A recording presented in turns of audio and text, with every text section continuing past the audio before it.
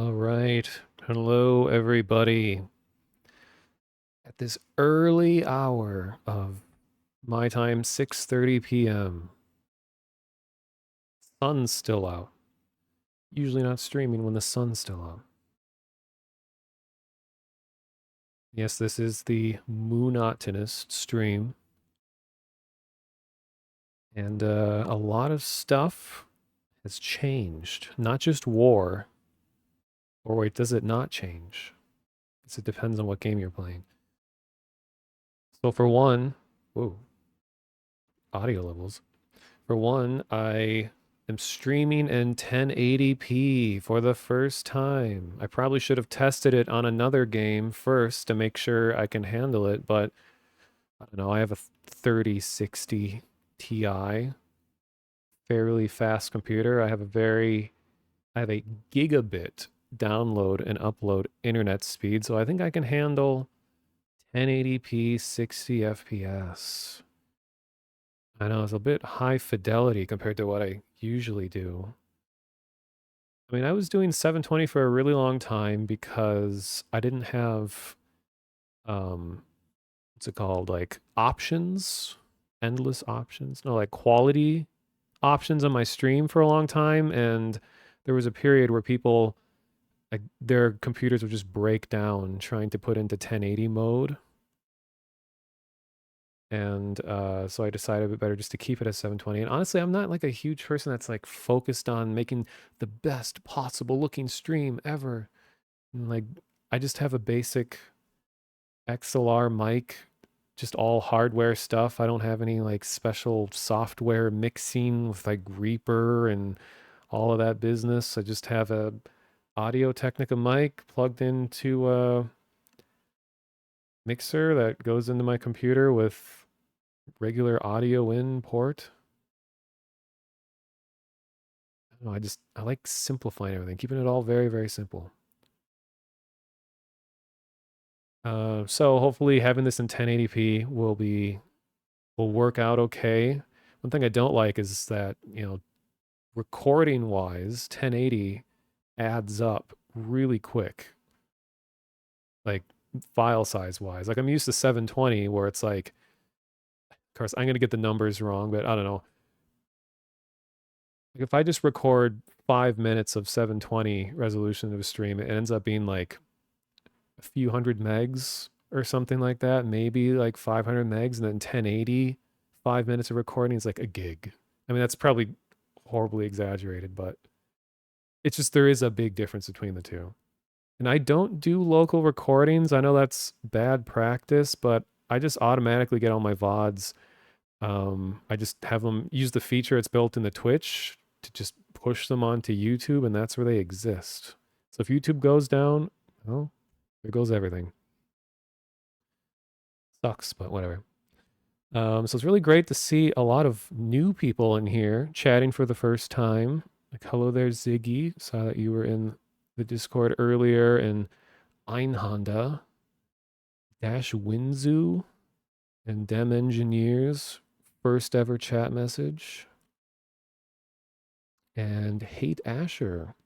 Lots of new faces. It's really great. And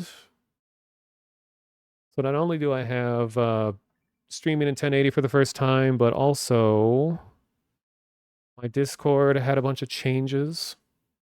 Also, before you ask, Starfield has not unlocked yet.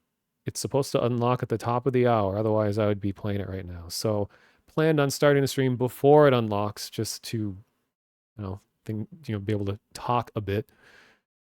But so I'm going to be saying this a lot throughout the stream. But so I updated the Discord server a bunch so that you can now more easily opt in and out of notifications if you like my streams or mystery stuff like ARGs and Easter eggs and weird things like that. It's a good Discord for it. And for Starfield, this is kind of in preparation for GTA 6. So I figured I'd test it out with Starfield to see if this works out well. Is that using the new forum feature that Discord has, where you can kind of old style, like leave posts and then people comment on posts, which I think is a good way to document mysteries, keep them more organized, because the pin feature is so obnoxious on Discord and clumsy. For a long time, just pinning stuff was the way that you do it. Or you make a channel that is just, yeah, like one person has access to or something. So here, I'll put a link to the Discord in chat if anyone wants to join.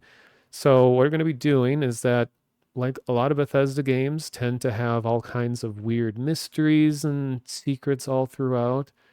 And it sounds like Starfield is off to a pretty good start in terms of mysteries, especially if it's been in development this long. I hope that they would incorporate some interesting things like that. Well, the link to my Discord is below the stream, but also I just posted it in chat. And while the stream goes on, I'm going to be like screenshotting things of interest and putting the screenshots in the Discord. So if anyone just wants to like look at it, like for one, there's a lot of whiteboards I've noticed in the game. And whiteboards are usually prime Easter egg territory. They'll have some weird mathematical equation on it that just looks like decoration. A lot of times they have deeper meanings. And then there's also a matter of that uh, Alex Earth in the Discord solved what I think is the first mystery of Starfield. I Googled around, I could not find anyone else talking about this, but on the character customization screen, there's something that says employee number at the bottom. And it looked like it was just a random string of characters, but I jumped between different streams and noticed that the string of characters was consistent on every stream.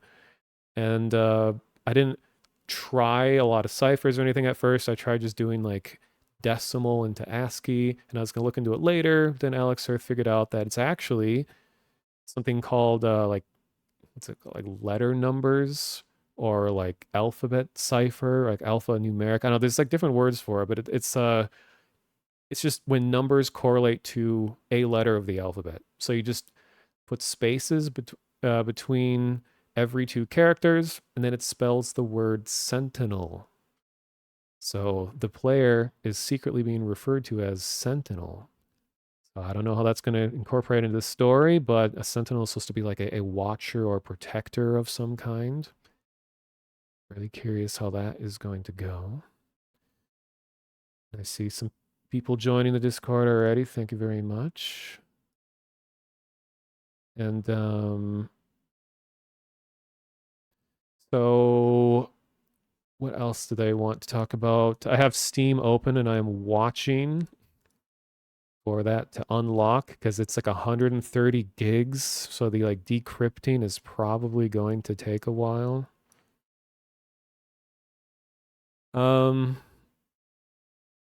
So before I get into just talking about all that, all of this specific lore and things that I'm excited about, I'll first say that I have been very closely following, well, closely as in the last couple of weeks, all the leaks and things that came out. Been reading the reviews this morning. I've been watching the early access people playing the game this morning. And despite all that, I'm still excited to play it. So some of the criticisms that have been going on is number one, and this is the like controversy that was going on for a while, is that people figured out that there is no continuity between locations, at least when you're on planets and things like that. So I guess people are under the impression that it would just be No Man's Sky, where you could just freely fly anywhere and walk anywhere in the entirety of the planet.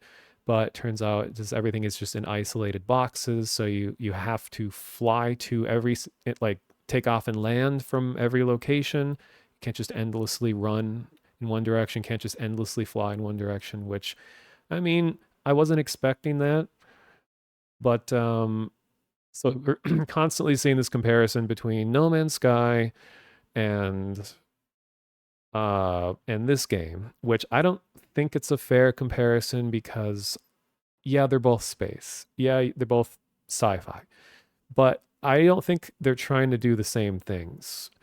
Like No Man's Sky is really cool in its own right, in the fact that it's procedurally generating all kinds of like terrain data and like conditions of planets and the entirety of planets, and it's on the fly generating stuff. Like I think ultimately, NMS is trying to be more of a space simulation. It's about like traveling and exploring, like more focused on the space part. Like I know they've added a lot lately, and the Echoes update came out recently, and people have loved that and everything. But I think that game is way more focused on the simulation of space. Well, fun simulation. Whereas Starfield is, just more of an RPG, more like you get to do spacey things, but ultimately it's just kind of an adventure. It's not meant to simulate anything. It's just fiction and takes a lot of liberties to make it more of a like guided, designed experience, more so than like a generated, simulated experience. So I'm okay with all of that, but that was part of the outrage is that it's just lots of boxes that you fly between ultimately. And yeah, of course, like Todd and Pete, two of the most like vocal members of Bethesda. I mean, they're known for like big talking their games, and I feel like they never explicitly said that you can walk from end to end on a planet. I think they just said like you can land anywhere on the planet, not that you could continuously traverse the planet, which well, this is part of the illusion too, is that um for some reason there's a uh like yeah, so they're saying like just you can land anywhere, and when you do land somewhere on the planet, that this is my guess based on what we've seen so far, is that it looks at a bunch of variables that make up a planet, and then it generates what should be there based on the point on the planet that you selected. So, like, if it's a planet that contains a lot of a certain type of mineral, the atmosphere is this way. Maybe there's like the poles of the planet are really icy, and then it's really flat in the middle. And it'll be like, okay, you selected a point by the equator, so it's going to be mostly flat, and it's going to put this sort of like prevalence of this material. And because it's this, it'll put this wildlife there. And you're in this system, which has, a high likelihood that this faction will be, so it's taking all those variables and it's making a space on that.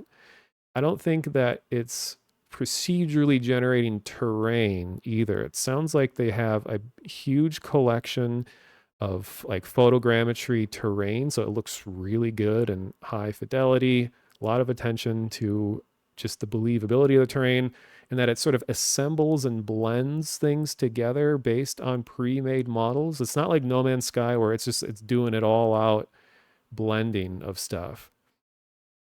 Um so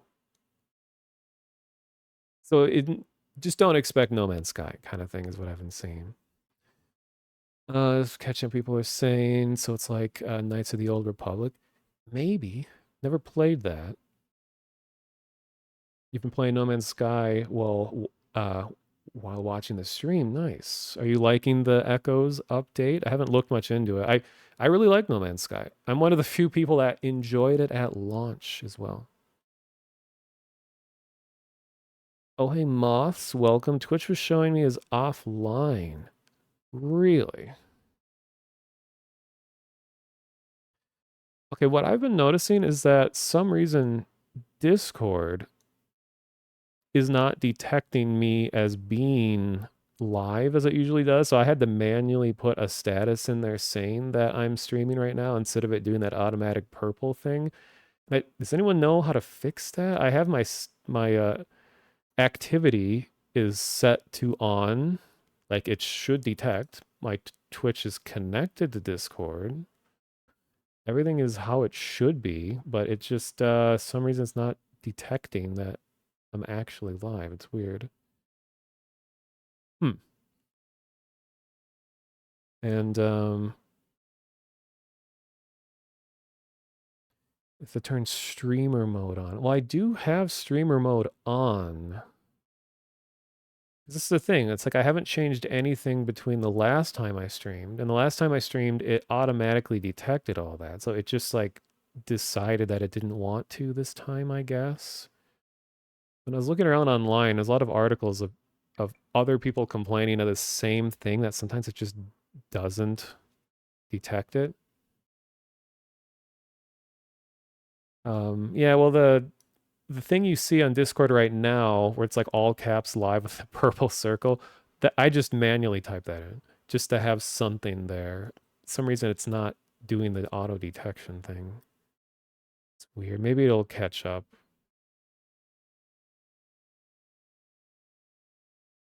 And oh yeah, and welcome Moth to the stream.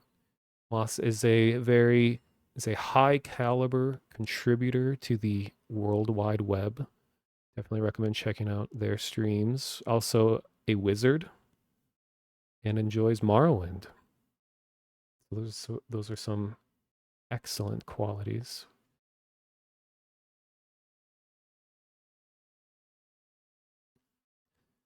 And okay, we got like 6 minutes. Yeah, I saw moths who were playing a bit ago what looked like some kind of weird cowboy shooting kind of game, but in space with futuristic stuff like Mad Dog McCree, except you're just shooting like bootleg looking Star Trek villains or something. And I heard a quote from you saying you just can't stop yourself from shooting civilians. So that's a little alarming, but I hope that was in context to the video game. Twitch decided that I was offline. It is very strange. Could be the app is too new. It's not in Discord's auto detect list. It's the same devs as Mad Dog McCree. Oh, no wonder. I wonder if it's even the same actors. I'd believe it if it was. So, okay. To address the controversy with more criticisms of Starfield. So there was the first thing where there's no like continuity between areas, which doesn't bother me honestly. You know, people were expecting it to be No Man's Sky when it really isn't. It's just, hey, we're in space and it's colorful. And it's science sci-fi. Another thing that was a complaint apparently is that like mini maps and just maps of cities in general are like really vague, so people are having a hard time getting around, I guess. Uh, and then this is a weird one, which I mean, it's a single player game, but it's a lot of reviews are criticizing how the fast travel feature lets you negate like a huge part of the main features of the game.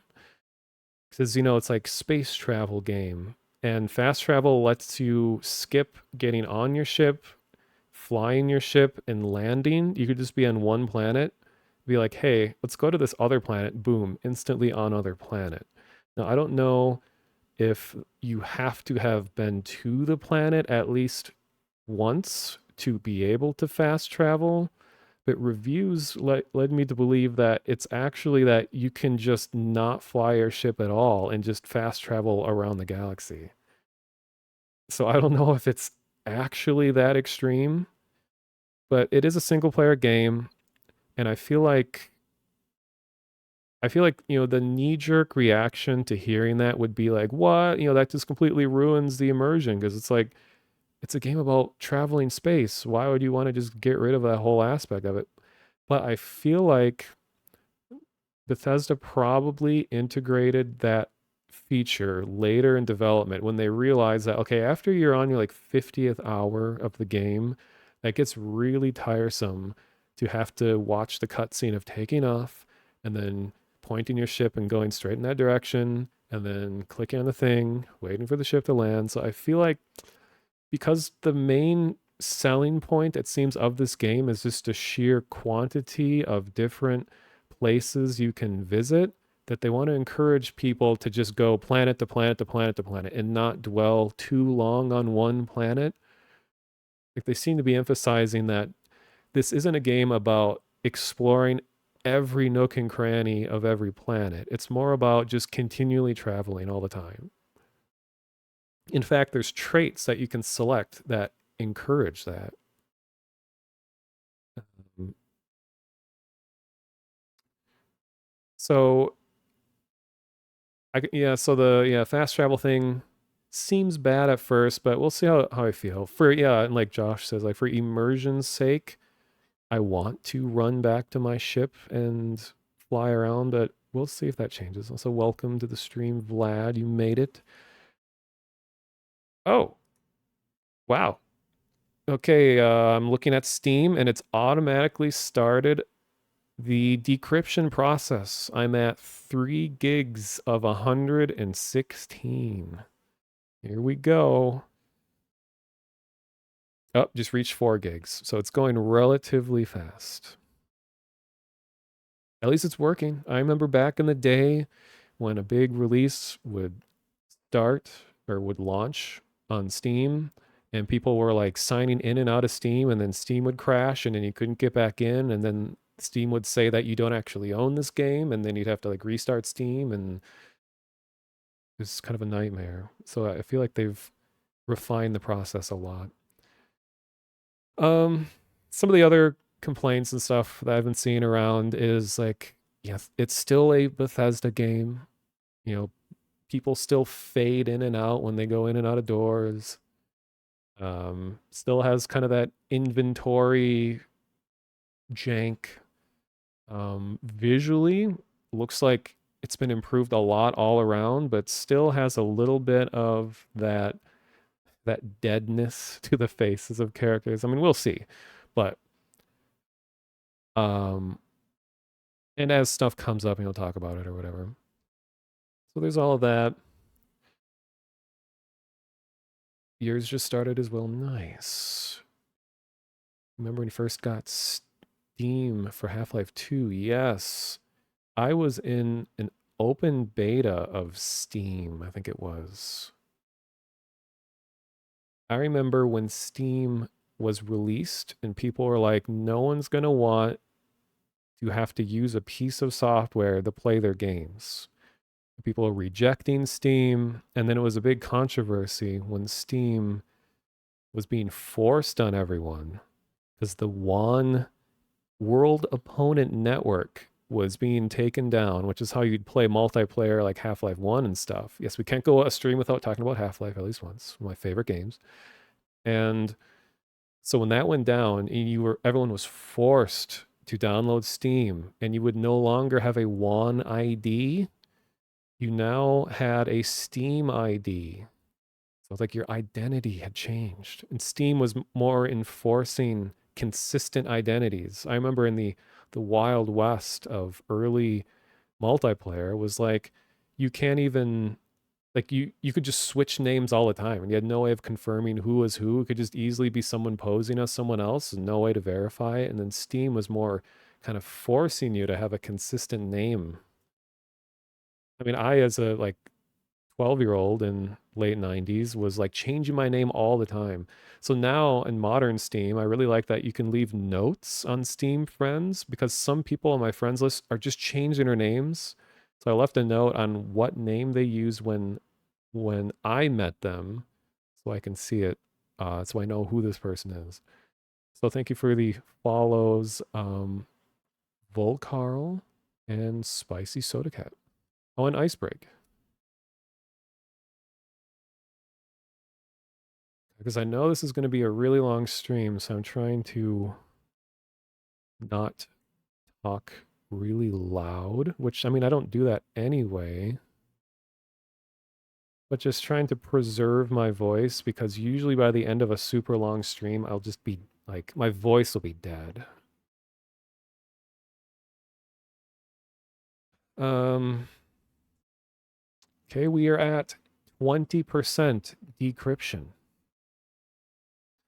I'm going to look at what other streams look like right now because there's, the big influencers, which I hate that word, but they have been playing for a while. Let's see if everyone else is just, oh, I think they're just watching trailers and stuff leading up to it.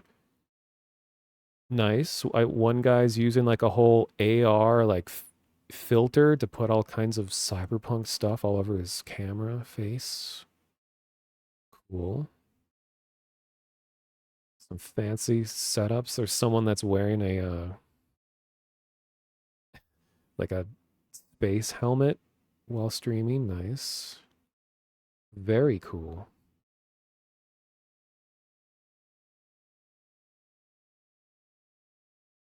Delve into voice training, the reach preservation part. Yeah, it's like um funny thing is I was at an anime convention once and the voice actor for Hercule or Mr. Satan was at a panel and I went to his panel and I asked him like your characters tend to have a lot of yelling and screaming and grunting and I asked like how do you not just destroy your voice when voicing a character like that?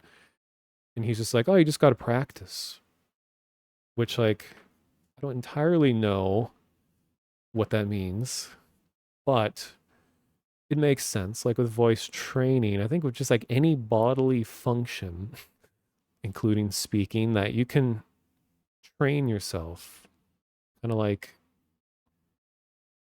not even just training of memory types of training, but changing your body to accommodate something. Like, people play guitar a lot, how you get like calloused fingers. I remember the first time I did archery, like I did some archery as a kid. I have my own like recurve bows. It was really fun. And I remember the first few times that I went out shooting that like, oh my God, like archery uses some muscles in your back that you just never use.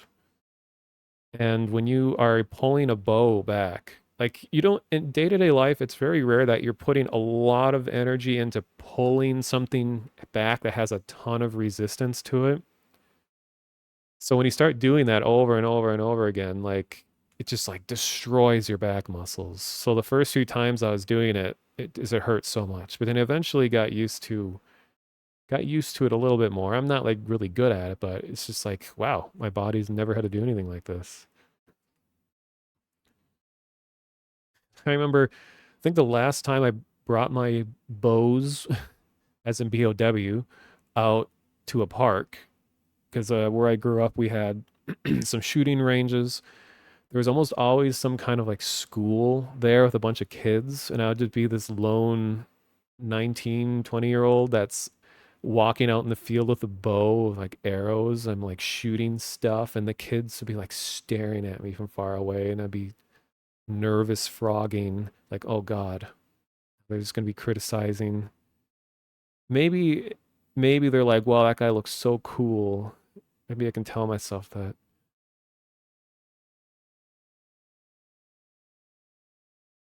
Yeah, voice training, like singing and stuff, I think it's just as important as speaking. Different ways of training yourself.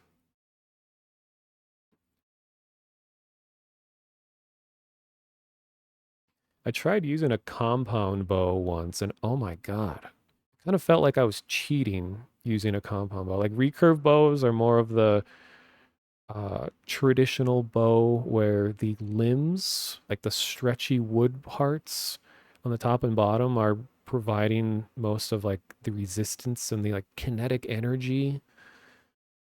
Um, but compound bows have what are like called cams, which are like these big wheels that have a bunch of complex mechanisms that will that hold on to a lot of the energy so that you can have the bow fully pulled back and you won't be feeling the full resistance of the bow.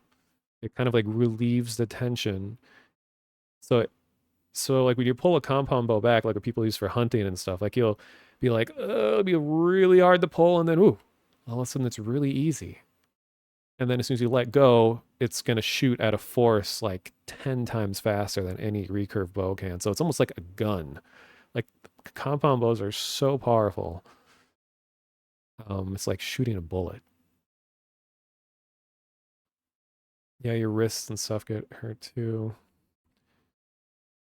Yeah, compound bows do look just badass though. Like usually in like games that portray a bow as a weapon, they're just like crazy complicated looking. Yeah, the kids in the park probably thought I was a real life elf. So that italics is streaming just watching the decryption bar. That's a good idea. I'm currently at 47%.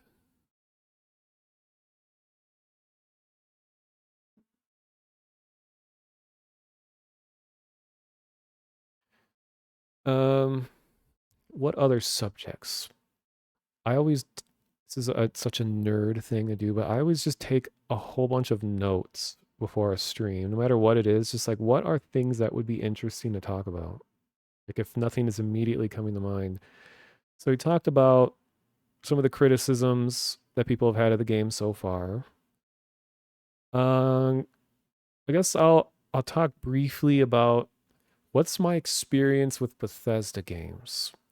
Well, I was around when Fallout 1 and 2 were really popular, and Fallout Tactics. I didn't play them, but I remember my brother had a friend who was just hardcore in the Fallout Tactics, and I used to watch him play all the time. And I was like, this game is way too complicated for me. I don't even know how.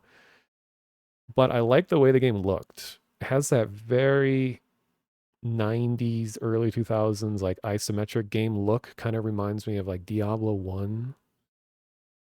It was always really cool looking, but it was like this is an adult game. I don't get any of this. And then I remember when Fallout 3 came out, I remember watching the trailers and people are like, this doesn't look like a Fallout game. They're not supposed to be 3D. First person? What? Real time combat? What? This game will fail. It's nothing like the originals. And then I played all the way through 3, and then I did the expansion. What's the Alaska expansion? The big war with like China, Operation Anchorage or something like that. So there was that one. And then I also played through the Alien Invasion one. What that's called like Zeton, something. Did that one, and also was it Shattered Steel? So I did play Mothership Zeta. Yeah. I'm always debate about how to pronounce Greek letters because there's the mathematics English way to pronounce them, and then there's the actual like Greek pronunciation. They say zeta in Greek, actual Greek, but in mathematics they're like zeta. Like the Greek alphabet is like alpha, vita instead of beta, it's beta. And a lot of British people pronounce beta as beta also. It's just weird how that changes across languages so much. And instead of delta, let's say delta, like a th. Well, like Greeks do it, like alpha, vita, gamma, delta, epsilon, zeta, eta, theta, iota, kappa, lambda, mi, ni, xi, omicron, pi, rho, sigma, tau, epsilon, phi, phi, something, omega. I don't know. The last ones are confusing. Anyway, so I played Fallout 3 and some of the DLCs. I tragically never played through New Vegas, but I do know New Vegas is a very um, respected one. I've watched people play it, so I understand to an extent why people like New Vegas so much. A lot of people say that it's just the best of all of that generation of Fallout. And I know that that was done by Obsidian, like the original Fallout creators. So there's that. And then this is where we get controversial, is that I enjoyed Fallout 4. I did feel like the story did drag on pretty long, but I love the way it looked. I really like the Institute. I thought that storyline was pretty cool. And there's that. And I like the fact that in 4 that if you side with a certain faction, you permanently cannot do stuff for the other factions. Like I like it when a game forces you to have to take a side. I mean, I know life isn't always as black and white as like, yeah, but if if there's a huge division in belief systems or morals or ethics or any of that kind of stuff, I feel like it should have to take a side. And that's from a narrative standpoint, that's really interesting. And from gameplay too. Like I want to take a side and know that I have screwed over any chances of helping another side. Which, another point of contention about Starfield is apparently you can complete all missions for all factions in a single playthrough. This was information that was before it released or anything. This is a developer that said this. So this isn't like oops, spoiled. This is was released out by a dev in an interview. They said, yeah, you can do all missions for all factions in a single run of the game, which kind of disappointing for me because like I said, I want to take sides and fight for that side. Like people on Twitter, people love taking sides and treating the world like it's just a black and white issue with no nuance. And I forgot Fallout 4 has a VR thing too, and they're like Skyrim too. But I feel like what is it like you need to mod Skyrim VR a lot to make the UI usable or something like that. Obsidian are great writers. They have really thought-provoking ideas. That's the impression I got. Like there's a funny video. Also, welcome Facts to President. I've seen you in Moth's chat before. Welcome. There's a funny video, which I think is like testament to the detail of the writing of New Vegas. Is a video of a guy that found a continuity error in the color of the ties that certain characters were wearing. And he said that it's a much bigger deal than people are making it out to be because and I don't know the story of New Vegas in too much detail to know this, but I guess there's a division in factions where like certain characters and suits have a certain color tie that they wear. And at one point in the game, there's a character that has the wrong color tie for the dialogue that he's delivering. And the video, I think it was like 10 minutes long of him explaining why this is a big deal and why it was an error. And then now there's a mod, of course, that you can download to fix this problem by just making his like purple tie red or just a little change like that.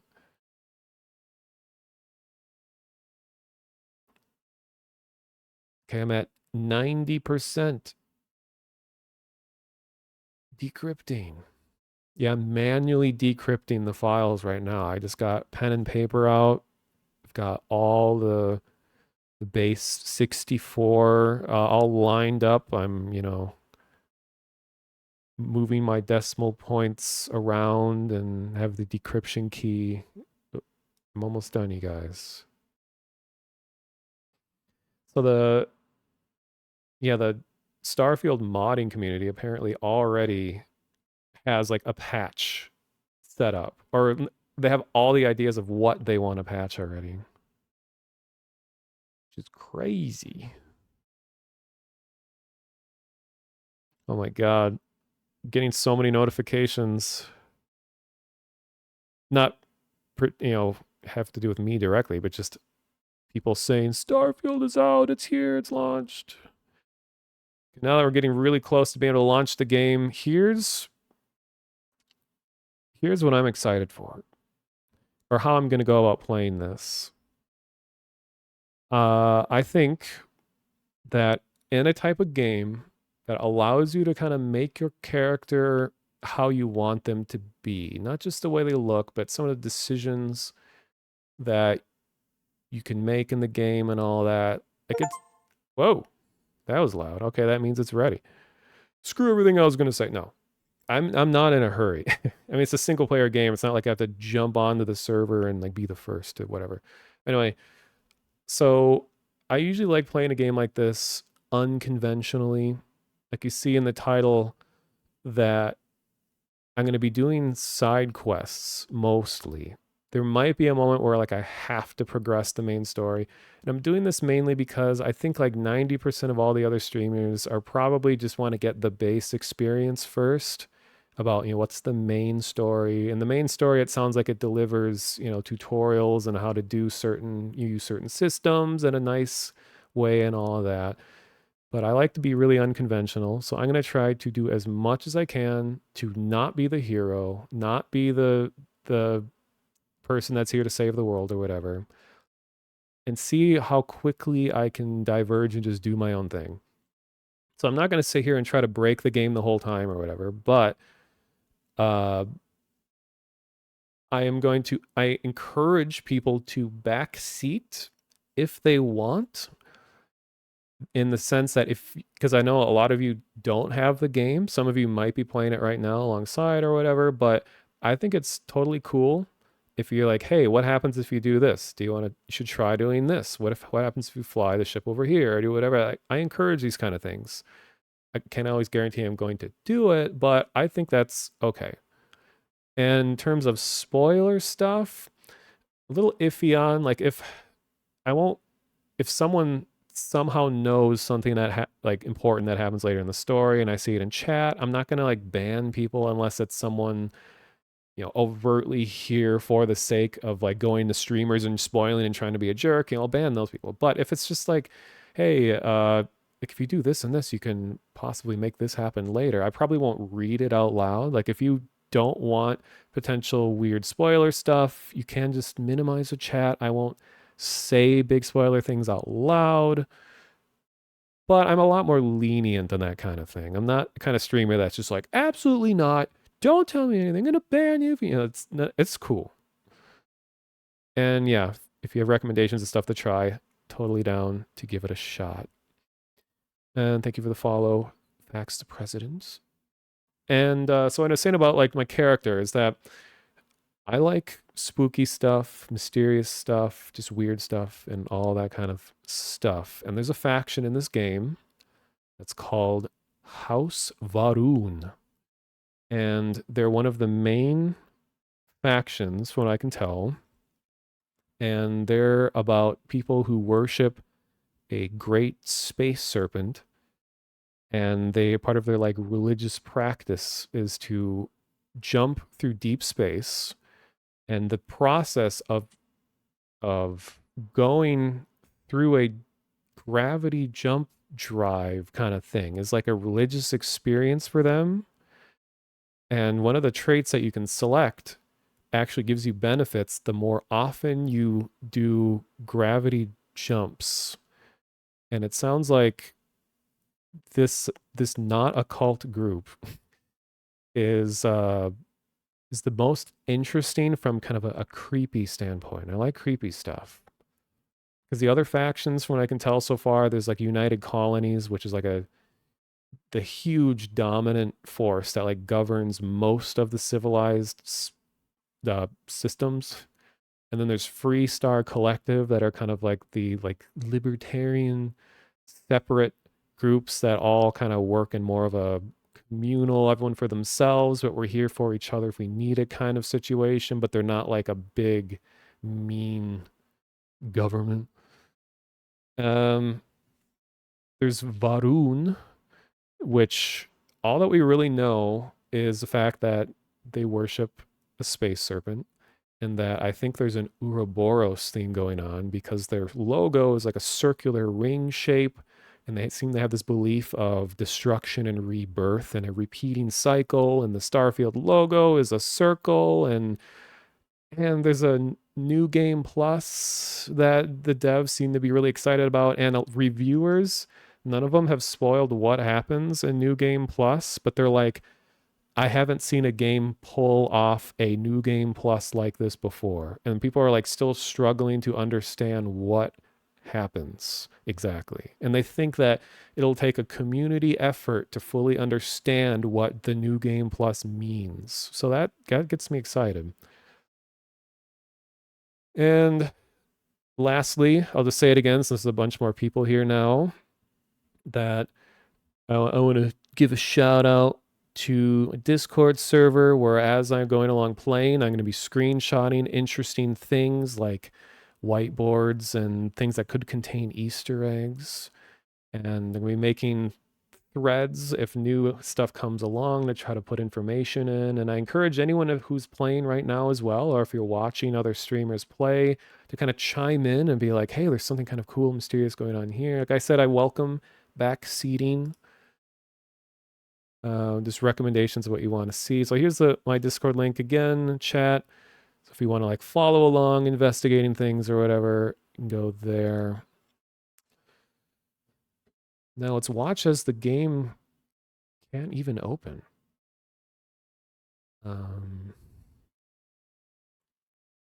Okay, clicking it.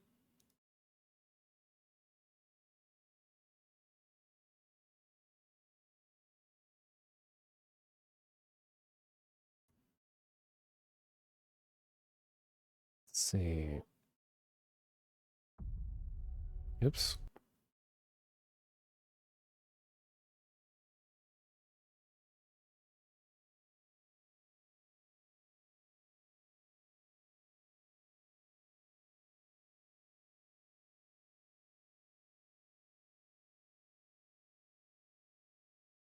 It says it's completed decrypting. Maybe you have to restart Steam.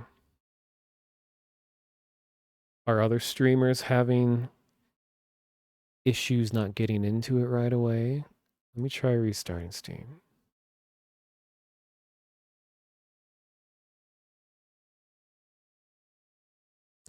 Oh, yeah. And the last controversial thing I want to say is that I'm someone who actually really enjoyed Fallout 76. Yes, even at launch. I have like over 100 hours in it, and I liked it.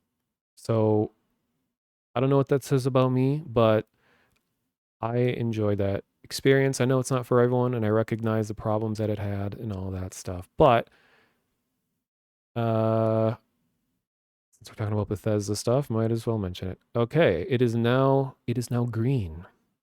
It is green.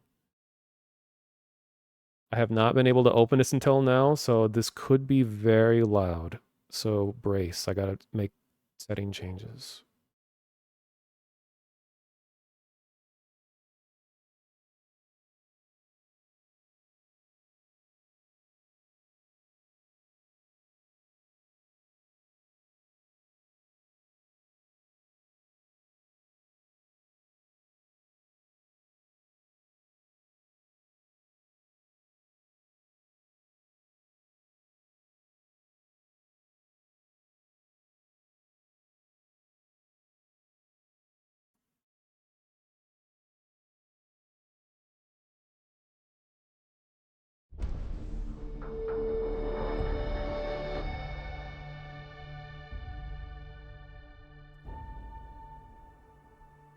Okay, I see that it...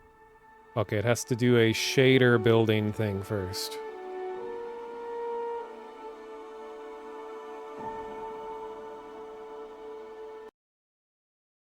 Let me change audio.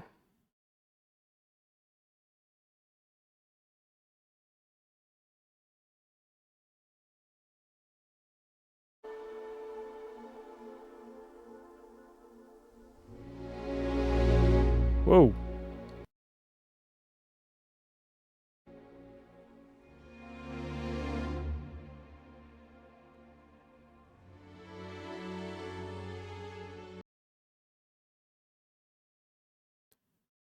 Yeah, 5,000 shaders.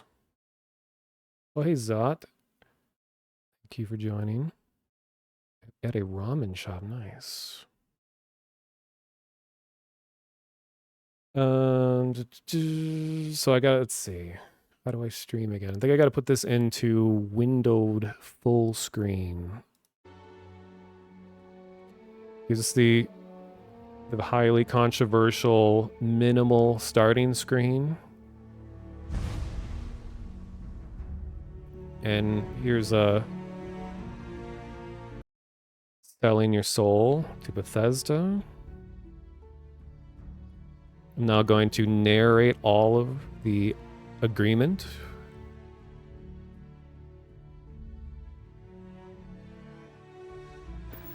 Okay.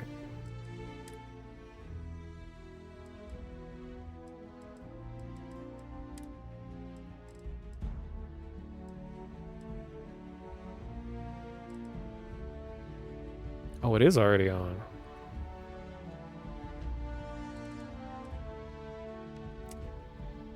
See if I can handle it.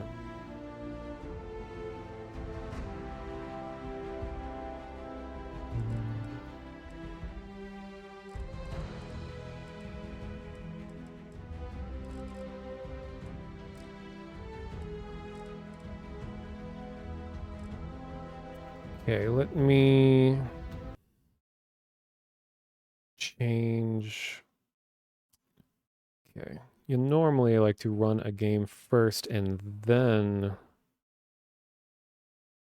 do all the audio annoying streamer stuff.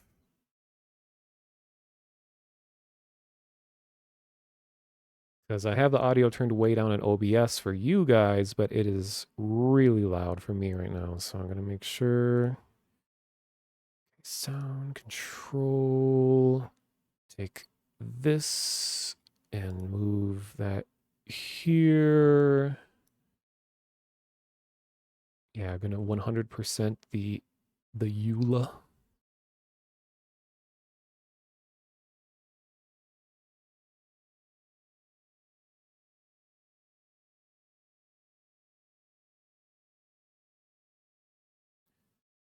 Adjust settings for 30 minutes.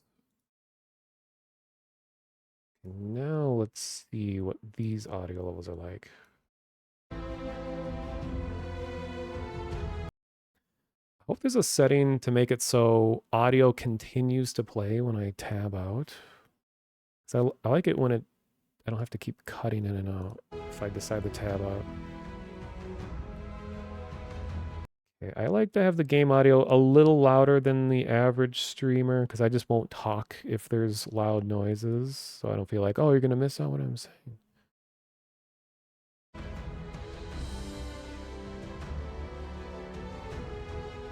Okay, this is a little louder than normal, but I'll see how it goes because there presumably won't be music playing the whole time.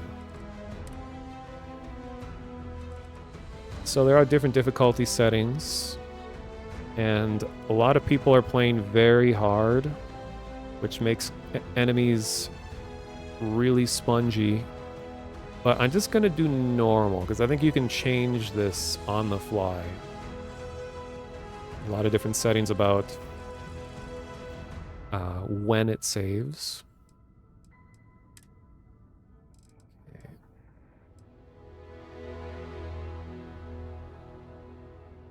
So it's doing an upscaling thing. I'll just do the recommended for everything. I'm fine with depth of field stuff. I know some people don't like it. And I'm going to leave the default motion blur on. I'm not a knee-jerk hater of all things motion blur. If it seems like it's bad, I'll turn it off, but I want to give the devs a chance, you know, to show their thing. If it's annoying, I'll turn it off, but we'll see. Controls. I don't even know what I'm controlling yet, so I don't care about that yet. Oh, I need to do subtitles, which I think starts on. Oh, and they have a Germa mode for iron sight toggle. Nice.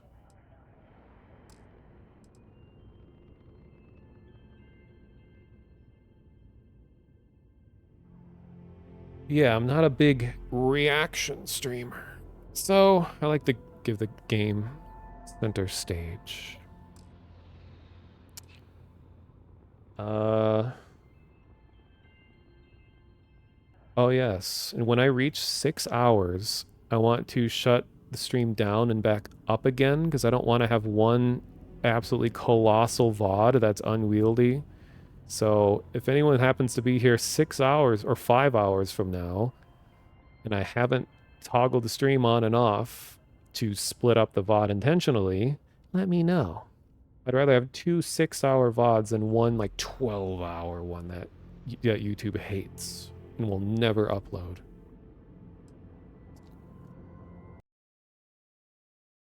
And getting rid of this. All right.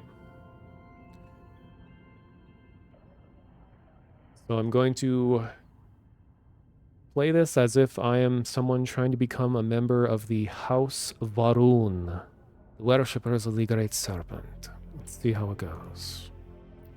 Confirm new game. Slowly fading to black. Nice detail.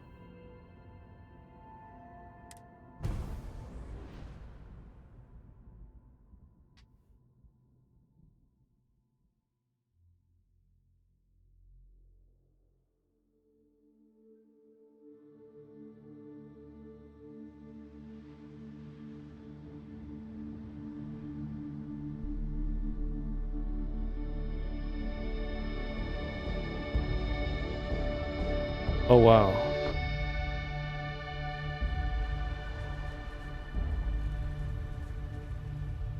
I just realized my stream is off center.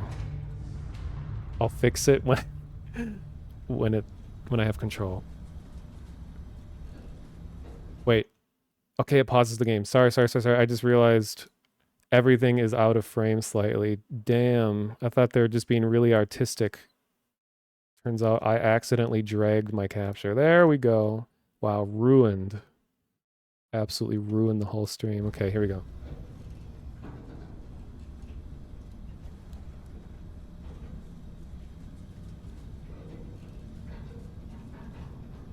Seals are good.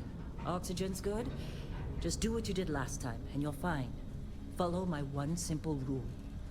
Hella, what's my one simple rule? Listen to Lynn. Boss lady knows best. Exactly. Listen to me. Mining's just like any other job. Go steady, go safe, go home with a pocket full of credits at the end of the day. Yeah, totally. It's just like, I work in the Stardock. Except, with more cave-ins, lasers, and accidental dismemberment. Very helpful. Thank you. You're gonna be fine. Your first outing was solid. And, you know, let's be honest, it ain't exactly astrophysics. That's why I keep him around. Good pep talks. Yeah, and the fact that I can pinpoint a helium deposit from 300 meters. Not untrue. A shame we won't find any down here. But the metal deposits alone should pay for our own helium. Hell, after this, we'll have enough jump fuel to bounce from one end of the settled systems to the next. Hey, more minerals, more money. And so the cycle repeats itself. Just no more unauthorized jumps in the House of Rune space, okay? Varun mentioned. It's just a big baby. There are worse lives. You know, most Dusties don't even make it this far. Dusties. I have a good feeling about you. Group hug now or at the end of the shift? One of these days, Hella, I am going to leave you behind. Promises, promises.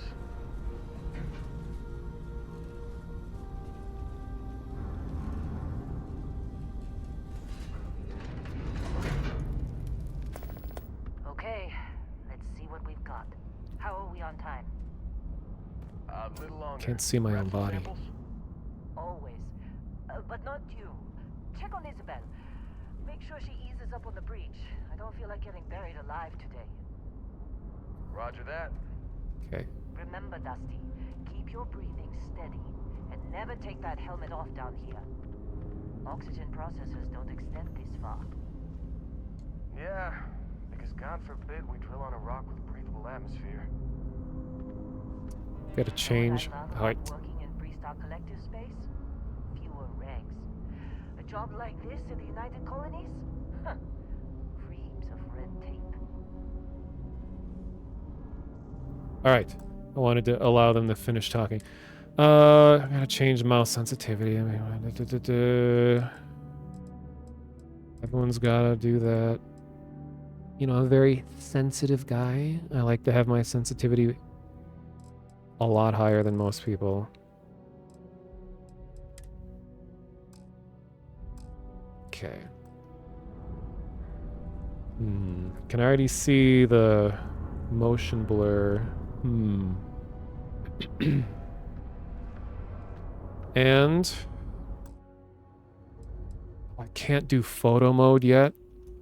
Photo mode is going to be really important because I want to take a lot of screenshots. Not just for mystery's sake, but a game that looks like this I love taking pictures of. Looks like it's intentionally locking me out of a lot of features right now. Flashlight, very nice. Even has kind of like a weird color separation thing on the sides. Cool, make it a little more accurate of a light. Oh, there's that. Ah, okay.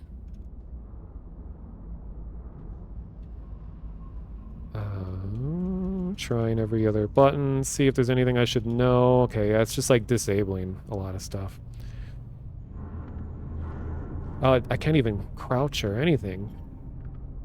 Cool. So let's see, can I just leave? Can I just be like, not my job, not my concern? Just go back up? No, not yet.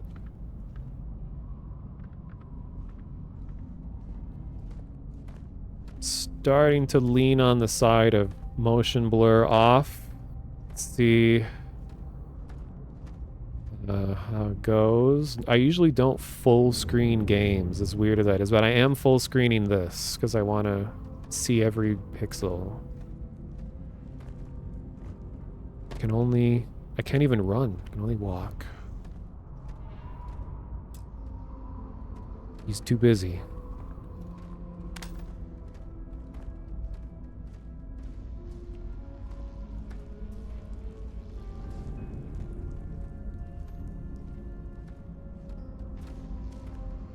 Can I steal stuff?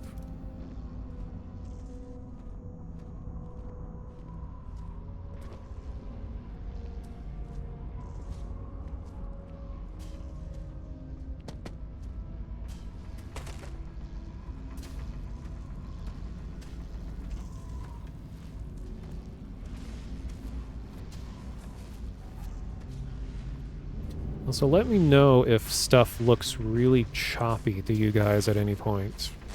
That was a problem I saw some streamers have where the game was fine for them, but OBS was like freaking out and looking super choppy for the chat.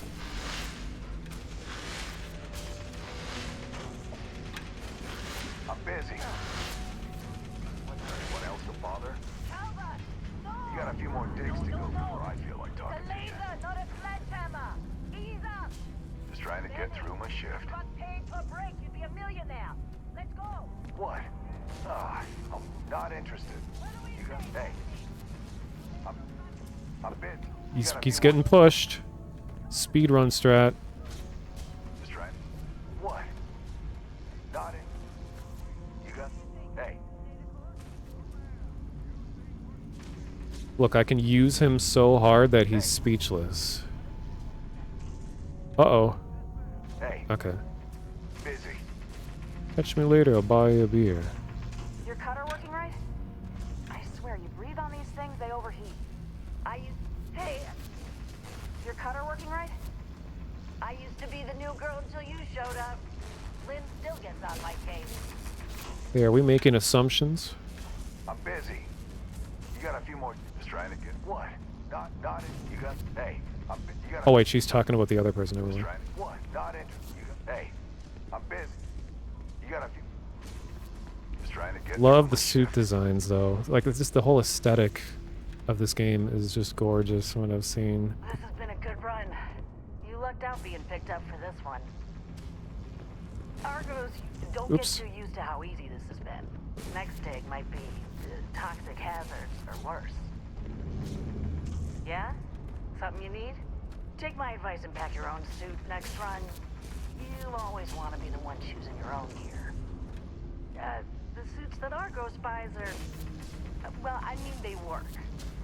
Can't say much more than that, though. Let's chat later. Okay, we got beryllium. First confirmed chemical. And already I'm lost. Running through these fades pretty quick. Don't socialize too much. You waste time, they'll take it out of your hide later. Well, I'm not getting paid already. Running through these fades pretty quick. Don't socialize too much. You waste time, they'll take it out of your hide later.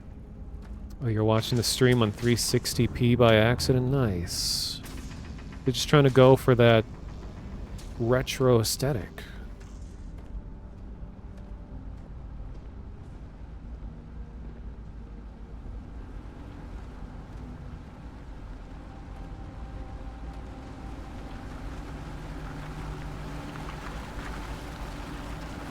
Like the look of this.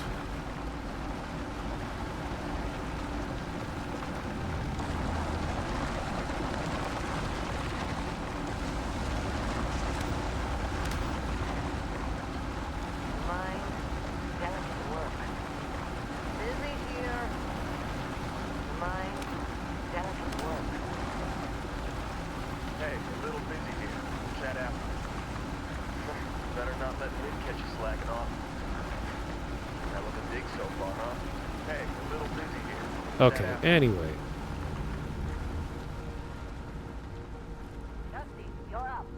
Grab a cutter and mine what you can.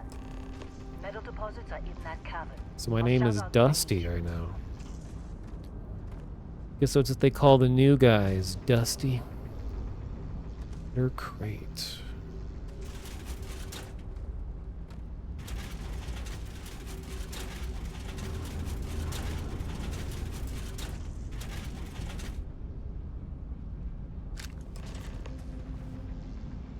Okay. Ooh, now I can run. Whoa. Gameplay on. No photo mode yet. What are you waiting for? Dig. I know we have to do this.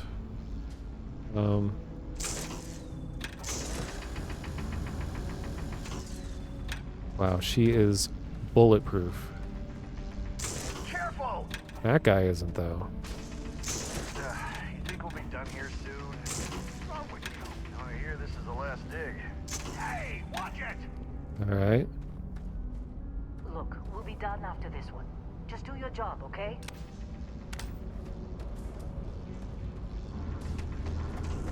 Oh, heck.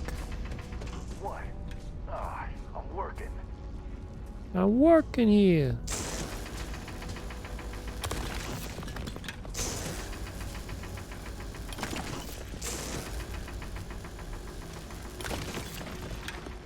Oops. I'm so used to tab being inventory, but it's not. Okay. I don't think I've been introduced to inventory yet.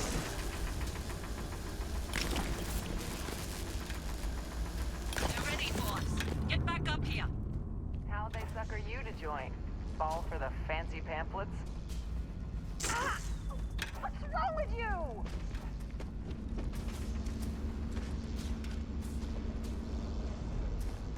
Come on, We're off this it's time. You're with me. This isn't my job anyway. There's a great serpent I need to worship. I don't know why they all hate me so much. It's kind of uncalled for.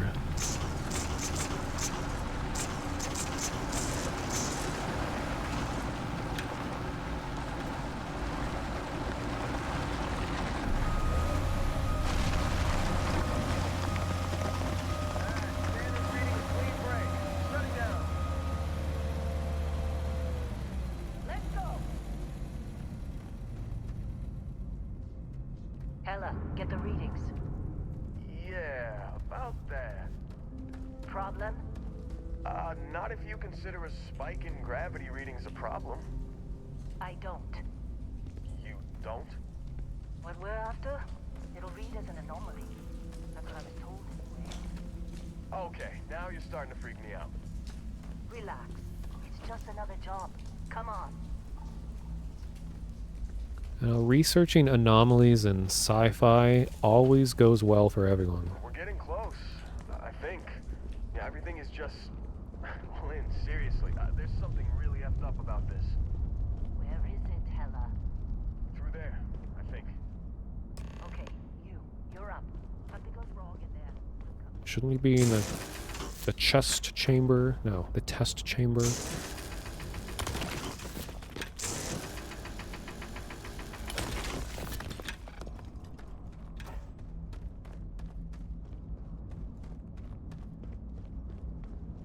Oh, I can run now.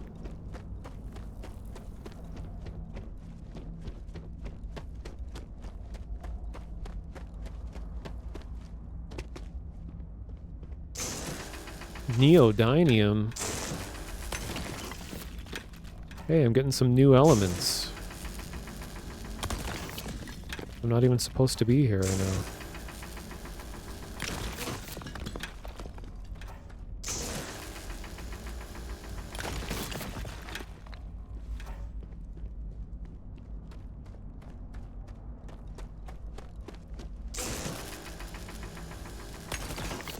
Alright. I need to fool around just a little bit. I'll move things forward.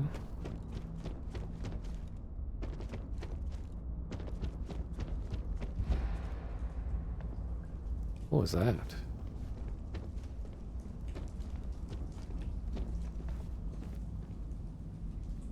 Yeah, the gravity was spiking. It was just the neodymium magnets.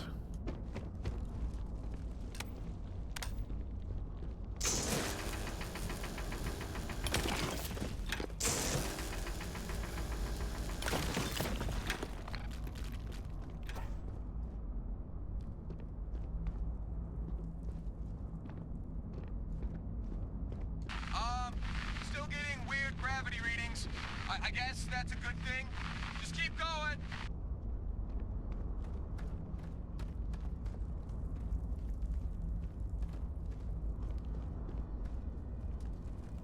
Yeah, having inconsistent gravity just from like room to room in places that you traverse would be terrifying. Just walk into a room and you gain 50 pounds.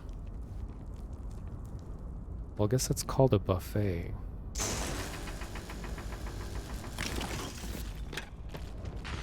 you see anything?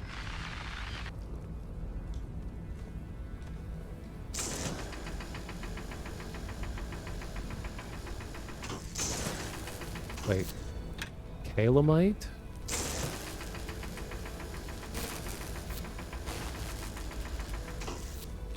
It's too strong.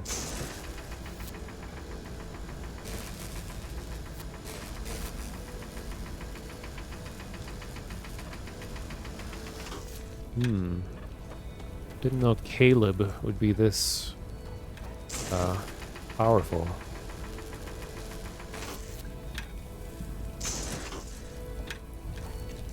This anomaly appears to be emitting orchestral sounds.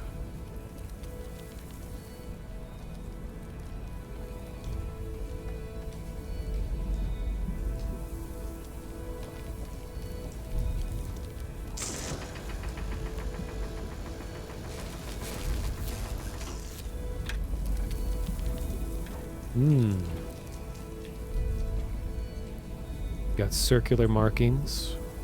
Planets, perhaps.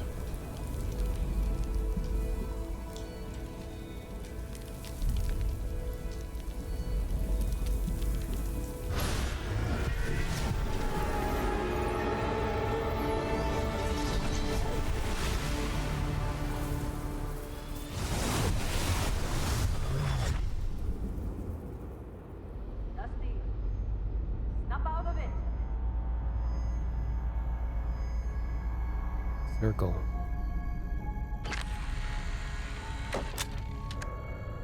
Hey, come on. Come on. Okay, take it easy. You were out cold. No physical damage. Mentally, the jury's still out. You know who you are? New recruit for Argos Extractors? Ring any bells? Any of this look familiar? No.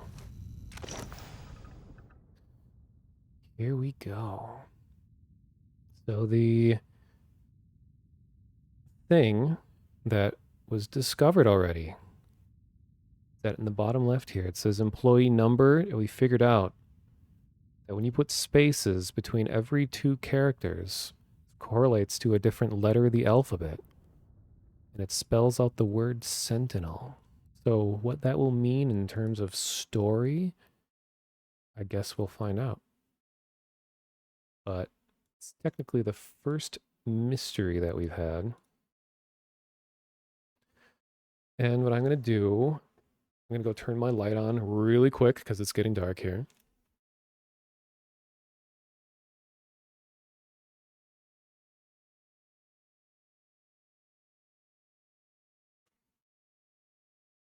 And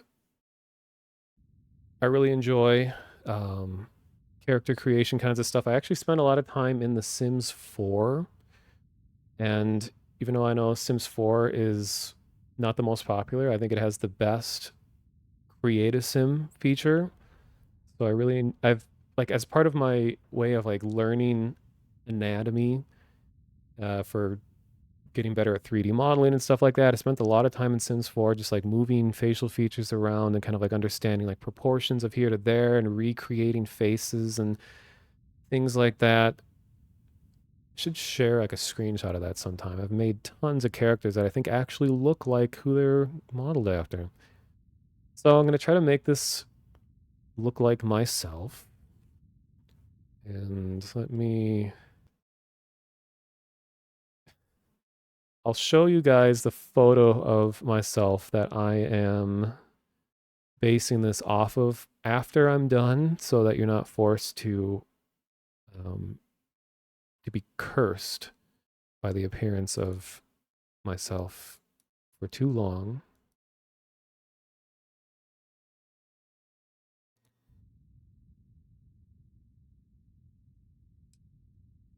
So I like that this looks like a gene synthesis kind of thing with like the DNA.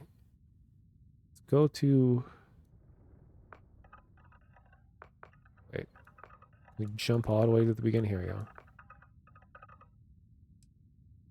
So everything is based off of presets, I'm pretty sure, in the beginning. Oh, you can rotate. There's one that just looks old and just sad and pitiful. That's how I make it the most accurate.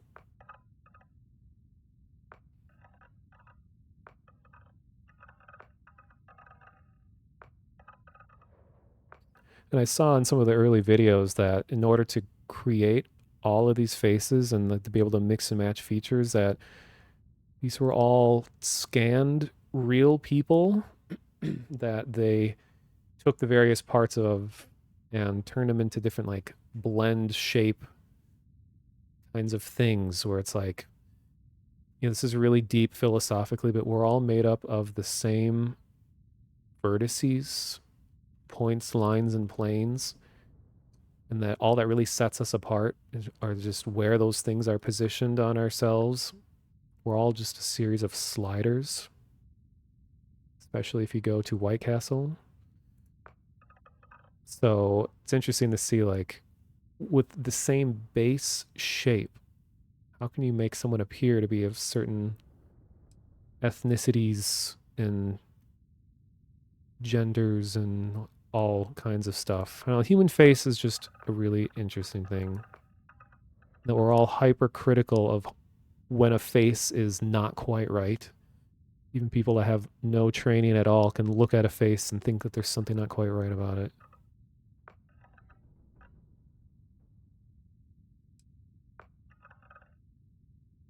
You are what you eat, exactly.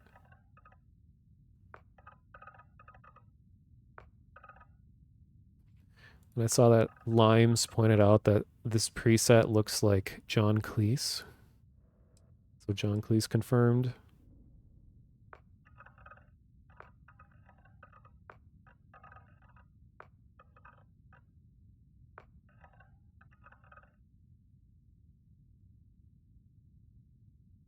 If you are what you eat, you're an innocent child. It really makes you think.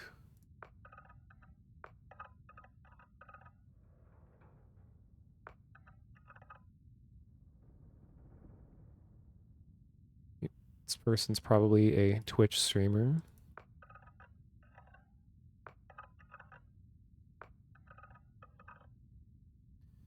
Facial hair is one of the things that they always seem to... Oh, you can zoom. Nice.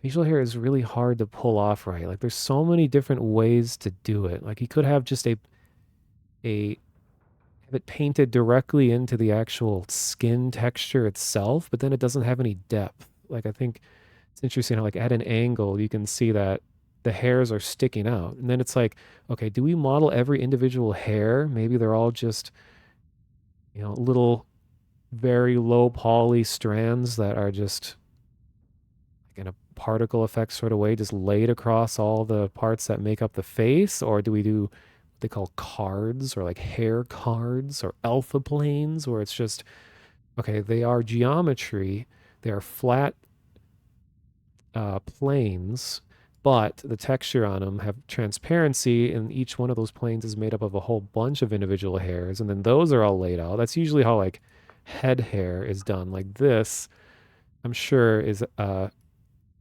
even wiggles.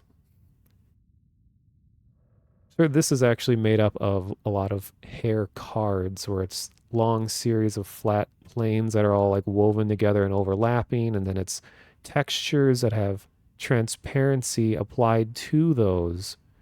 I've been trying to study how to make hair in 3D, and it's just so interesting all the different techniques there are for it.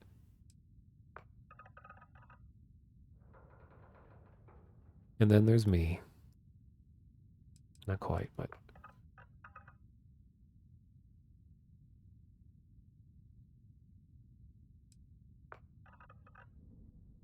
But I think if you play with the sliders enough, you can make any of these. So it's actually not important to pick the default one, but I just want to see like how are they portraying faces. So I kind of want to make mine influenced by that.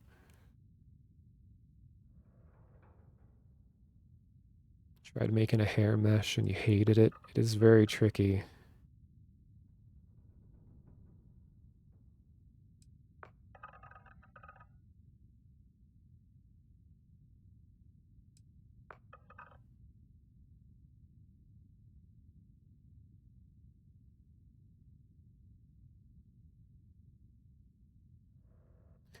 Yeah, like it's the tricky thing with real-time engines like this is that you can't do things have to be able to be rendered in real time. So I think that's why most devs these days, if you're trying to do a realistic portrayal of hair, that they do the cards technique, which it looks like they're using here. It does look really good. Um, and but if you're doing like a pre-rendered kind of thing, most likely you would use I think it's like a particle effect based hair where it's like individual hairs are all taken into account for, and it's like depending on how close or far away they are from the render view, you can change the fidelity of it. Okay, so I will just pick a dude and then I'll see where I can go from here. What? So, what is this? Oh, Q and T. So if you want to be a QT, you can push Q and T. No, it just goes back and forth.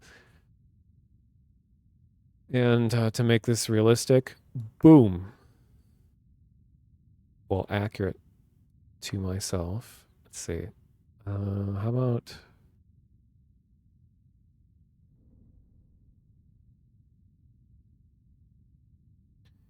And you notice there's no height slider. That's something that's a lot harder to do than it seems. Having different heights, especially when it comes to like character to character interactions. Like I tried modding Sims 4 to add a height slider, but it just like it screws everything up.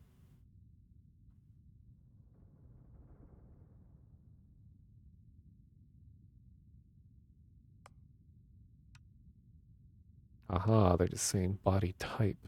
Wait. What if it's similar to Sims where they have a more masculine and more feminine base shape, but all the adjustments that individualize those faces are shared across masculine and feminine. So like if you swap, it would technically be a female version of that face. Like was this? Looks like they both have the same hair color, eye color. That's interesting. So you could like make one face and then swap it over and then see what like that genetics makeup would look like. Sad that you can't play as an alien. Yeah, I see a lot of people saying that. Oh yeah, same eyebrows. Very similar. And just like trying to looking at lots of faces, trying to figure out like what makes a face more masculine, what makes a face more feminine. Just like all the subtleties of bone structure, like brow line, of course, like whiskers and facial hair, like the complexion of skin and like size of lips and jaw definition. And there's just like so many like subtle things that are so detectable by a person. Two walk styles, which I assume is more masculine or more feminine walk. Skin tone, where's pale? Pale as can be. think, is this go from light to darker? Okay, it does. So, bam. Now here is the meat and potatoes. I'll look at all the different hairstyles, but ultimately, I just have a shaved head. So, but for the record, I am not bald like this. I'm not shiny bald. I just have very short hair. But it always makes me think, why is it in current year that it's okay and in fact encouraged to body shame baldness? People like, haha, bald, and that's like a joke right now.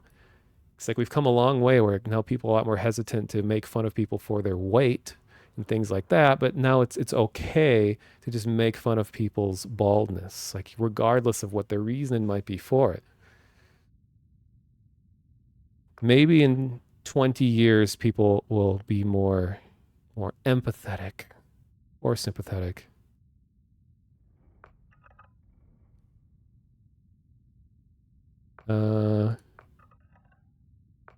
Interesting. I can't even imagine like how you render really dense curled hair like this. Like how do you model something like that? It's interesting. Too legit to quit.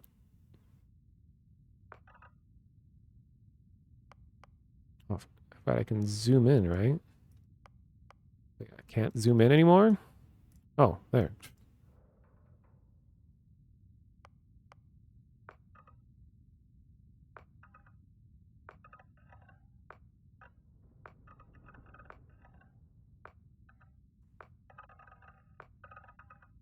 Nice. Yeah, usually the two things people do is they either just kind of try to roughly make themselves or they make an absolute abomination of a character. And it is possible to make complete abomination of characters. It's harder to do though, because there is no like random. You can't just like click random a bunch of times and you come out with like, I don't know, Pikachu or just some. Like I was watching Lyric play this and he always makes the ugliest possible character he can. And he started to make a like anthropomorphized Pikachu, but it looks like something that would come out of like Vine Wrestle, or it's just this horrible thing. This looks like a really like greasy, gross man that decided to paint his skin yellow and put like red cheeks.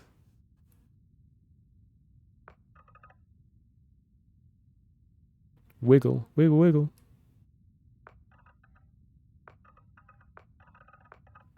Lots of hair. Is it the same hair between male and female? Let's see.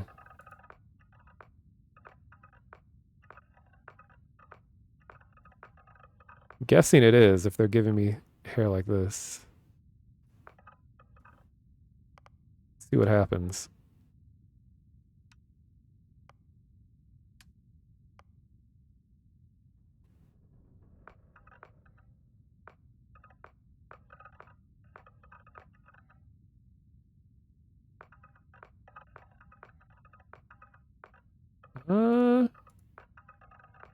Maybe it is. Oh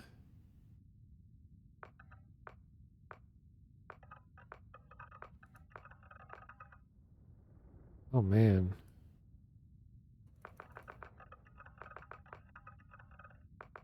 Like it's not letting me choose like male pattern baldness head for the female character. So I think it is slightly different. Well, I don't think a woman would probably naturally develop hair like this. Not this type of high hairline, not sure. Oh, nice. You have screenshots of that style of hair done. I'll have to check that out.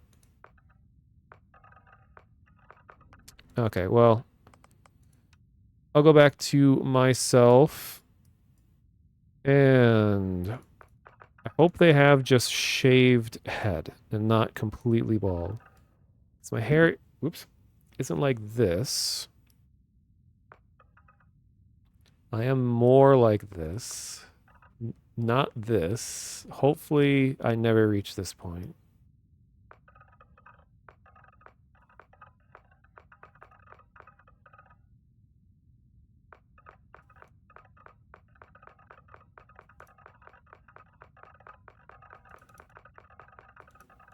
Is there no just shaved head?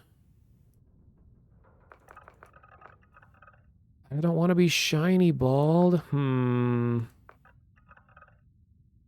might just have to go with this. I'll do head shape and all that first. Trying to get the most basic stuff down. So facial hair. I just always have stubble. I have to shave every day because my facial hair grows way too fast, but I don't want to have facial hair. So let's see what styles we got here. So we got weird porn stash. Got like police officer stash. Weird chin strap thing. We got italics face. Got Vinny beard. Soul patch dude. Messy beard.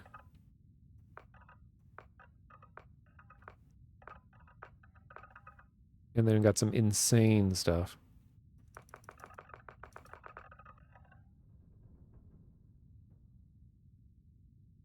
Your hair is too long for this game. Yeah, I have a feeling they wouldn't allow you to have really long hair.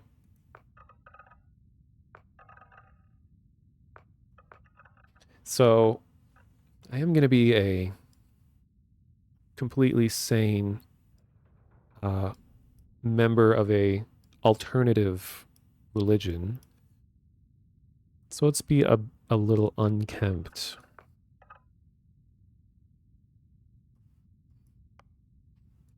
Hair color. I am dark hair. Let's just look at all the colors first. So you can't just choose exactly what color you want. It looks like it just has preset ones. But I think there are some, yeah, there's some weird ones. Colored ones.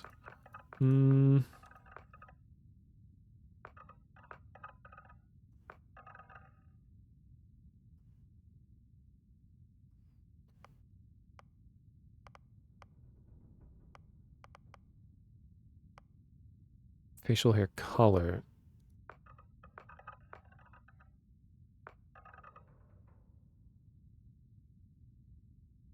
Okay. Eye color. Oops, just all these are eyes as a whole. What about eye color? Wow. Looks like your cousin.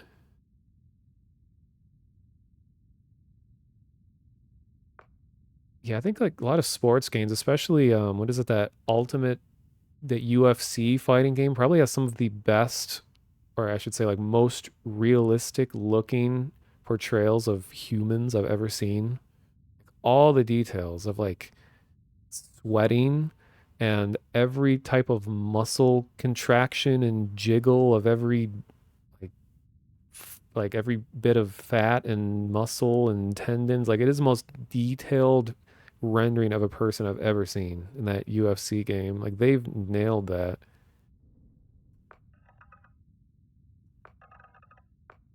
Some very exotic eye colors. Oh my goodness.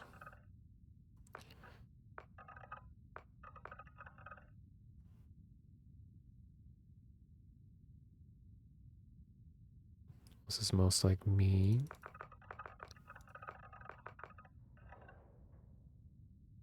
I like the ambient sound they have played here. Full meat rendering, nice.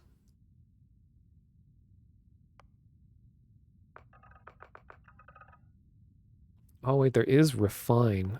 Okay, I think refine is just for individual, or for moving pieces around. I think that's all the base things, just color of hair and eyes. Now eyebrow style. Oh, you've got teeth. Oh god, this is always a bad one. If anyone has made a character in Red Dead 2 online, in the dreaded teeth moment, where it has some of the most vile looking teeth I have ever seen in a game, was in Red Dead Online. Oh boy. Oh jeez. Okay. If it's too white, it's kind of suspicious. Like they must bleach their teeth. So of just one shade slightly darker. Jewelry. Oh geez. Oh no, not septum piercing. No. No. And then you have like all these other things for like multiple ear. Okay. Cool. I like that you have all these options. You can change the color of that. Then we have dermesthetic, which I think is I'll mess with that later. That's all like yeah, imperfections.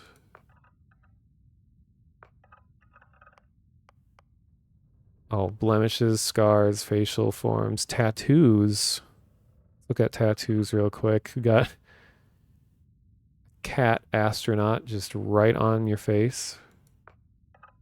More cat tattoos. Oh damn, we got Mirror's Edge Faith. This is how you know this guy's a hacker. Oh wait, what can you refine for this? Oh cool, you can change the intensity and the color. Oh my god. Okay.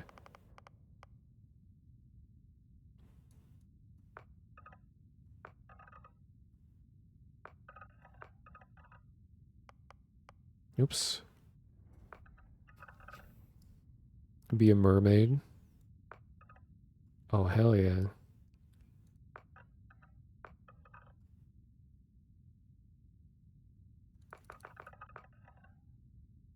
Okay. Oh no, lipstick. Not really a fan of lipstick in general. Accents, eyeshadow.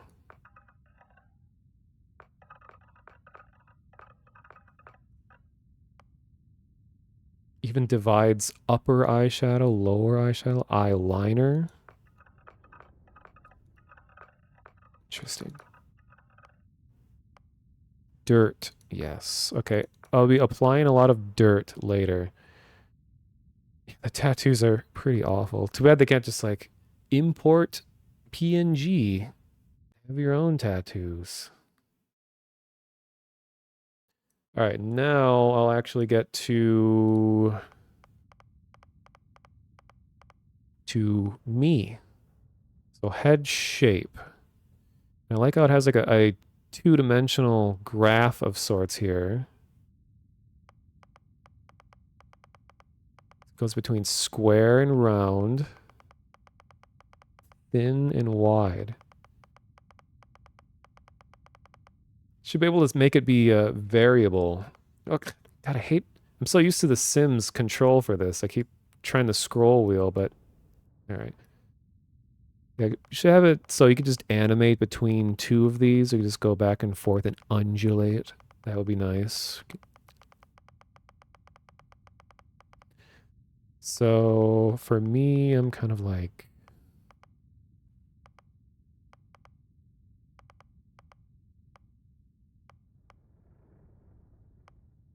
Actually, I usually start with eyes, because like everything falls together around, or everything's kind of focused around the eyes. If those are off, everything else looks off. So for me, I have the sort of like inverted tilt or whatever it's called, where my eyes slope in sort of an A pattern. But I think it's actually the result of the skin below my brow sort of slightly overlaps the outer edges of my eyes. It gives the illusion that my eyes are tilted in that way.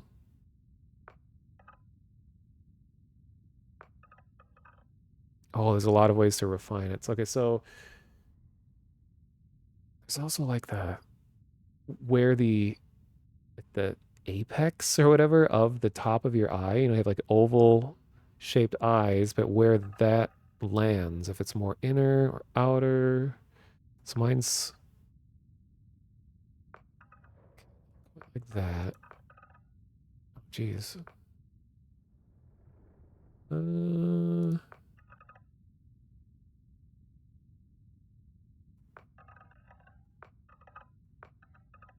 so these bases are more how your eyelids protrude. Then I can refine them further.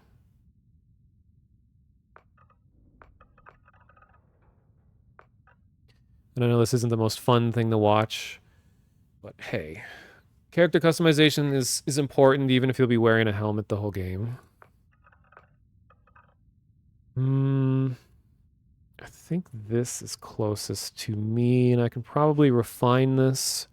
What's going to be very important is for the bottom lids to be able to go up higher. What do these sliders do? Okay. So I do have a longer nose, and the outer edges of my eyes line up about with the inner part of or the upper part of the ears. So, okay, and then scale up.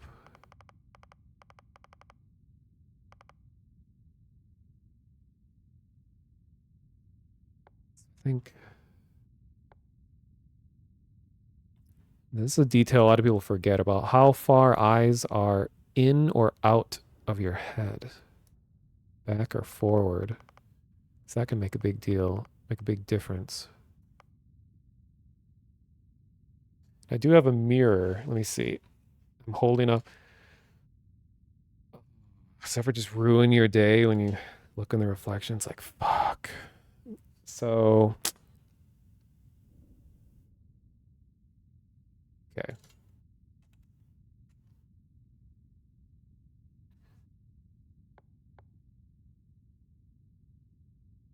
Oops. Oh no.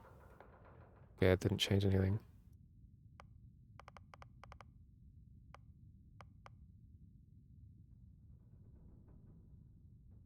Yeah, by the time you finish making a character, you just don't feel like playing anymore. What am I at? I'm at 2 hours already, but the first half hour was waiting. Oh, 45 minutes.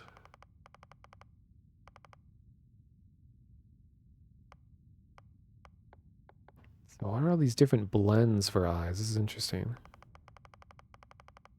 Oh.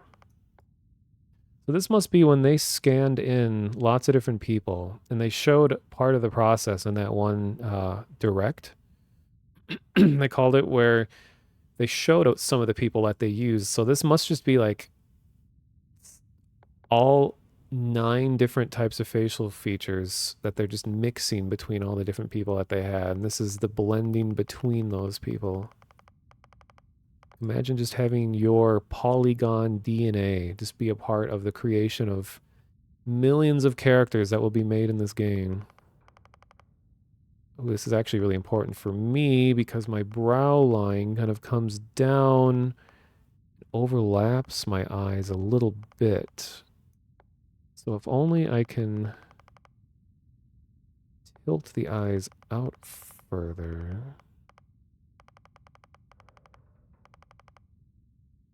Okay.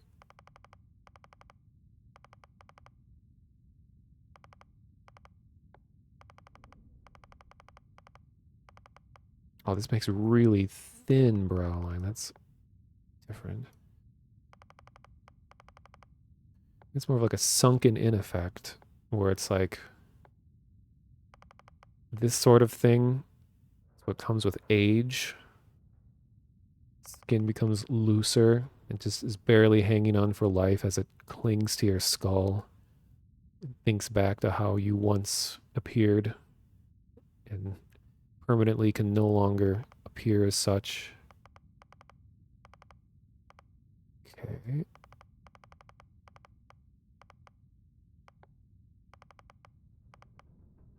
Ah, yes, this is what I'm looking for. This is my weird thing that goes on with my eyes. My eyes are really asymmetrical, too. I don't know if you can do that for eyes. I know you can do some asymmetrical stuff with, like, nose or something. I don't know. I was watching a stream that did some stuff like that.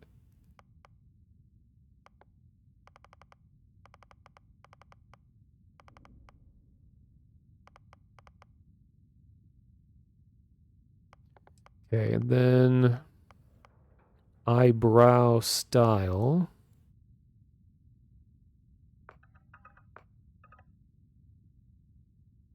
This is actually really close.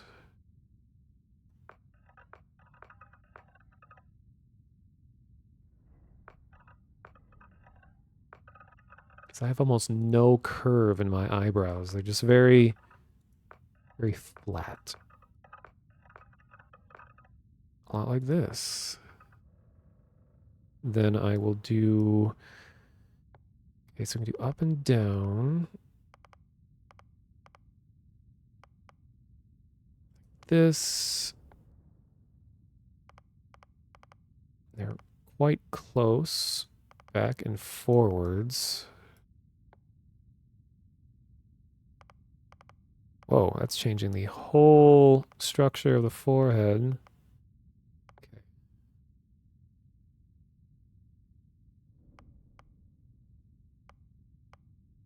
It's one of the like ambient sounds that's playing right now. Sounds like just someone banging something or like dropping a box in the background. At least I hope that's there. It's not like real life. Something could be happening outside and I wouldn't even know. I mean, I would know, but I usually don't wear headphones when I play games, but I'm wearing it for this. And there's some open back headphones, which are ones I got pretty recently, because usually I really don't like wearing headphones in general, even if the sound is better. Not only am I just a really paranoid person that doesn't like blocking out my ability to hear around me, but also that it hurts after a while wearing over ear ones, and I don't like that sort of a lot of over ear headphones kind of like make it feel like you're underwater or like it has kind of a sound to everything around you.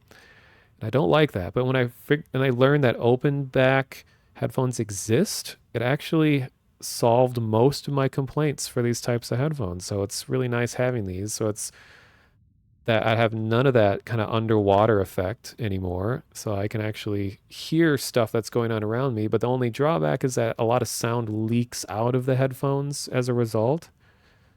But they're really nice, though, in general. Okay, I have very strange ears. So let's see if they actually have what I have.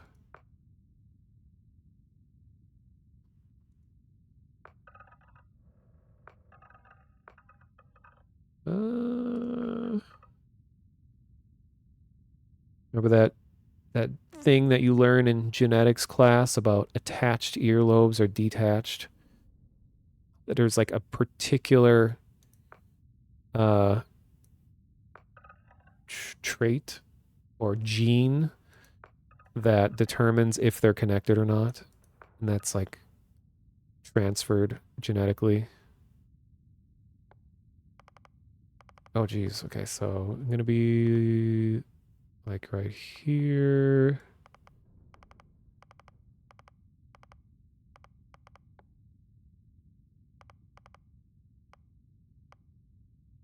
My ears are more on the perpendicular side, which was something that I loathed as a kid. I hated my ears so much.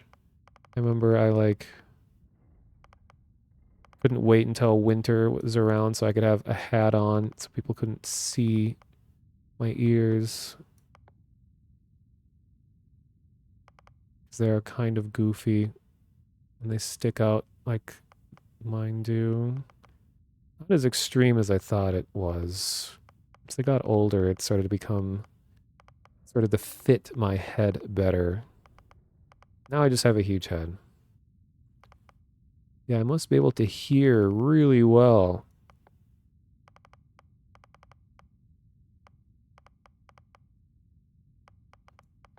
Actually, my hearing is pretty good. Because now, when I hear about a lot of these people around my age, I'm 35, people talking about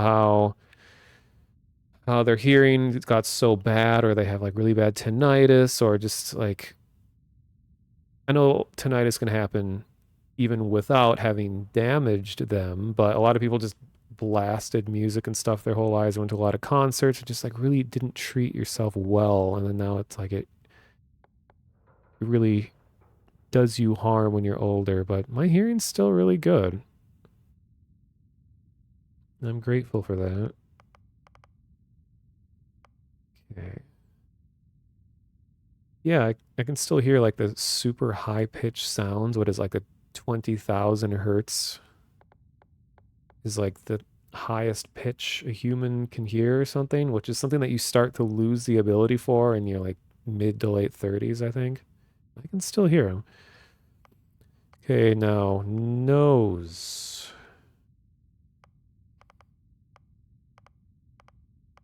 Noses are easily the most peculiar part of the face, especially if you're learning to draw. Just drawing a nose is so weird because it's usually the part that you get wrong is that, humans tend to think of everything as being made up of lines. So when you draw something like, oh, I'll draw a triangle and that's a nose, when really the world isn't made up of lines. It's made up of shapes. So knowing how to intentionally include or exclude parts of a shape, make it feel more natural. Okay, my nose is very angular and sticks way out. Yes. Well, this is almost identical to mine. Let's see.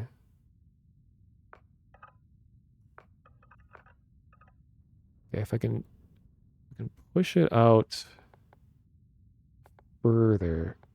Can I do up, down? I think it starts. Another thing too, the length of your nose, like the size of your upper lip, or that space between your nose and your upper lip is like a hard thing to, or I mean, it's a thing that is very defines a face, I guess. It's like a weird balance thing.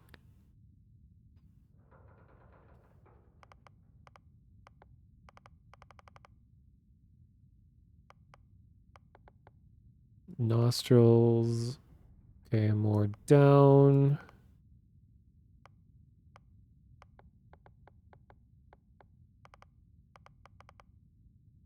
Okay, to be the accurate length, it needs to be here, but I also need to move the mouth down for this to fit and be accurate.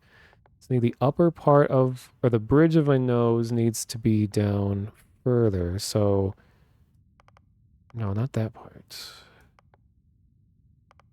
No, how do I change just the bridge? Oh, ridge. Is that what I'm looking for? Yeah. Okay.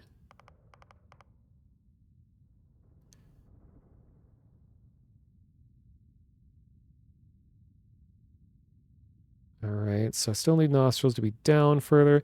I really like this inclusion of these shape blends. So that's more of like the wild card thing. Like you can sit and mess with all the values to make something technically right, but then if you just have actual scans of real noses that you can also blend between in, that just gives it more personality, I suppose. Oh, here, this is more like me.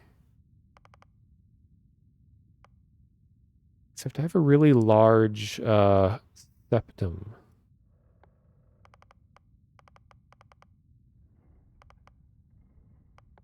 Nostrils up.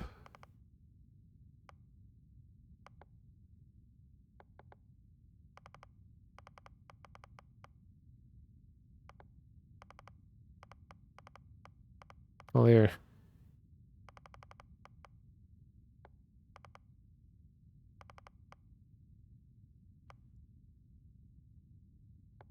can't make it as extreme as I need it to be, though. So my nose sticks up so much further than this. Unrealistic. Refund.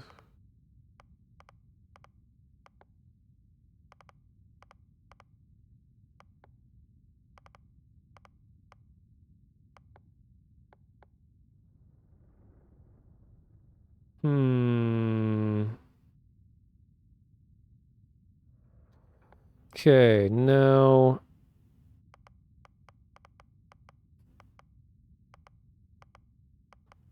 go to lips or mouth.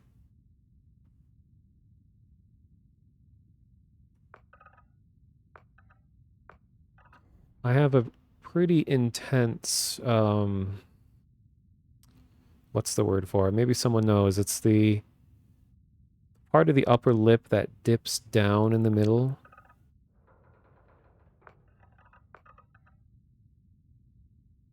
I wonder if I can...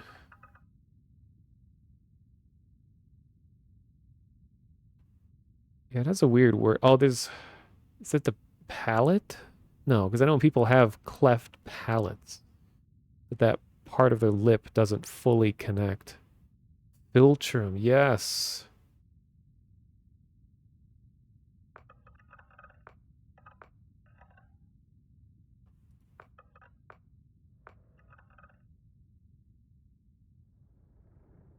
Okay, I think I can work with this. Hope I can change the color of my lips. I know like when I'm doing The Sims, a lot of times I need to use makeup on characters just to make their natural skin tone look more like it does in real life. Because it's like, they don't really allow you to change the pigment of skin, but they let you apply color to parts of the skin, but you have to do that through makeup. So I might end up technically be wearing lipstick in order to make it look like my actual skin tone. Okay, so this is going to be important to move the mouth way far down. Nice. You can move the mouth left and right. You can break the symmetry. Be a nonconformist. Don't allow your face to conform to the crude ruler of symmetry. Can become asymmetrical and revolt. Scale. Underbite or overbite. Nice.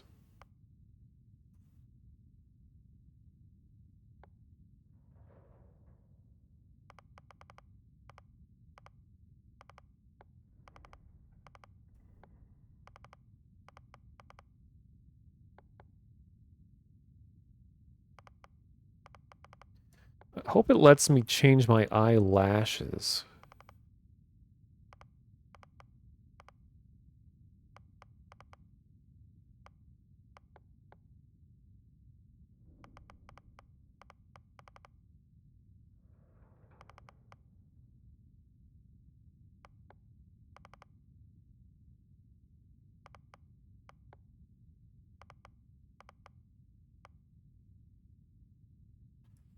I think the big thing that is not looking right for me is just the overall shape of my head. I need to... I'll show you guys the picture that I'm basing this off of once I'm done.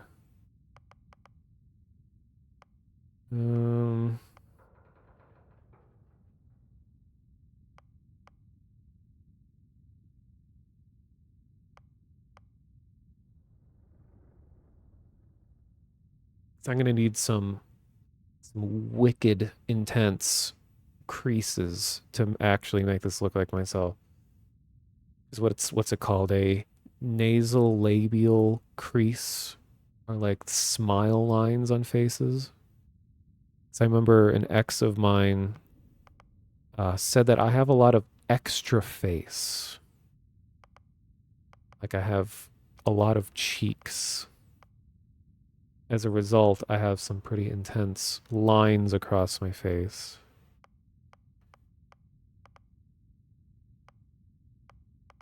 Hmm.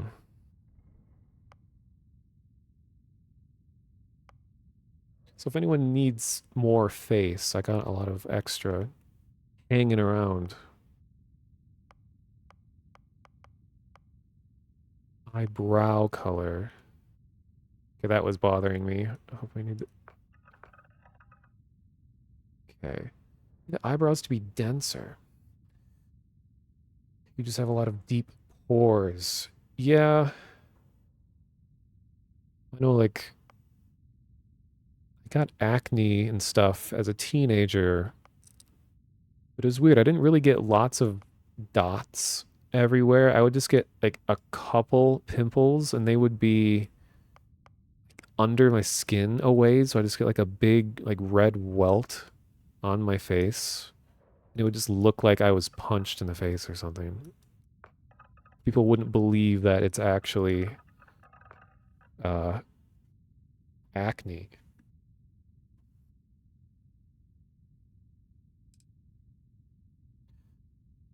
Okay, chin is definitely wrong. I need to get that accurate. So all these presets are doing are just moving things that are sliders on the side. I just noticed. I could just take one of these.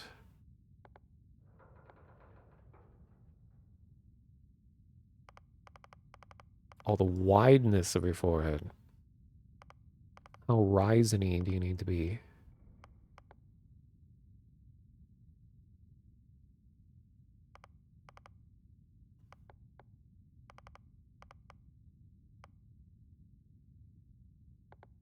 Very rising.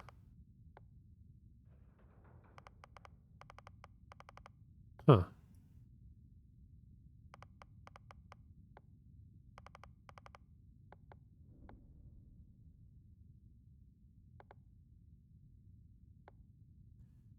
This jawline is a bit too defined. So I need chin really needs to be changed.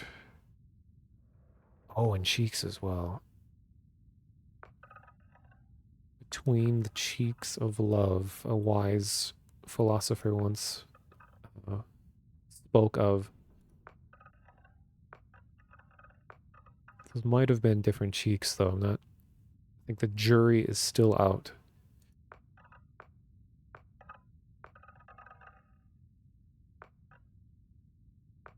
Okay, this is a very important defining feature of myself because we need a lot of cheek.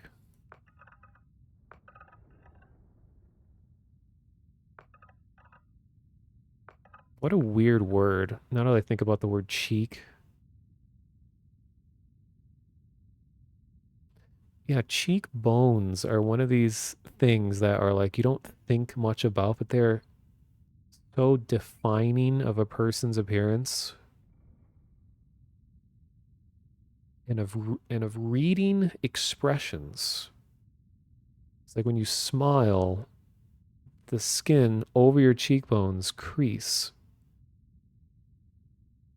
and it helps read emotions as a result. It's just so strange. Like the evolution of humans have gone to this point where all these things that just naturally happen because of the structure of our skin and muscles and all of that have been have become means of interpreting emotions of feelings or whatever of other humans.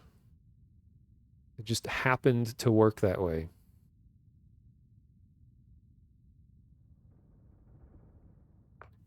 Cheekbones are something that you pay attention to and highlight with makeup. Yeah, I know a lot of people that need more definition in their face.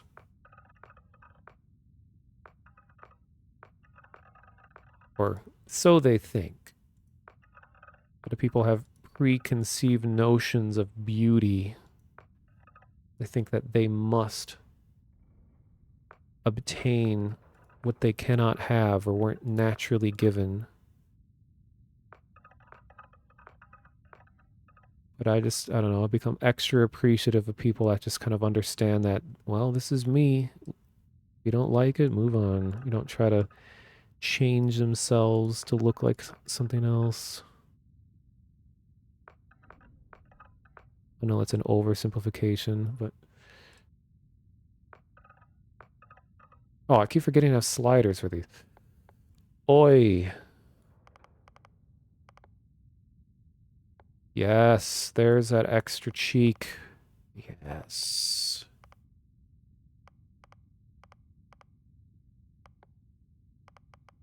Yes, and the droop. Okay, droop and then go in. Okay, this is actually starting to look like me now. Go out and then up and down. Wait.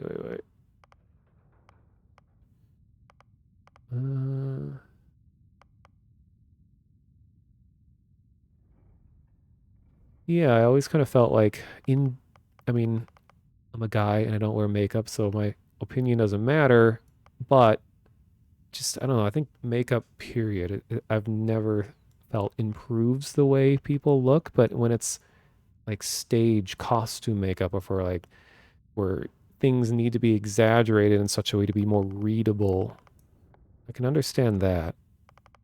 I think that's an important part of that for television.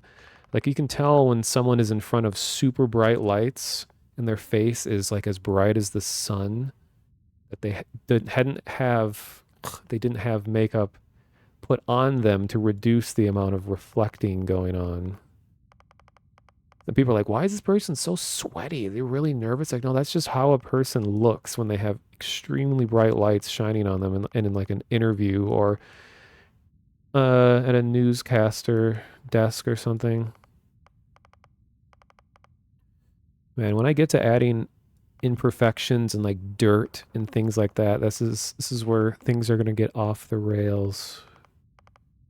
Because I'm someone who has been corrupted in the pursuit of greater meaning in the universe.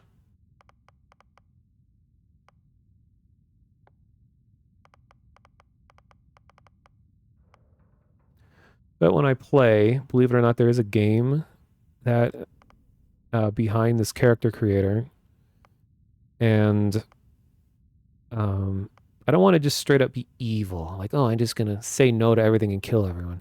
I'm trying to learn as much as I can about the Varun and try to create a character and behave in a way similar to how they would operate. Which it sounds like they aren't just mass murderers. They're a little more organized than that. This chin is completely wrong. Was that in here? Eyebrows, forehead. Wait. Okay, let's go back up. Head shape, hair color, facial hair, eyes, eye color, eyebrows, forehead, nose, ears, cheeks, mouth, teeth. Oh, jaw. Oh, there's jaw and chin. Okay.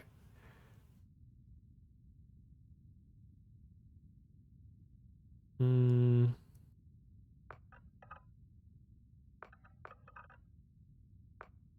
Oh, wait, jaw is going to be more of a front thing.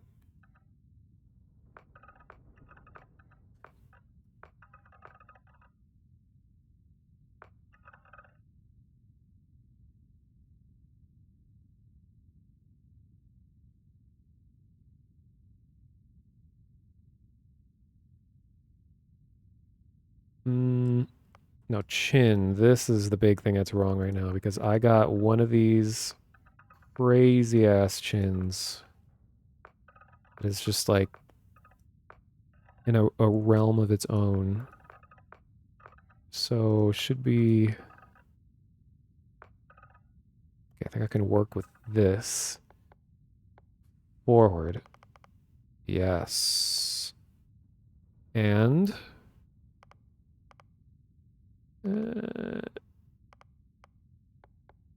then...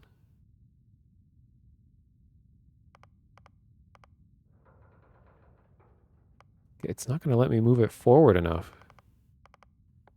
Alright, shape blends. Who's going to rescue my chin? It's going to allow me to push it over the limit for accuracy's sake. No.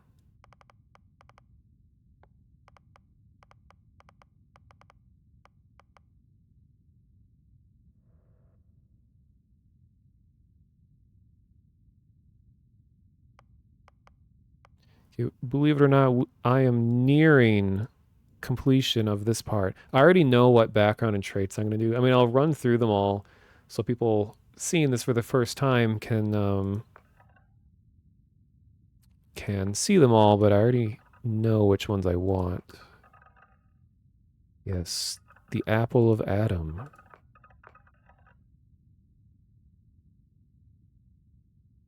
I think this is like the most extent of body customization you can do is just neck. Because you're going to be wearing clothes, presumably, for all of the game. Why aren't there any, like, ass and boob sliders? Isn't that what people play these games for? No cock slider. I think Baldur's Gate 3 has set unrealistic standards for what you can expect in character creators. You need at least 3 different cock sliders. But the audience that games never cater to, because they're always like, are you a boob guy or an ass guy? I'm like, none of the above. I am a clavicle guy. Why aren't there more clavicle sliders to accommodate my audience? Or me.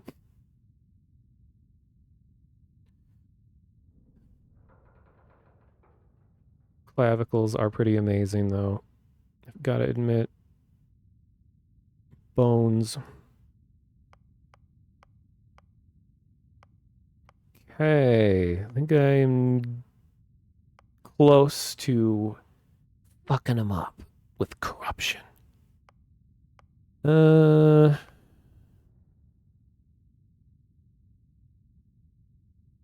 still aren't nearly dark and crazy enough. But let me see. That's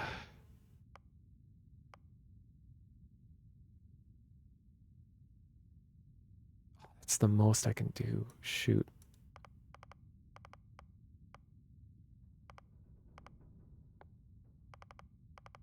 I am disappointed about there not being shaved head.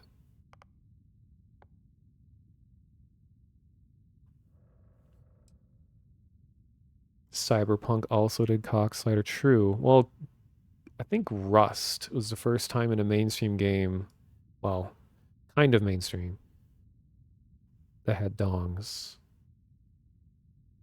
Okay, my big problem here is my eyes aren't nearly pushed forward enough. My forehead isn't lined up the way it should be. Because I'm at least a 4 or a 5 head. It just isn't... Wait, that's narrowness. My forehead does stick out, but it's mostly my eyes aren't forward enough.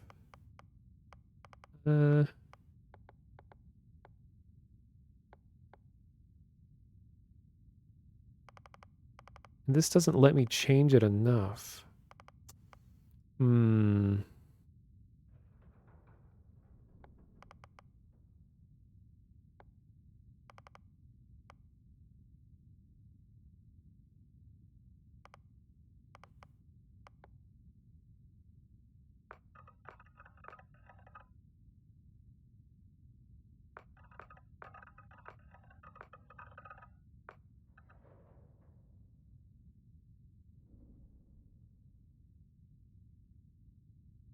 Yeah, Conan Exiles.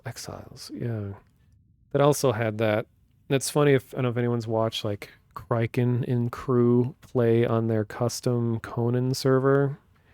It is supremely cursed because anatomical correctness is a standard part of the game, so they can get away with streaming full explicit nudity even on their modded server because all the nudity is a regular part of the game. So immediately all the streamers just like unleashed their inner cock slider and they just went crazy customizing it, making it, using mods to allow it to just be through the floor. and jiggle in ways that mankind has never experienced before.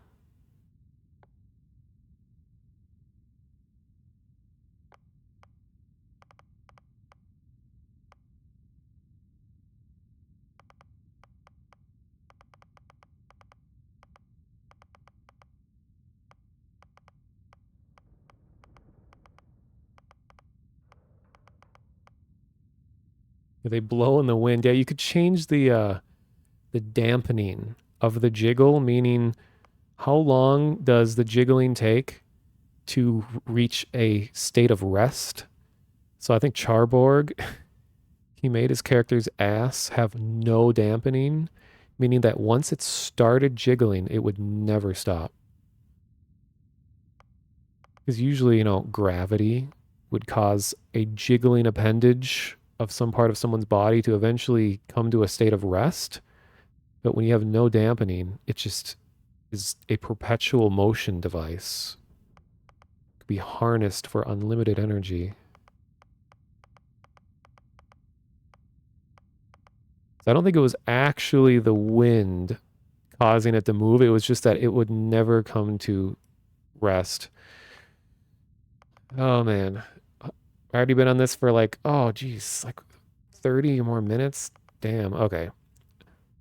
I should probably start actually playing. So then I'm just going to do the more extreme things. So here's dermesthetic. Let's start in the beginning.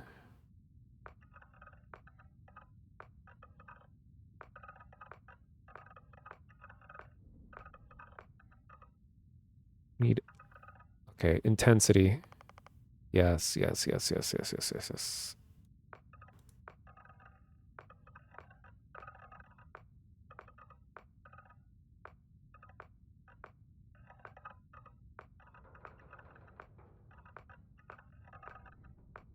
See, if I had access to this game beforehand, I would have done all of this character customizing off stream, and then I could have started stream with a character already made.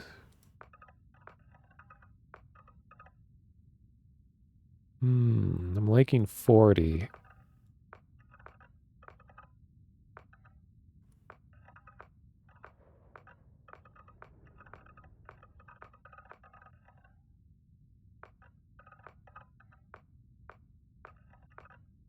Damn, there are a lot of these.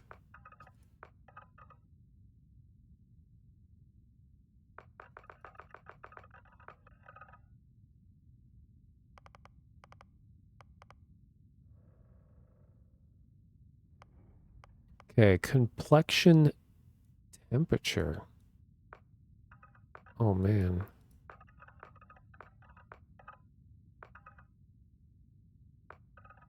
It's like that skin condition. uh, I always thought it was vitiligo because an ex of mine had it, and she always called it vitiligo, but I guess it's vitiligo.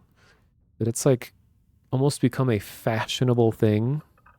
I mean, you can't help it if you're born with it, but I've seen so many artists are like now making their characters with this condition that looks like this, like kind of inconsistent pigmentation of skin. And there's so many Sims mods to add that. And there's like fashion models that are getting attention that also have the condition. So it's like, I mean, it's cool that, body acceptance and all, but it kind of like reaches a level where people are, I don't know, a little too into it, or like, God, I wish that was me. I want to start changing my skin. Get surgery.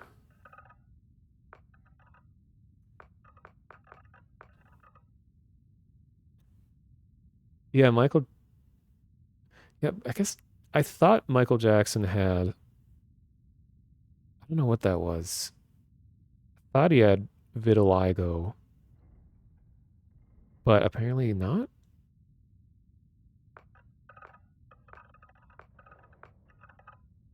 Let's bump that intensity up. Don't want any wacky colors. Let's see.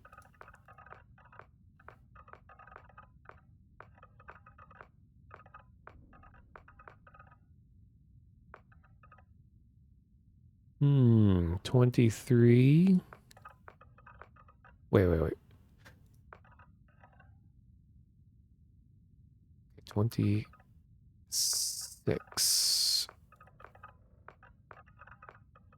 Ooh. Hmm.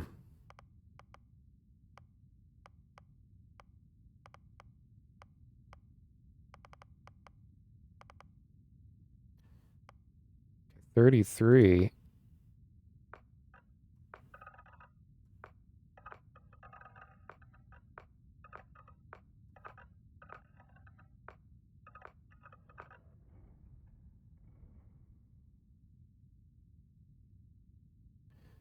You have kind of a vitiligo thing, but with hair. I've heard of that. Some people will just have like a patch of hair on their head that is always a certain color that's way different than everything else. We just Googled it. He did have the condition. Okay.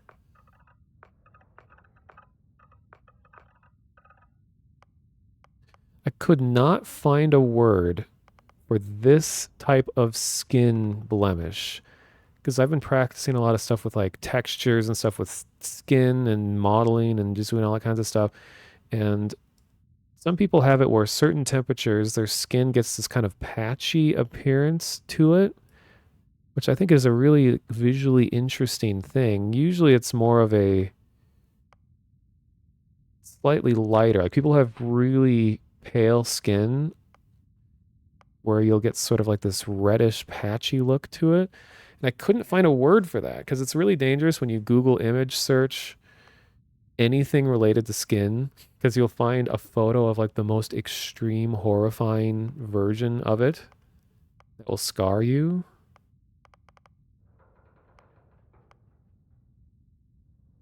Uh It's sun damage. I don't Sunburn doesn't really look like that though. This is just kind of a thing that some people's skin will naturally have like a dual kind of I don't say like pigmentation, but like there's like two colors that your skin blends between. It's usually most visible on softer, smoother skin, like with upper arms, things like that.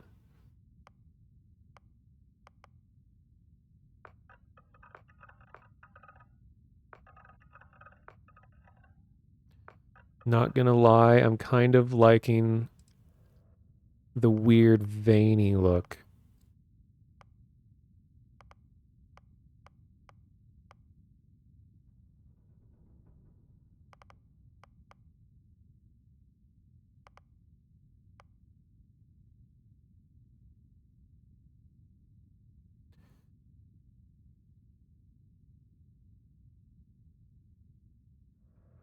Hmm.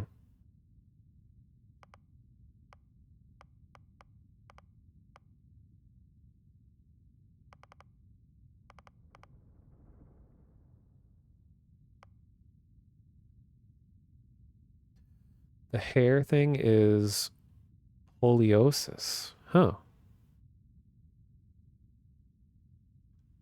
Pitriasis, rosea, acne, atopic dermatitis, psoriasis. Wow, I didn't know how to pronounce most of those words. Okay, scars.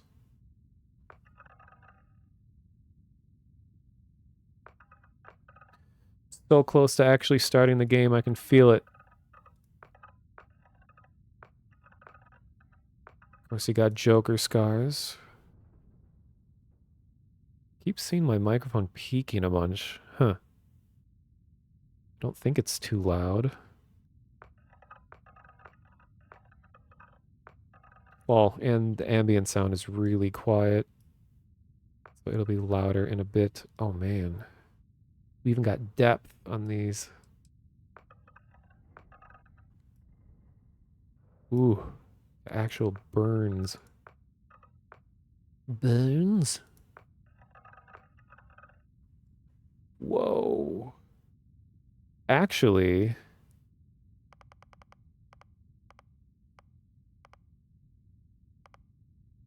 actually, 26. Hmm. Hmm.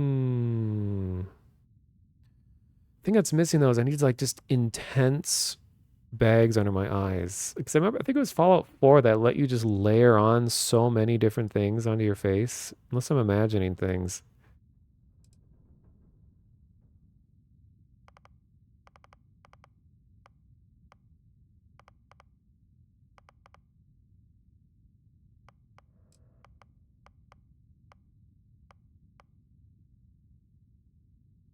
Wait, cheeks 1?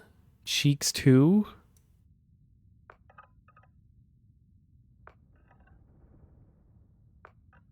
Oh, this is like blush. Wouldn't even be able to tell. Okay, I may to get this to match my actual lip color naturally. But if I just very lightly... No, not like that.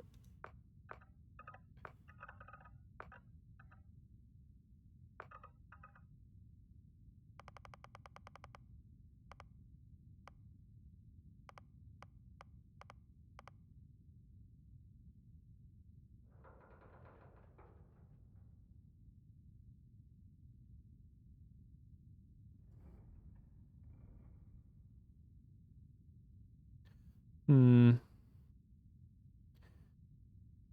Still doesn't look as accurate to myself, but really, at this point, it doesn't matter. So, dirt. Oh, I think his face is already messy enough. I don't need that much more.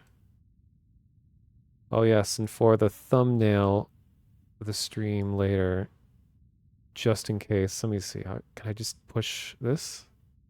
I don't know if I'm completely done, but let's see. Does this work? Ooh, that was loud.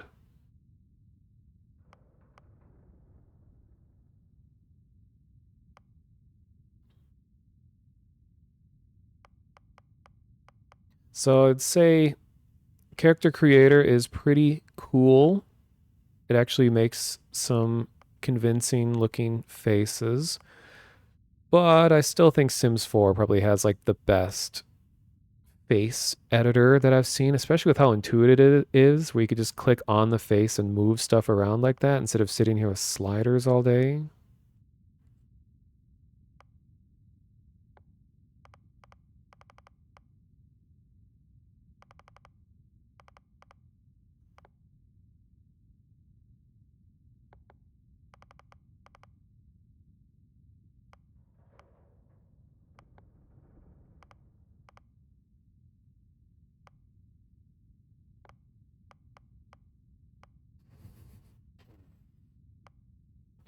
You will never see this man smile ever again after this point.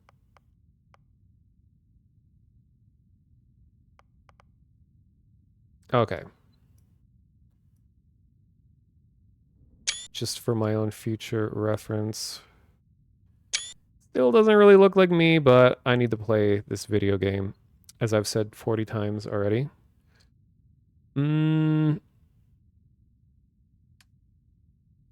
So, background. Now, people may tab back in after you're like, my God, this guy's never going to play.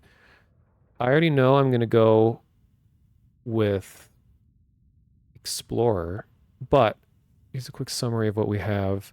Beast Hunter, from the Ashta to the Aquila of the Terrormorphs. I've heard that Terrormorphs are this game's death claws. The Terrormorphs that plague the whole of the settled systems. Hostile alien life abounds. You've learned the skills to track them and find them and take them down. So we got fitness, ballistics, and gastronomy. So fitness lets you run around and do stuff better. Ballistics is better use of bullet-based gun. And gastronomy, you are good at preparing food. Bouncer gives you boxing, security, and fitness. You've worked the line at the toughest clubs in the settled systems. Back then, you learned that most non-lethal confrontation is going to be solved one of two ways: a strong right hook or a more strongly secured door. So hand-to-hand combat, ability to break into stuff. And then fitness yet again is with increased oxygen. Bounty hunter, wherever there are wanted individuals, there are those who profit from their capture. And your quarry knows that in the vastness of space, they can run, but they can't hide. Better piloting allows you to, more people journey into space, the more those certified to effectively pilot various types of spacecraft has increased dramatically. So just better piloting, I guess. Target control systems. Oh yeah, that lets you target specific parts of a ship when you're fighting them. Boost pack training. That's something I want to definitely want to do eventually here, because with boost pack, you can better explore. Then the chef, while the unrefined masses scarf down chunks, capital C, by the shipload, you cater to those more discerning palate. In your kitchen, countless alien species became true culinary masterpieces. So, gastronomy, dueling, increased melee weapon, scavenging. There are those who could find just about anything, and their success usually dependent on knowing where. Okay, so scavenging, I guess, just better loot. Combat medic, leave it to human beings to fight over something as infinite as outer space. That's where you come in. You've never been afraid to take on the enemy, but you'd much rather take care of your friends. What friends? So better with pistols, medicine, wellness. Wellness is your overall health, I guess. Prolonged life expectancy. Cyber runner. From Neon to New Atlantis, the megacorps stand as monuments to power. Oh, prestige and profit. You've worked you've worked both for and against them, on the inside and out, often sacrificing conscience for credits. So, stealth, security, breaking into stuff, theft. While not entirely honorable and certainly not legal, it is nonetheless occasionally necessary to discreetly remove property from someone's person. This one sounds very strange. It's a cyberneticist. Robots, mere toys, neuroamps, good for parlor tricks. The colony war may have made implants and upgrades available to veterans, but once you saw a greater future, humans and machines as one. So better with medicine. Security and laser weaponry. Diplomat. The wars are over. Peace now reigns in settled systems, but only because there are those quietly fighting to keep it. Because of you, agreements were signed, words were heeded, lives were spared. So persuasion. I saw some of the persuasion mechanics in place. It seems interesting. You kind of like drill someone. Grill, I can't think of the right word, where it's like you have limited time to say the right choices in a row, and you can like force them to do something. In the settled systems, the nuanced ability to listen and discuss can often accomplish far more than simply shooting first and asking questions later. Commerce. Almost anyone with the right skill set can open and run a successful business. I'm curious how deep the business aspect of this goes. Wellness that we saw already, overall increase of life expectancy. So this is the one I'm probably going to go with. Explorer. They said exploration is a lost art. You didn't listen. As the major factions argued over the space they desperately tried to control, you were busy uncovering the wonders of the settled system. So laser expertise. Personal laser weapons are in widespread use across the settled systems, and specialized training can greatly increase their effectiveness. Astrodynamics, advanced technology is one thing, but it takes skill, patience, and a little bit of love to coax even more compatibility out of a ship's grav drive. So, yeah, the use of the grav drive is going to be important because apparently the Varun are way out in space that's far off, and they are addicted to using the grav drive because of, I guess, something that happens when in the process of traveling through deep space. And then surveying. Humanity now has access to untold alien worlds, and the ability to decipher all that data while on the ground has become an essential skill set. So I'm going to go with that, but we also have gangster. You are always disgusted by suckers willing to kill themselves to make an honest wage. As soon as you were old enough to hold a weapon, you took what you wanted from anyone unlucky enough to have it. Shotgun, expertise, boxing, and theft, homesteader, discovery of settled systems, many oxygen-rich planets and moons meant humans could live just about anywhere if they had the know-how. You did and utilized it to great effect. So geology. Doesn't really say what geology does. I guess you're better at identifying stuff.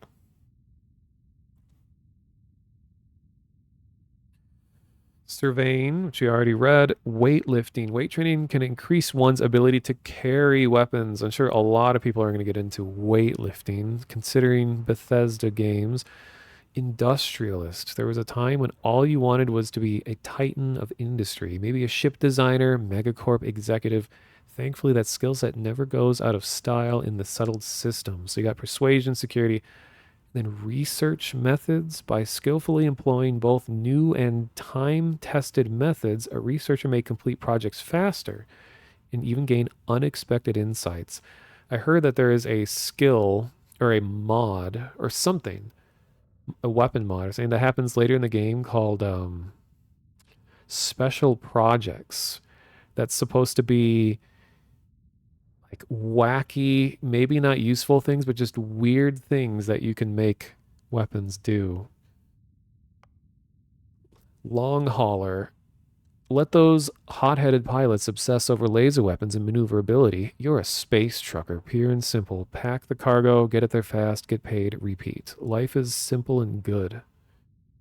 So you have more carrying capacity, better at piloting, and then ballistic weapon systems. There have been significant advancements in shipborne weaponry. Sometimes the simplest tool is the most effective. Actual projectile-based weapons. Pilgrim. Wayfarer, wanderer, seeker, transient. You've been called many things during your travels and learned something those others could never understand. The journey is the destination. True. Scavenging, surveying, gastronomy. I have heard of a lot of people have been making space truckers. So I hope the economy system is interesting enough to make that sort of gameplay loop be entertaining. I heard that the economy is static, so it's not like a stock market going on or anything. But I hope there's more going on to make that fun. Professor, you've always enjoyed learning, but nothing can compare to the joy of teaching others. True. As humankind spread throughout the stars, there was never a lack of knowledge to obtain, and you gladly assisted. So, astrodynamics, which is more capability of the grav drive, more geological knowledge, and faster research. You got Ronin. Masterless and unbound, you wandered the settled systems as a blade for hire. To some, you were simply a mercenary. To others, a hero. And to a select few, a nightmare they could never wake from. Damn. Dueling, so increased melee capabilities. See, it also has be deadlier than ranged combat when carried out. Okay, yeah, so it is just melee, and then stealth, and then scavenging. Few more. Sculptor. With your knowledge of anatomy and skilled, steady hands, you could have a lucrative career as a surgeon. Instead, you followed your heart and created works of art to amaze and inspire. Huh. Medicine, geology, persuasion. Soldier, settled systems, no stranger to warfare, and if there's one thing armed conflict relies on, it's trained warriors and with guns and guts. You have both. Simple, bloody, simple bloody work, and you were great at it. So, fitness, ballistics, and boost pack. Space scoundrel. Good, bad? Who's right to say? Or whose right is it to say? If there's anything you've learned while trapezing through the galaxy, it's this. Space may look black, but it's really one big shade of gray. True. Pistols, piloting, persuasion, xenobiologist. Settled Systems is home to untold alien species, and while none of them have yet proven sentient, that never deterred you. So you sought out and studied them for whatever gifts they may offer. Laser surveying fitness. And I remember when this showed up, this last one showed up, people are like, haha, Bethesda game, already a bug in the game, but file not found is intended. Oddly, there is no information on file about your past life, clerical oversight, deletion by some powerful unknown faction. Was there just nothing of note to mention? Damn. Whatever the reason, your past is known only to you. What's important is the here and now and the path you're about to forge. So it's just general increased health, efficiency with ballistic weapons, and better piloting. All right. I'm going to go with Explorer. Lasers, grav drive increase, and apparently good surveying ability. So, traits. Oh, cool. I can rotate my dude over here as well. A little disappointed I wasn't able to make my character look bad enough, evil enough, or just unsettling enough. But I'll probably be wearing a helmet most of the time anyway. So, got all of these. Some are very interesting. Like there's alien DNA, which ultimately just gives you more health and oxygen. But I'm wondering if this could actually cause something later in the game, that you apparently volunteered for a controversial experiment that combines alien and human DNA. More health and oxygen, but healing items don't do as much. I think a character looks like Isaac Clarke. True. That's the Dead Space guy, right? Needs an eye scar. Well, I got like the burn marks on the side. If I click back on the face tab, everyone's going to leave the stream.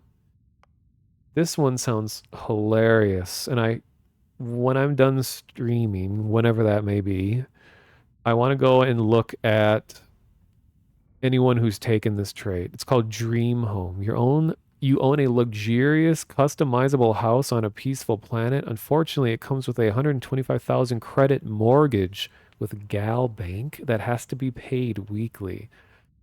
I really want to see how that goes. Empath. You're deeply connected with the feelings of others. Performing actions your companion likes will result in a temporary increase of combat effectiveness. But performing actions they don't like will have a precise opposite effect. Extrovert. You're a people person. Exerting yourself uses less oxygen when adventuring with human companions, but more when adventuring alone.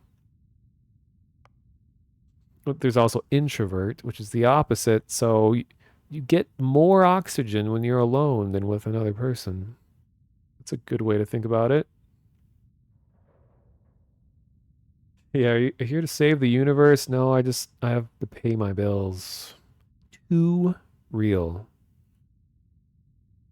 Then hero worshipped, which causes the adoring fan to follow you around, and he'll join your crew and give you gifts. Lots of people are doing this one. I'm not going to, but I want to go and watch people who selected this to see what that's like. I'll get to the religion ones in a sec. Those are the most interesting. Kids stuff. So this is also kind of cool. Your parents are alive and well, and you can visit them at their home. but you will automatically send 2% of your credits home to them every week.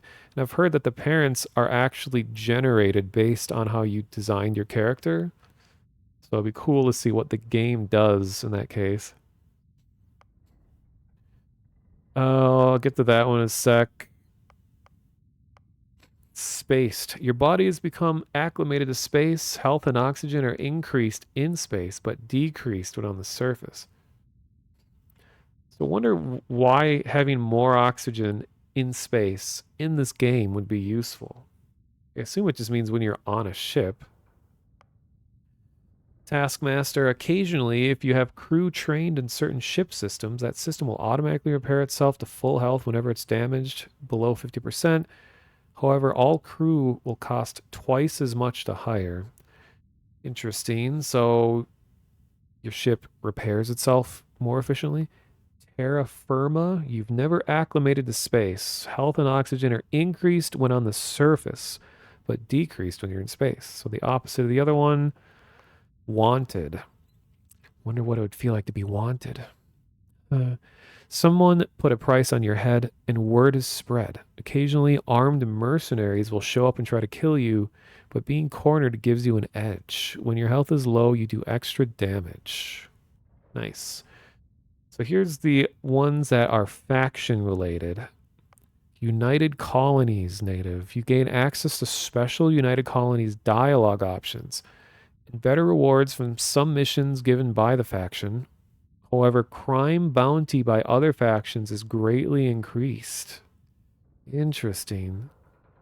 So the United Colonies is like the big dominant government ran military superpower of the galaxy.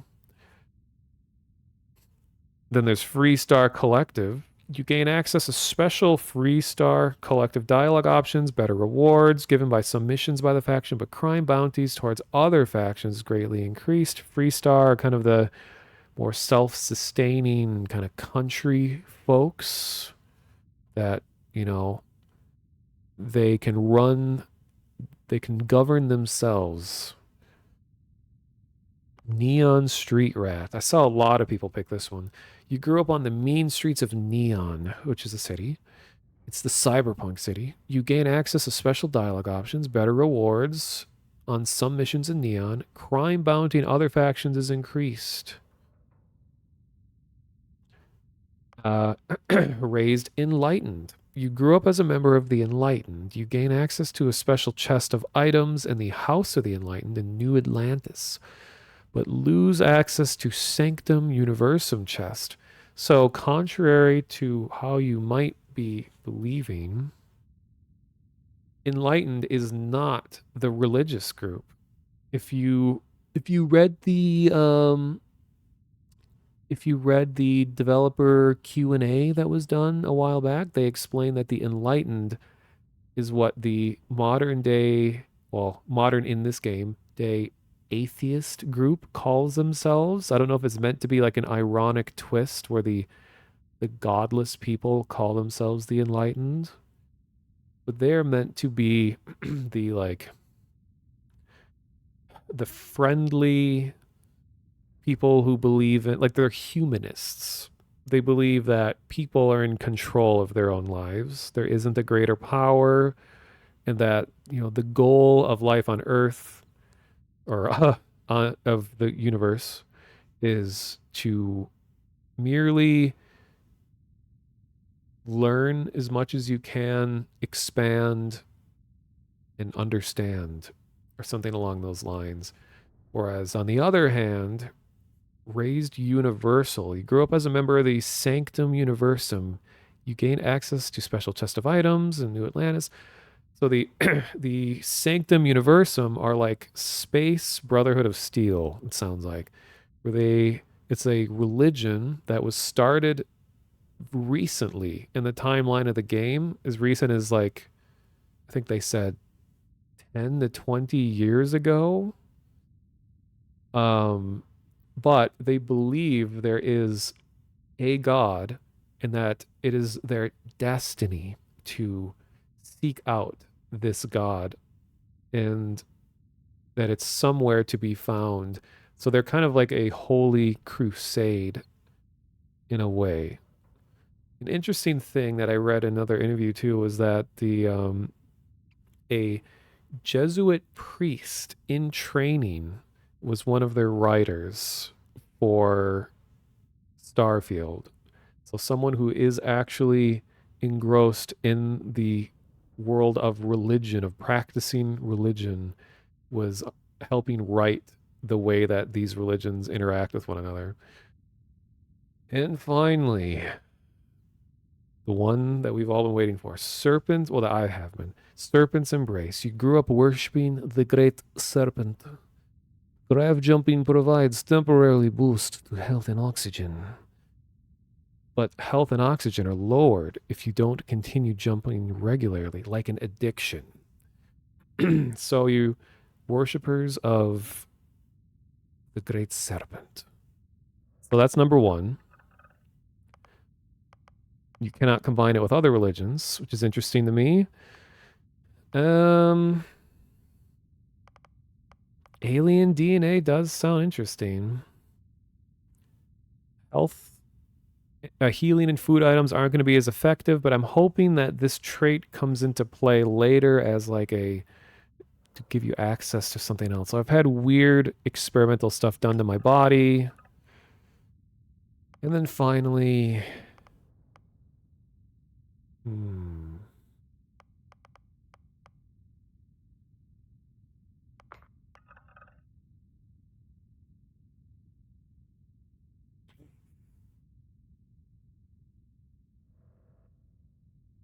it's going to be a tough choice for the last one.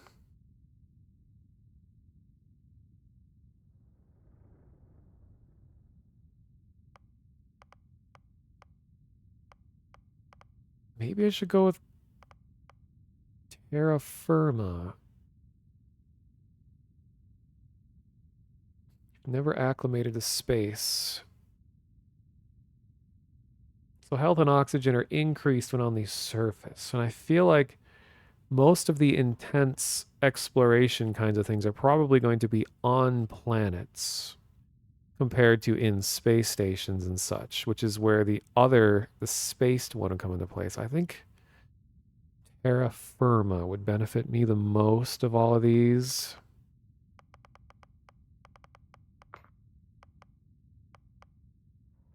Yeah, I'll go with that.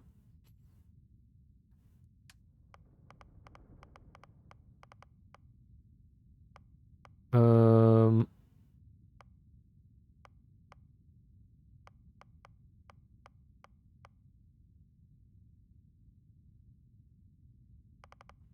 don't mind me just doing something real quick.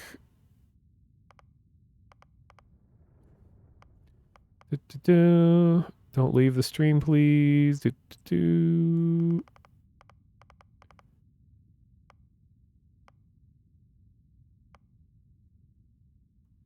Oh man, I saw someone literally did leave the stream. I am permanently scarred. Just like this guy. This is me, RN.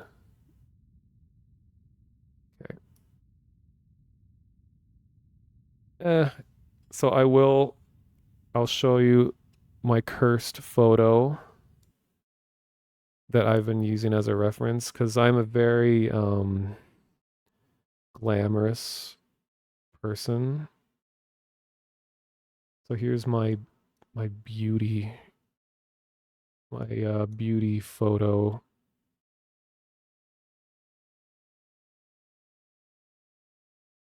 Oh no, I don't mean to jump scare everyone. Whoa! It was hard to get too accurate. Mostly I just need much darker bags under my eyes. Because the lighting in that photo was very the lighting was coming from the top, so it overly exaggerated my the wrinkles and stuff on my face. Mostly in my experience of being myself, the cheeks just weren't quite right. But at this point, who cares?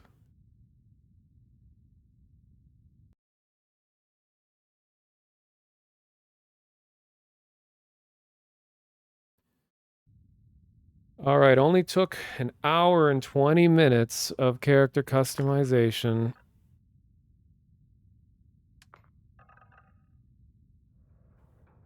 Alien, Serpent's Embrace, Terra Firma. I think we are actually going to finally begin.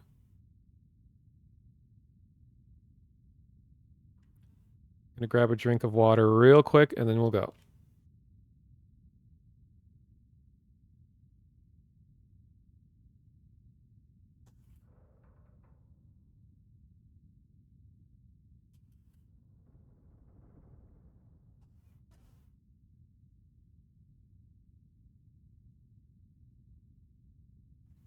All right.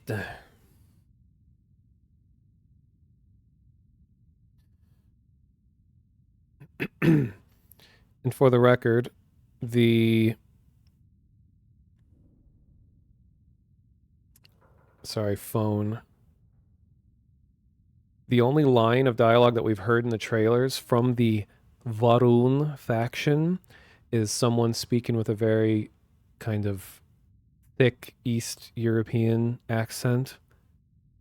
So if I occasionally, for whatever reason, am like, the Great Serpent, it's because I'm being cringe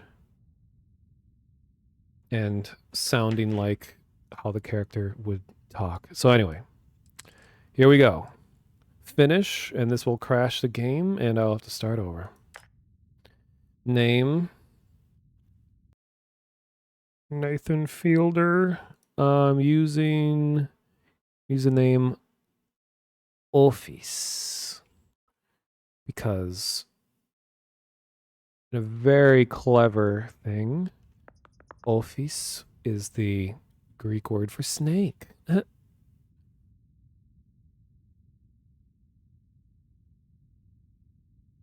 Let me screenshot this for future reference.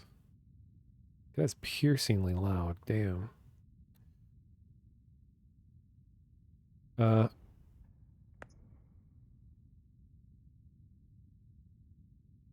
That's it. R to confirm. Weird. I forgot Explorer was on your application. Must have been slow work when you don't have a ship. Whoa. Well, you got the sample. Client's on his way. Then we all get paid. You remember anything that happened? The last thing I remember was a great space serpent that hungers for non-believers, and when the encircling of the universe completes, all non-believers will be consumed. Everything in the blanket's incredible, like a dream. Hey, say something. No. What is that thing? It's our payday, that's what. Sooner we get it off our hands, the sooner it isn't our problem anymore.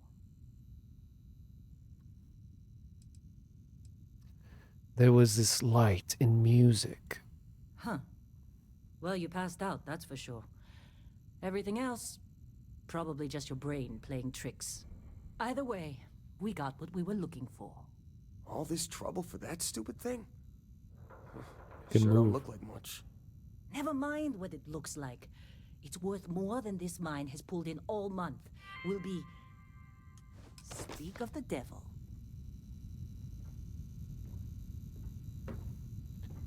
Wow, so there is a game here.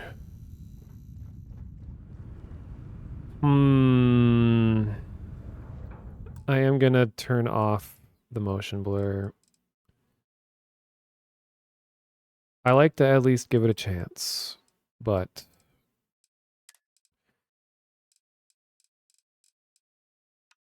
how about low?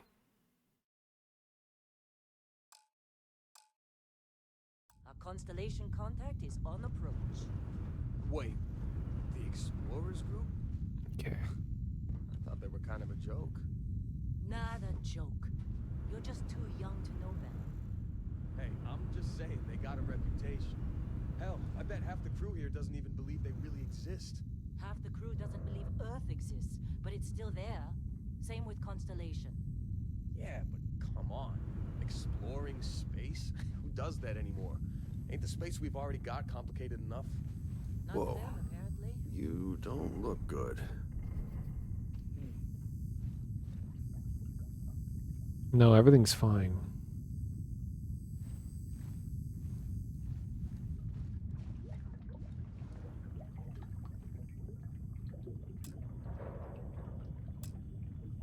This has been a good run. You lucked out being picked up for this one. No, this is actually the same engine. I guess it's just updated a lot. Why does my... Sorry, stuff keeps getting moved around. Okay. And because I'm going to be taking a lot of screenshots, I want to see photo mode. Oh no, is this going to be like the keyboard-based options? Or do you have like 1,000 different keybinds to just move to basic features? It's like... yeah, it is still the creation engine or whatever they call it. Toggle menu.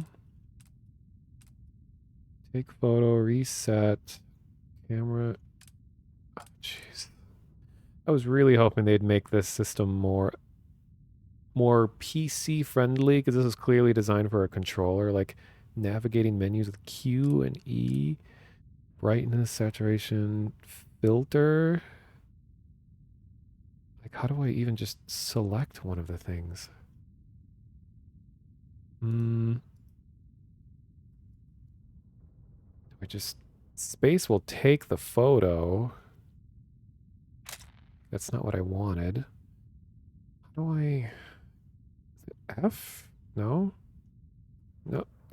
Clicking goes up and down. How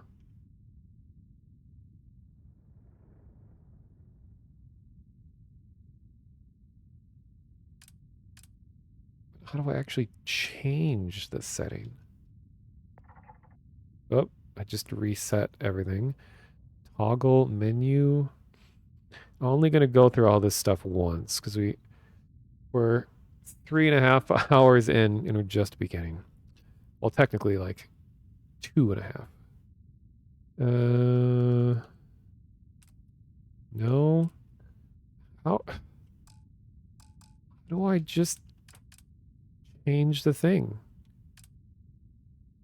It's not clicking.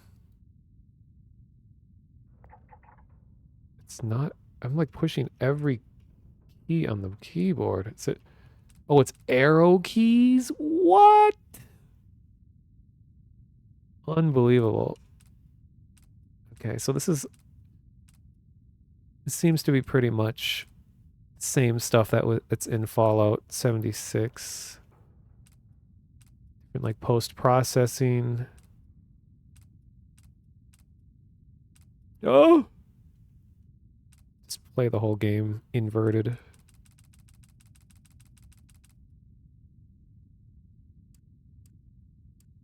Texture.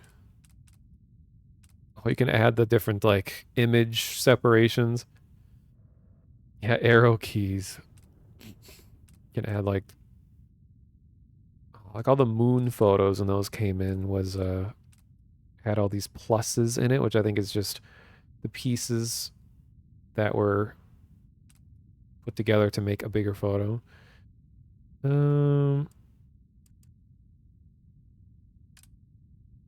Frames. Wait. Themed. Oh. Into the Starfield. Look at this. Putting this on Instagram. Cool. Like put your character in a magazine cover. Vintage poster, field notebook. That's cool. NASA punk. That's what they call their art direction in this game, is NASA punk. I think it's cool. It's like what we think of as futuristic technology, but it's to them it's old tech. And it's worn out and used. Field scope. Whoa, danger. Look out for this guy. Oh. Make it look like you have the watch.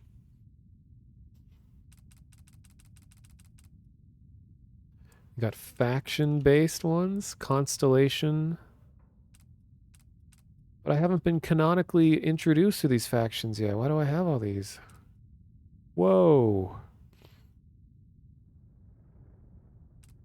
United Colonies. Free Star. Crimson Fleet. Badass. Ryujin. Isn't that Dragon Ghost? Ryujin? Ryujin? Vanguard. Adventure awaits you in the UC. Oh, there's no Varun. Branded. Starfield brand screenshot. Whoa, just straight up cover everything. Oh, Jean is human. Oh. Wait, what's the word for ghost? Can't remember.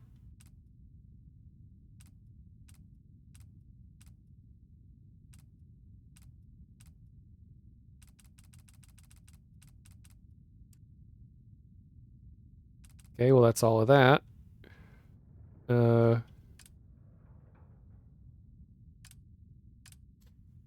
Change individual brightness and stuff. You can turn yourself off. I think a lot of people could benefit being able to do that in real life. Pose. Oh, right. Here's the poses. Whoops.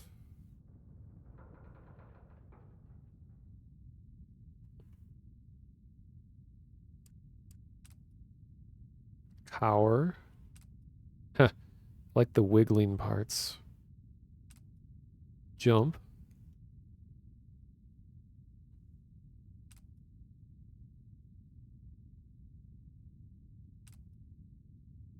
Damn.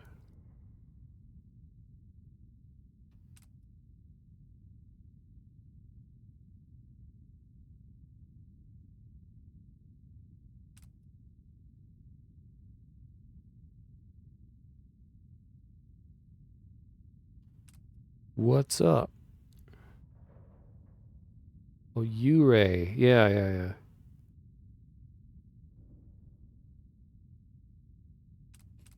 There's not that many poses. I was hoping for more.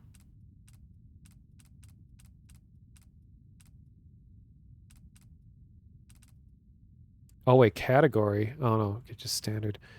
Gotta pay $40 for DLC to get more poses. Not true, but maybe. Camera type. Oh, this is handy. Different, you could just orbit your character. Selfie. It's useful.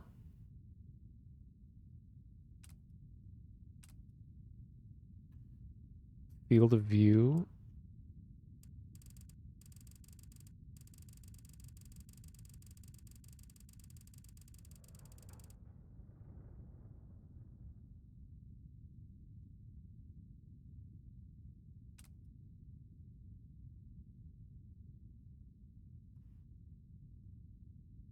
Mm.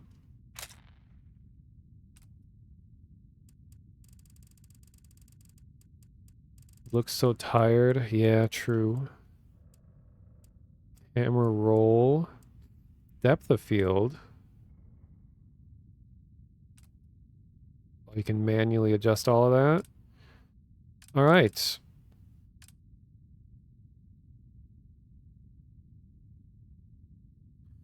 Good to know all of that's there. But I think if I just need to quickly screenshot something like this, I can just use this. So is this a scan of me? Since I was the one that was in a weird situation recently. And now we can steal things. This is where it begins. Syringe.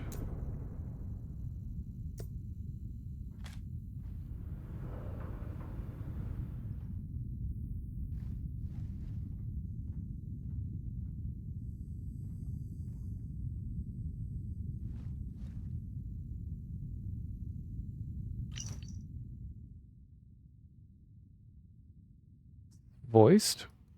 I thought I heard... It's a cool little thing. Mining suit maintenance. I won't read all of these, but let's see. Find yourself easily forgetting about CO2 buildup in the respirator. It's a huge mistake. Even a small amount is going to add up with the course of your day. Okay. Oh, sure. Just take my stuff. All yours. No problem. Yeah, they reveal that the character is in fact a skeleton in disguise. Fallout has taught me that tape is one of the most important things. You alright? Need some coffee or something? Got a packet around here somewhere. I will help myself to everything I find. Bread stick. Okay, so this is what the money looks like. Oh. And people were actually sent physical versions of this. Like, I think it's like the collector's edition or something like that. Comes with these Our cred ghosts sticks. usually ain't so good at picking sites. Oh, this time, like a miracle. Oh, is that your locker? LOL.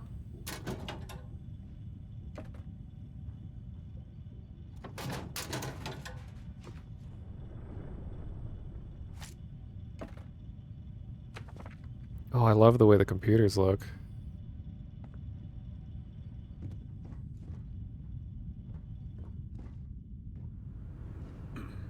Just carry a fire extinguisher with.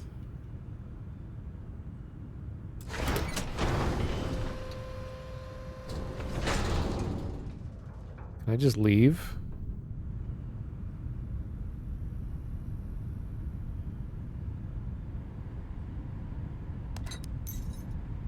Personal log. Heller, Argos Extractors. I figured Vectera for your standard moon. Looks like I was misinformed. Lynn just filled me in on what we're really doing here. Looks like Lynn's got another, what's the word she used? Discreet contract with that Barrett guy.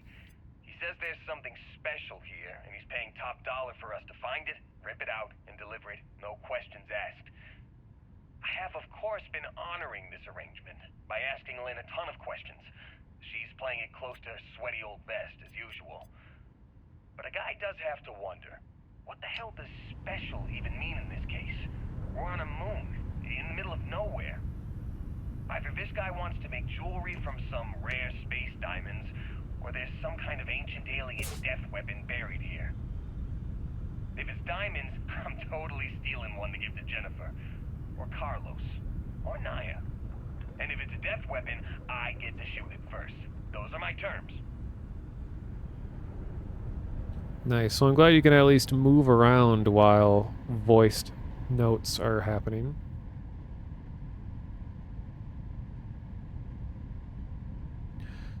Okay. You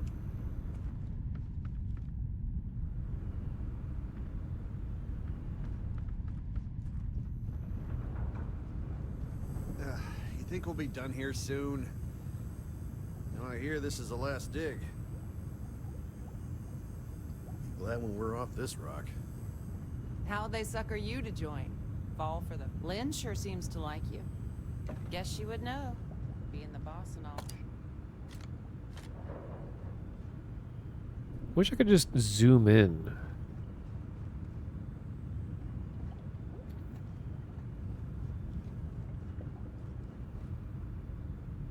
I mean, I know I can go into photo mode.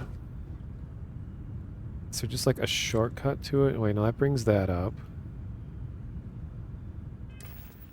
Oh, it's my inventory. Wait. I'll get to that in a sec. Okay, that goes directly to that. How come like 3 different buttons do the same thing? Oh.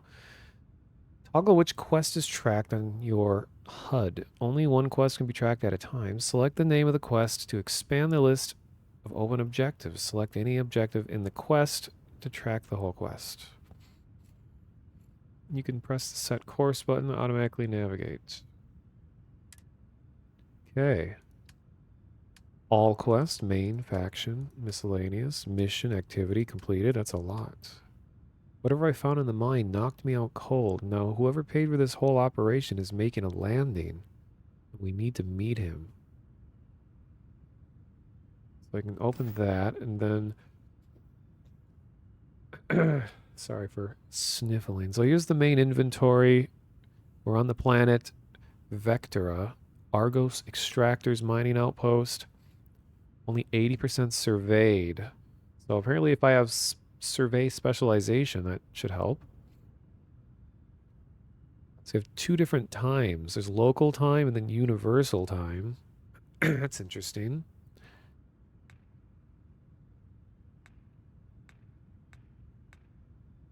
Then, I guess current skill that's being worked on. Inventory.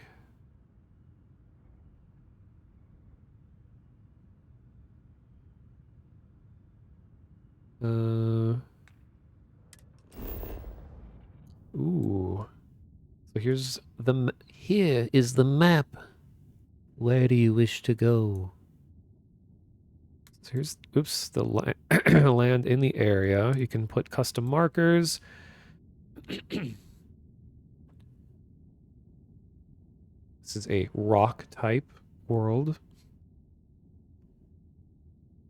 Gravity, temperature, atmosphere, thin CO2, magnetosphere is weak.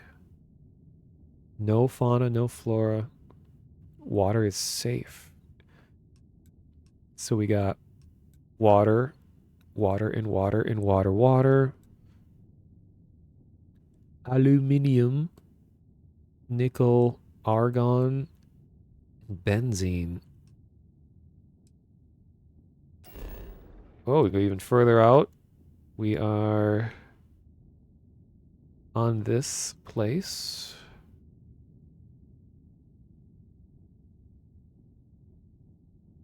Oh. Show me. Okay, that zooms in. Set landing target. Don't even have a ship yet. Show resources. Oh, this is cool. So when you place individual landing targets,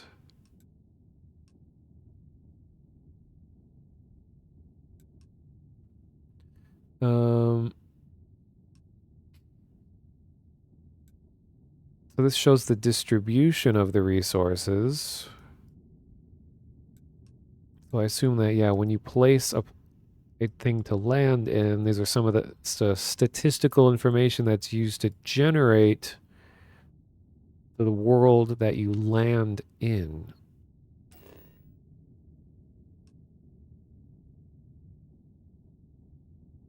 All right.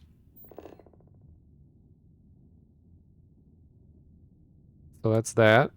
Now how do I just go back? Oh, even further. We're in the Narian system. Must be an Australian system. It's Narian?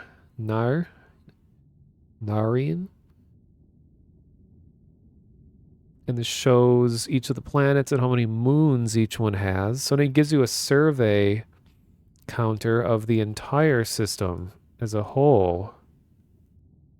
And this is a Freestar Collective system. I didn't know that they could just own the whole thing. How do they enforce that? And I'm on the moon of Ansalon, which Crete is another moon. So we got Nira, Donra, Magreth. They must have had quite a time naming all these things. You have to like go in and check to make sure that like, does this name mean anything bad in another language? Is this like a copyrighted thing? It's gonna be like offensive in some way. Got Kruth, Deepala, and then their star, which presumably the system is named after the star. because it is a solar system. I like how you can see the gravitational pull lines.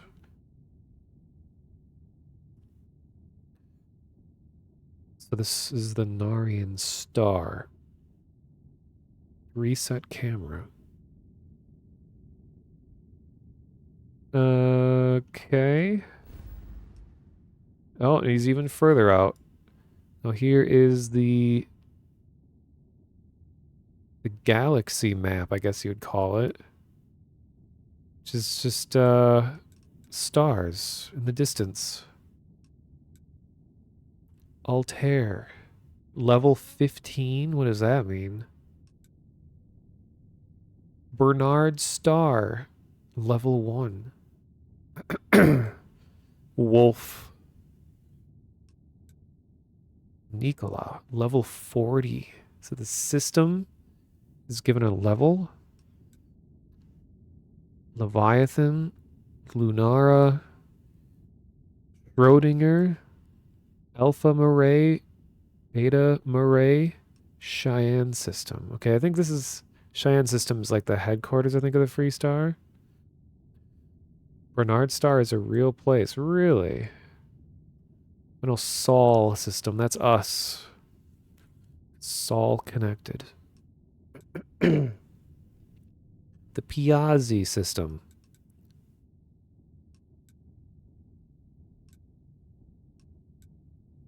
Got Procyon, Procyon, B and A, Luton Star, and Alpha Centauri, which I believe Alpha Centauri is the closest star to Earth, right? Linnaeus, Indum in Gunibu.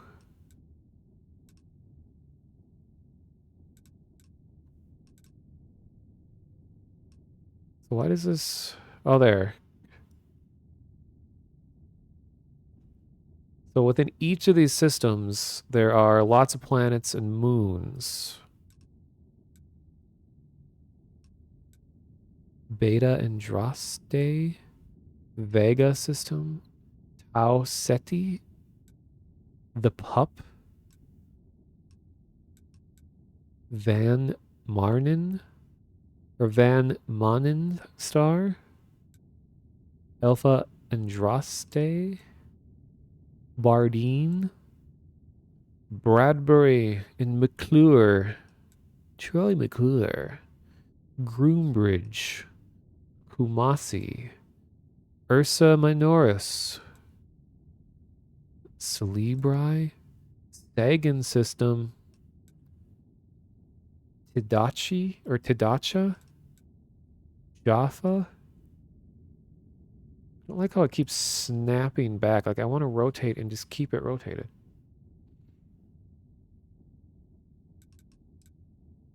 Zeta Afuichi, Feynman, Obram Proxima, Sakharov. Well, that's a lot of them. I don't even have a ship. Okay. Gotta look through all these things at least once. So you receive a skill point every time you level up. Each skill also unlocks a challenge. Each skill also unlocks... Okay, complete the challenge and then spend a skill point to rank up the skill. The top row represents basic skills. The rows below are locked until you have spent a minimum number of skill points in that category. The closer star is called Proxima Centauri. I think I saw that one on here as well. So, for my own future reference, and so I can look back at this VOD, I'm just going to scan over every skill. I'm not going to read all of them out loud. It'll be another hour. I'll just say what it is, not read. So under physical, we have boxing, fitness, stealth, weightlifting, wellness, Next tier is energy weapon dissipation, environmental conditioning, gymnastics, nutrition, pain tolerance. Physical, third tier, cellular regeneration, decontamination, martial arts, concealment, neuro strikes.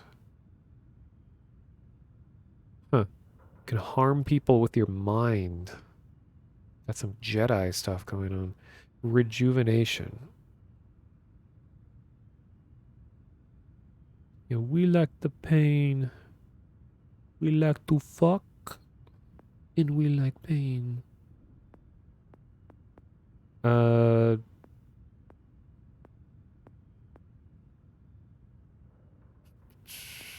Just seeing what these do.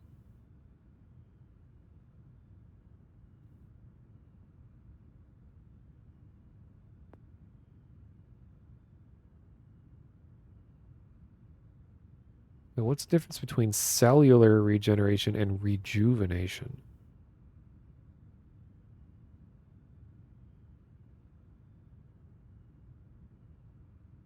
Huh. I guess one is related to breathing and one's related to recovering from injuries. Interesting on the martial arts symbol has a snake. Oh, then each one of these has skills. Okay. Secretly a Cenobite. Heard of that before. Social. So we got commerce, gastronomy, persuasion, scavenging, theft. Deception, diplomacy, intimidation, isolation, negotiation, instigation, leadership, outpost management, manipulation, ship command, and xenosociology.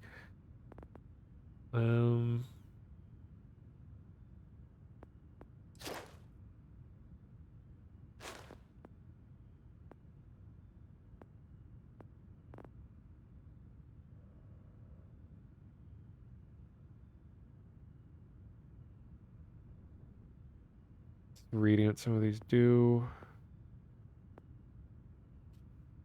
Isolation. It's so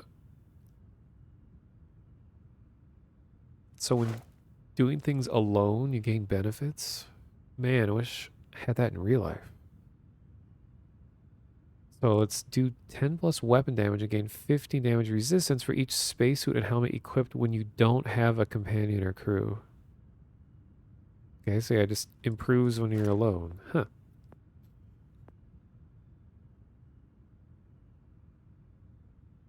Cool. Combat. Ballistics. Dueling. Oh, that's the melee specialty. Lasers. Pistol certification. Shotgun. Demolitions. Heavy weapons. Incapacitation. So you can just knock someone out. Particle beams. It's an exotic weapon type. Subjecting a target to multiple forms of damage. Huh. Rifle certification, marksmanship, rapid reload, sniper certification, targeting, armor penetration, crippling. Specific targeting, pressure points, and nerves of various limbs can disable an opponent, limiting their combat effectiveness. Sharpshooting. What would be the difference between sharpshooting and targeting? Targeting is Oh, your ability to aim while shooting from the hip. Then we got science. So astrodynamics, the grav jump one, geology, medicine, research, surveying, botany, scanning, spacesuit design. With a basic space, we can protect one from a vacuum of space. It takes specialized design to withstand the rigors of many alien worlds. You can design the suits? That's cool.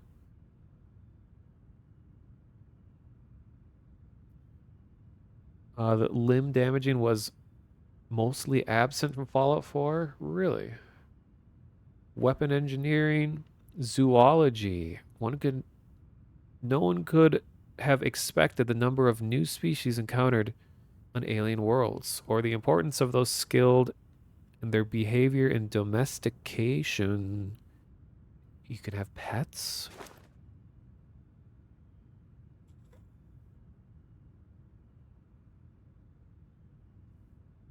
My allergies are making me sniffle. Uh,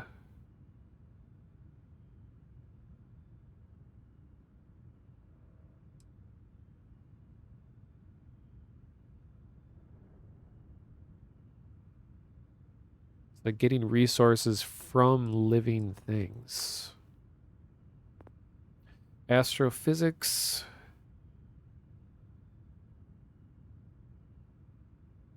Interesting. Chemistry. Outpost engineering.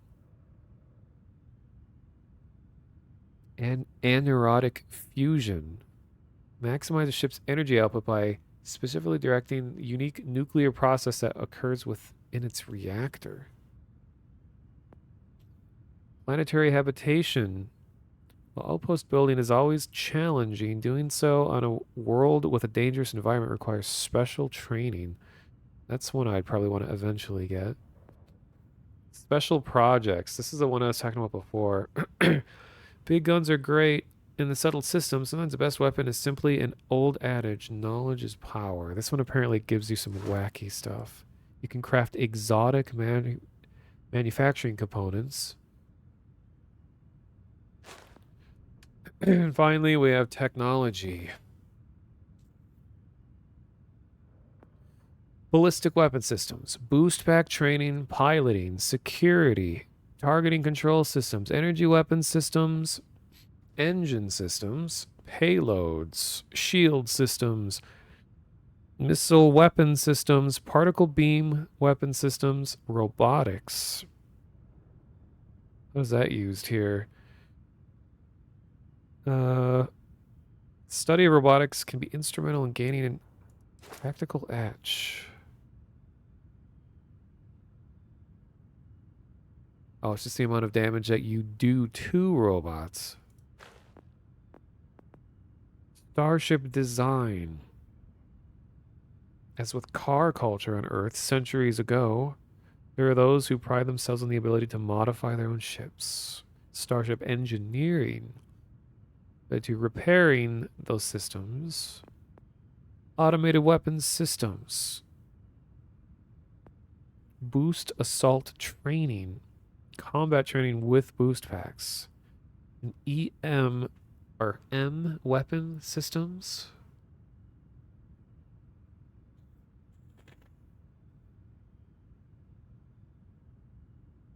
All right, well, that's all of that.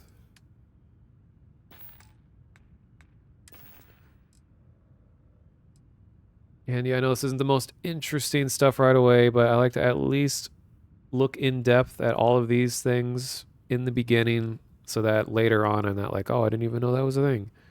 Really appreciating the way all the weapons and stuff look in this game. Love the design. This is the welding laser. This is like peak substance painter right here. Exactly what substance painter does well is making paint look chipped off of metallic things.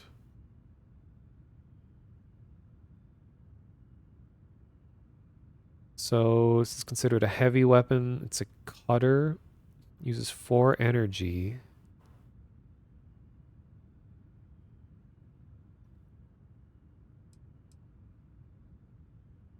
So here's my super suit.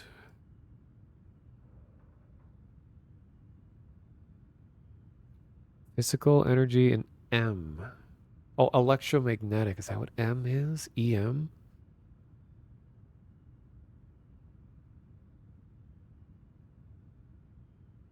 So I'm guessing that just these stats have to do with sustaining damage. So it has like high physical resistance, this medium energy resistance, and high-ish EM. Thermal, airborne. So this is protection against just the elements. So heat, airborne, I'm guessing like diseases. Corrosive, like acidic stuff, and then radiation. Be the first game where cosmic radiation matters? Perhaps. So then you can customize the pack that you're wearing on your back. So this contributes to the same stuff, it looks like. To damage resistances and environmental resistances. I don't have the helmet yet. Oh, so this is just like the utility undersuit thing that I'm wearing. I like the symbols. Looks cool.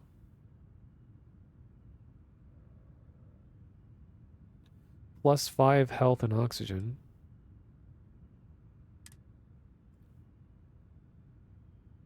This is like a medical injector.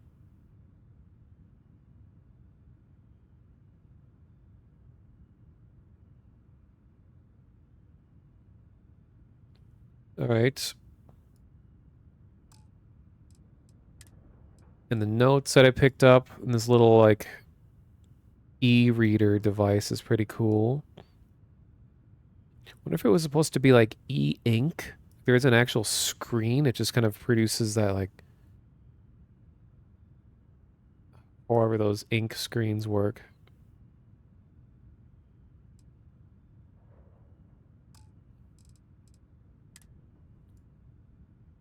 Ooh, I love it when you can just look at the raw resource. Got beryllium, neodymium, 0 wire. I can inspect further. Let's just full screen inspect. Cool. And it can sort by different things. Okay, miscellaneous. Man, just like modeling all these things must have been fun. Neodymium, I hardly know him. Yeah. But considering this is just a miscellaneous thing, I assume you can't use this as a like lock breaking thing. It's just, does it tell me what it's made of? Like, am I going to scrap these things? Circuit board, fire extinguisher.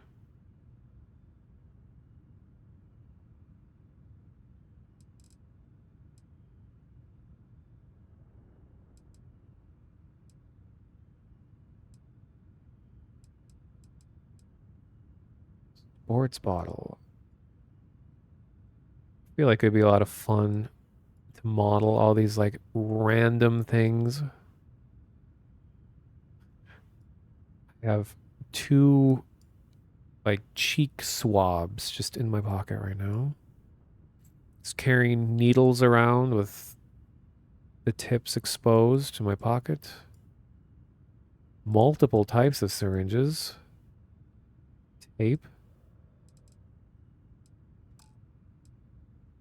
Or just everything at once. Okay, so mass is my carrying capacity. And they have 165 credits. And there's nothing in the bottom left yet. I assume that's going to be my ship.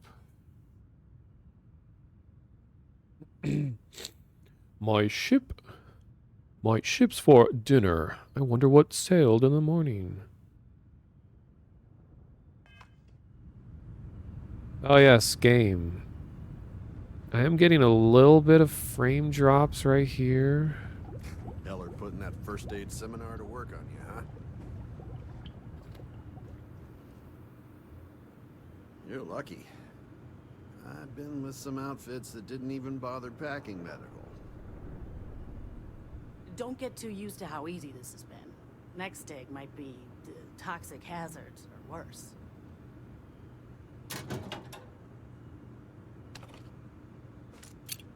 Just a ping pong ball sitting by itself.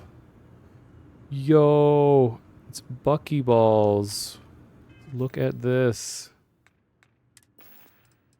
I mean, they all had a bunch of different names. Great, can I sort by recently added? Value, weight, name. Oh no, that was such a useful thing, and I think it was in 4. Fallout 4 and 76 also. You could sort by how recently it was added in your inventory, but I don't see that here. Is it always going to be alphabetical? Or just sorted? Oh wait, new items at the top. Okay. Spoke too soon. Nice. Look at this. This must have been fun to model.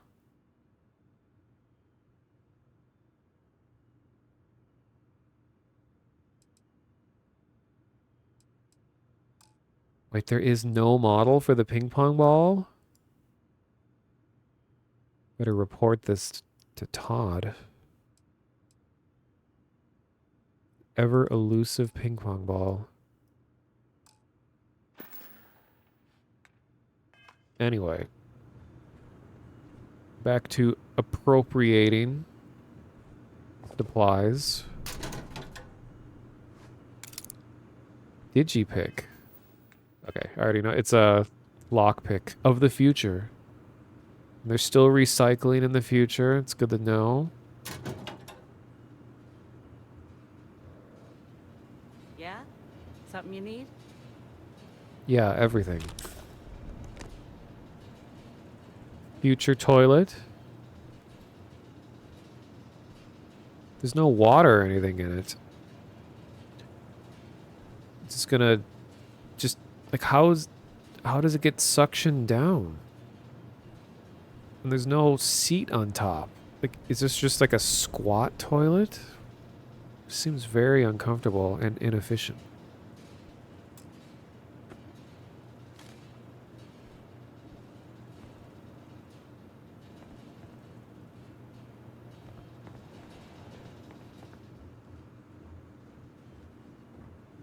Take care of yourself out there. Soap dispenser. I can pick up... Oh, this is what suits look like when they're on the ground, I guess. Busy. Anyone else It's an with bombs? entire, like, case.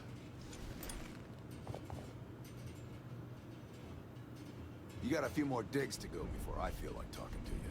Wow. I was trying to get through my shift. What? Ah, I'm working. Doesn't look like you're working. Not interested. Whatever it is. So I just picked up a suit?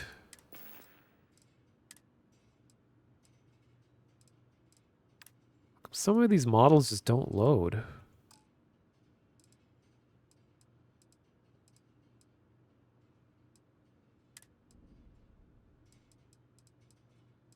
They find a bug already? It's like the screen...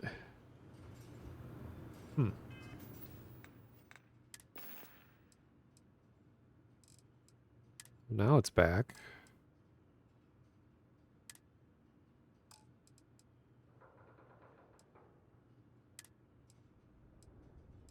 Oh, got a Argo's extractor suit. So it's a little bit lighter, slightly less resistance. Fancy. Busy. Talk to you later. Take my advice and pack your own suit next run. You always want to be the one choosing the problem. Yeah, I already got an extra suit, so I can pack one. Let's put soap dispensers around. You bring your own water and seat. Injector. Treats brain injury, concussion, heat stroke, hernia, hypothermia, lung damage, poisoning, radiation poisoning. These showers? It's like chemical. Oh, these are like the, yeah, chemical treatment things. Like if you're on fire. Or you need to wash your eyes out. Anyone ever have to use one of those in science class? I remember seeing them around all the time. You got somewhere else to be?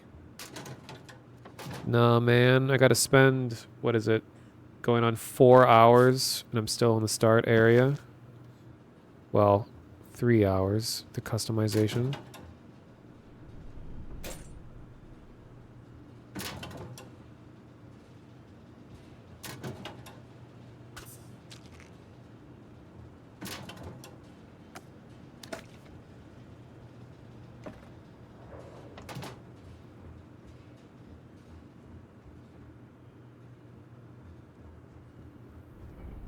That's a face washer. Don't shit in it. It's good life advice. You fitting in okay? Mining crews ain't the friendliest, but they're good folks. Trucker hat. How grade rheostat?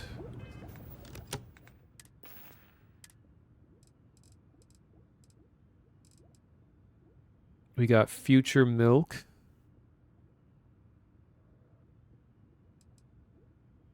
Future granola. Cool. Injector. I love the way all the products look. Medical injector.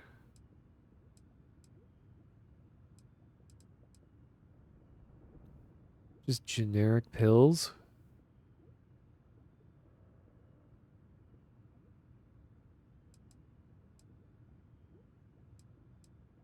Space trucker hat. How grade rheostat. Uncommon manufactured component. This item can be used as a crafting component. Wow. Grabbing pills.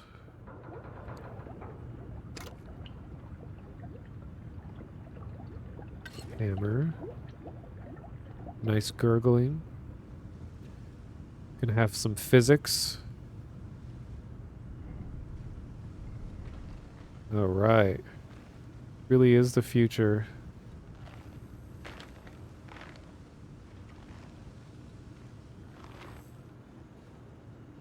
How do I just walk?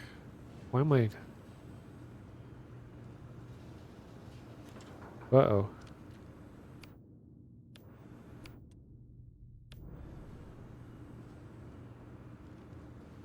Did I accidentally toggle run?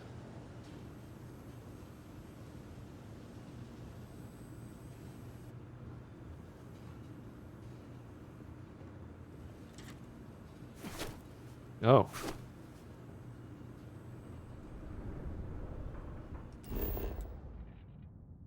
I'm gonna check. Yeah, sorry, this has been a terribly boring start because of me. I usually don't stream things that are so, like, so big. Just want to see, what am I missing here? So, control, where's the key bindings? Oh, bindings. Throw grenades, G. Activate E. Stealth is R. Oh, sheath weapon power, Z. Hand scanner and flashlight is F. Power. Okay. Sprint. Sneak is control. Okay, hold to run. Toggle all. Okay.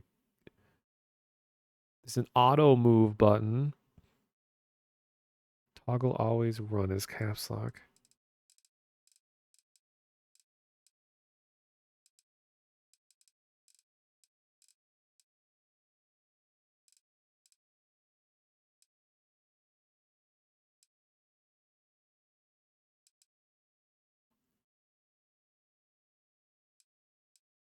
thank you, Strawberry.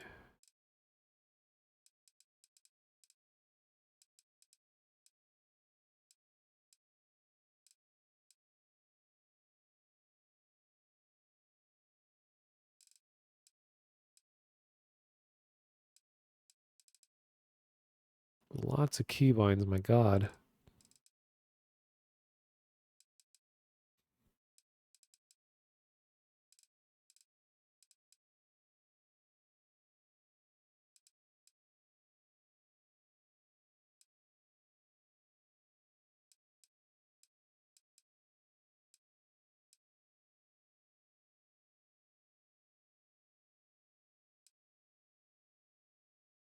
Thank you, Alu.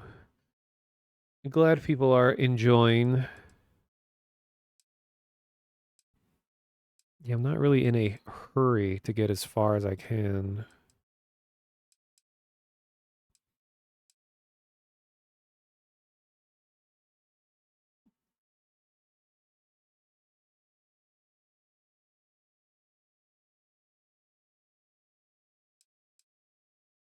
Gosh, so many keybinds. Good lord.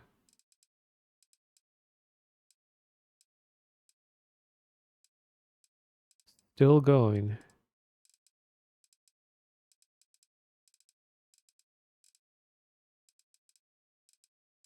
think that's one of my big complaints about. I think it's just a Bethesda game thing in general, where it's just there's so many different keys for things. Like UI has never really been their strong suit, I feel like, because it's more designed for controllers, it seems. Like when I play 76, it's like I have to remember so many different keys to just do basic menu navigation.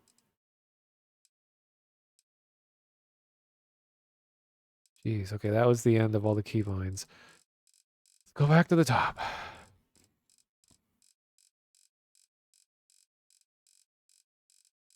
Still going.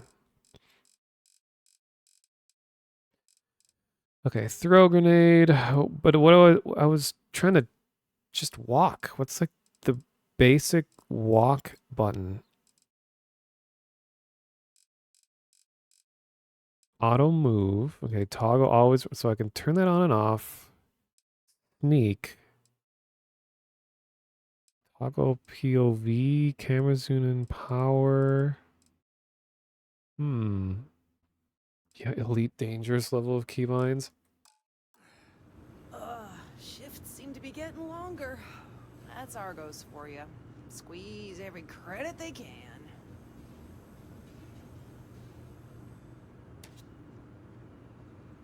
Okay. So I can at least RP walk. Here's an important thing. Busy. I didn't ask you. It's an important thing. Yeah? See this guy? You alright? Need some coffee or something? Got a packet around here somewhere. Bitten sandwich. Hey, that was my sandwich! And...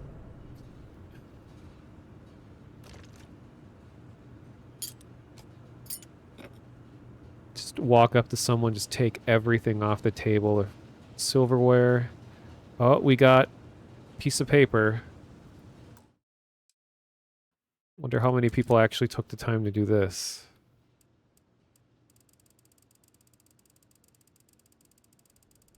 Oh, it's all readable too. These experiments are ARD something gathering data not to be used in official public documentation. Only two factors for smooth flow of parts. No push, big push, stop waking when stop working when so hungry after next month. Follow through with third EXP. Don't make the same errors the first two researchers made. Okay, I'll get a picture of this. It's worth taking screenshots both ways. I don't know where the other one goes. Huh. I can't pick it up, so it's just always there.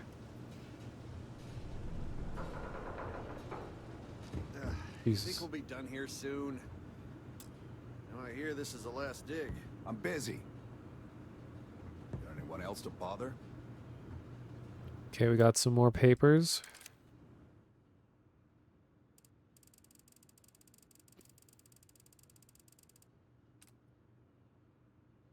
It's all readable too. It's high enough resolution.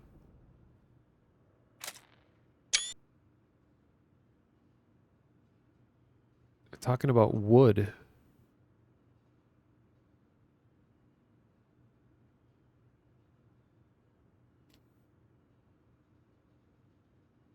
Get a picture of this.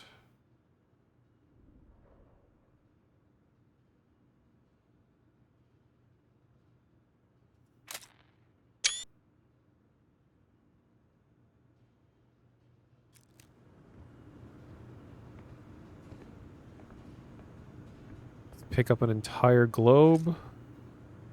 You got a few more digs to go before I feel like talking to you. Jesus.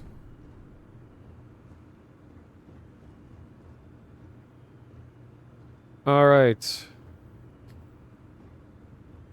Wait. Geode.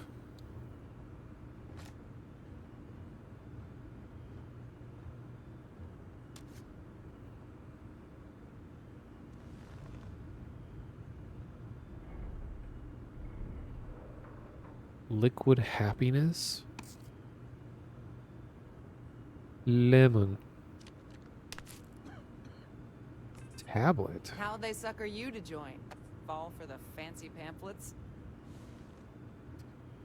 Watched my pack phase into existence. Supervisor's log supplemental. Still day 2 of Argos Extractor's Vectera dig. Restart collective claim ID Beta 7548 Alpha. As far as anyone knows, this is just another ore run. Vectera's got enough mid-level veins to keep everyone working and not asking questions. I've told Heller everything he needs to know, which is pretty much everything I know. And this is another one of Barrett's special orders.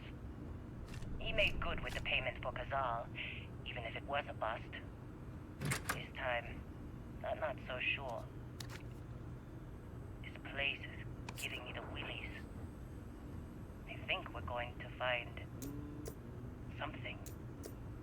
I just have no idea what it could be, or why Barrett might want it.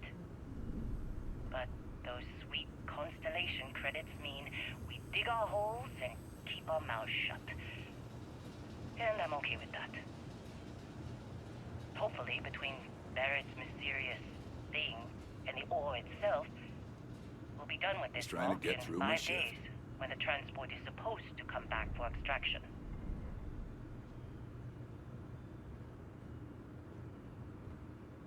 All right. Pick up a second cutter. Lynn sure seems to like you. Guess she would know, being the boss and all. How much weight do I have right now? Wait, what's my shortcut to inventory? Is it, I'm already almost overweight capacity. Anyway, progressing the story. All right, Dusty. Airlock. Put your helmet on. What helmet?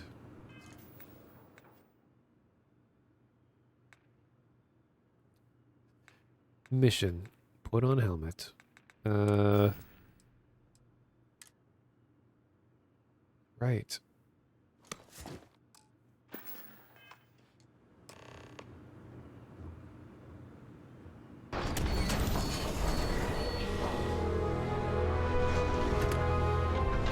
Ah.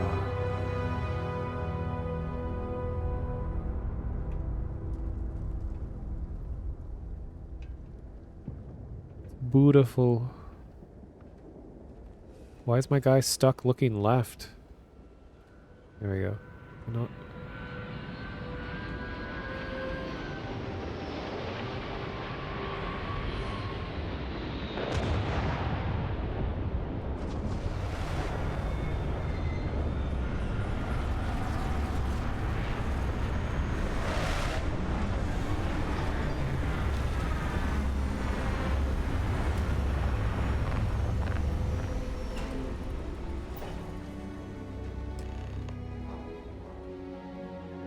All right. This has been a good run.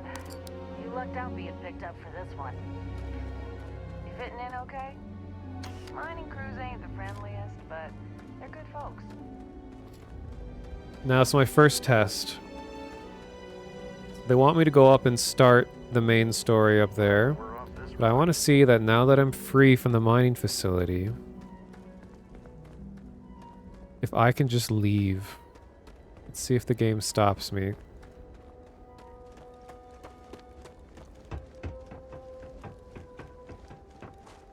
None of this is my business. I'm going home.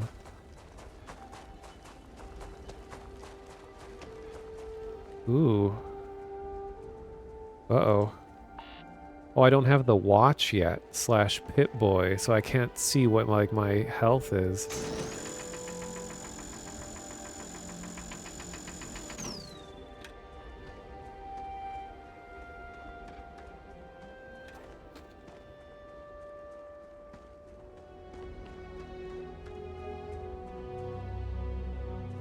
Cool looking structures.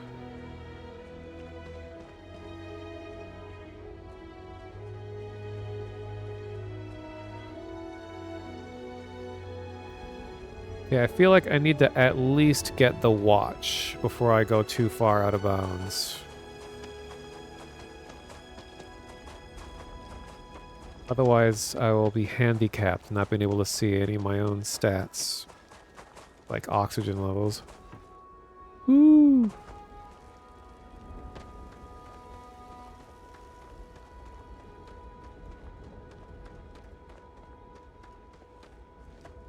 What?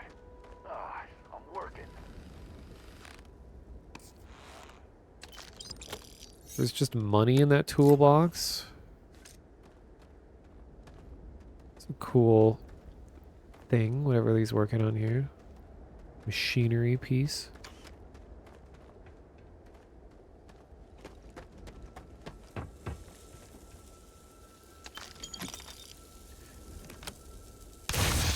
Ow. There's a workplace safety violation. I'm going to sue.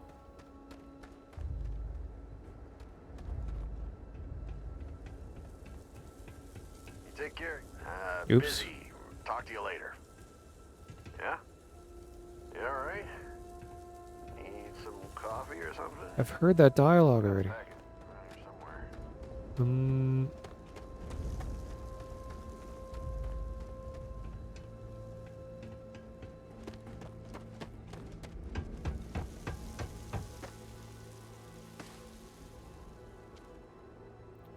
Oh, there's like a ledge grab. Was that always in the game? Or in Bethesda games? This? That's really convenient.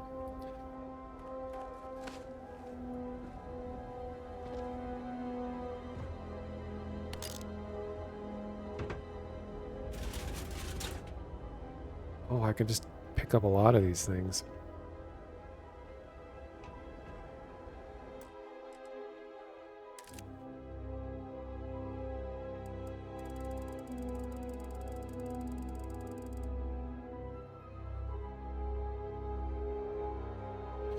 Look, I know some of you people think these safety protocols are a joke. Well, they are not. We could all die. Follow protocol. Safety drill soon.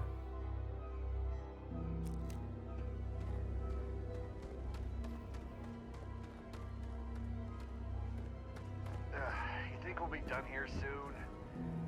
Oh, yeah, this is the last day. Really like the look of this facility.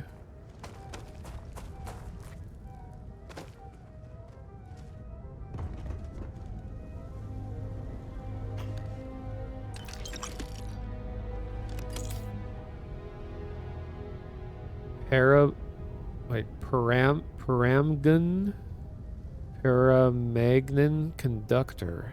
Rare manufactured material. Getting all kinds of free workplace stuff.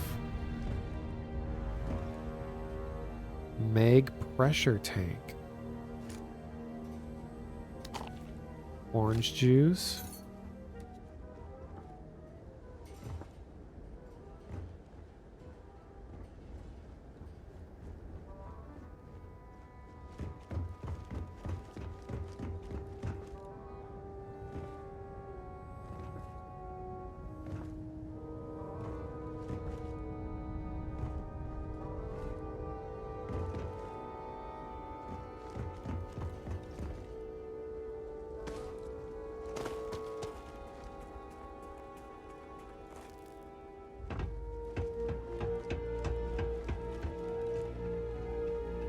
I'm always a fan of just future box. Like all it is a thing that's used presumably to contain other things. So you get a lot of creative freedom to just be like, how do we make a box look interesting? Like it's from the future.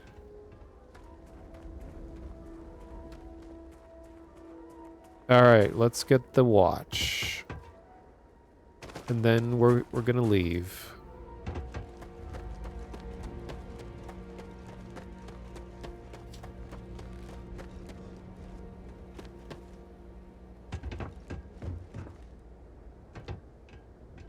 Cool looking thing.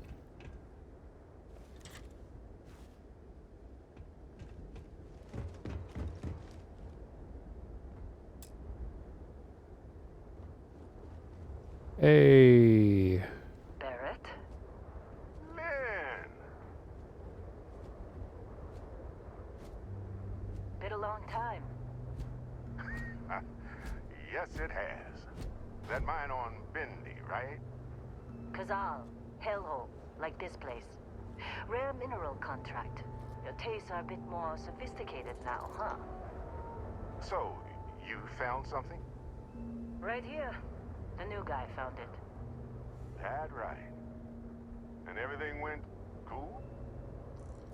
Just like grabbing those minerals on Bendy? Kazal, and no Barrett, not cool. He passed out after the extraction. Woke up saying all kinds of nonsense. Ah. Is that right, cowboy? Went on a trip, huh? How would you know about that? Well, you could say that the infinite possibilities of the universe are full of everything but coincidences. Can I ask the same thing twice? Well, you could say... Okay. I'm fine, nothing to talk about. All right, little disappointing, not gonna lie, but reveling in the weird of space isn't everyone's idea of a good time. I get it. Look, just hand over the credits, and I'll be happy to never see this thing, or you, ever again. That's why I like you, Lynn. All business. Barrett, the scanners on the frontier are reporting a ship coming in hot from orbit. I really thought I lost them. Barrett?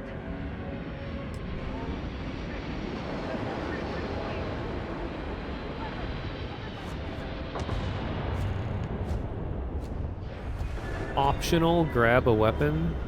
Nah, not my job, bro. I'm gonna hide.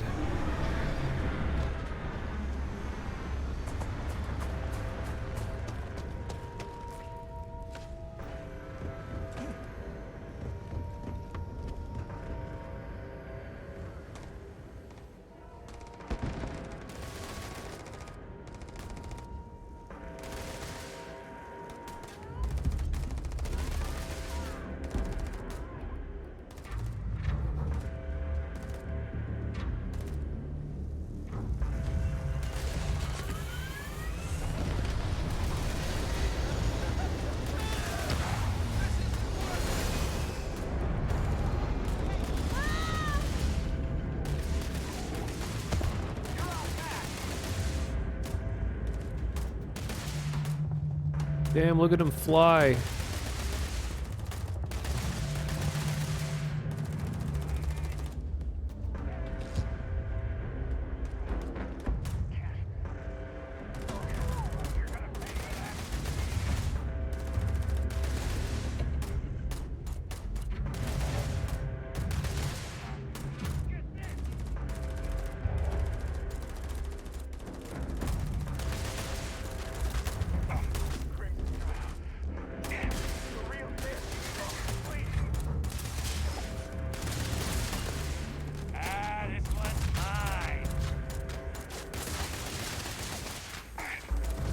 Ah! No! Come on, guys, back me up.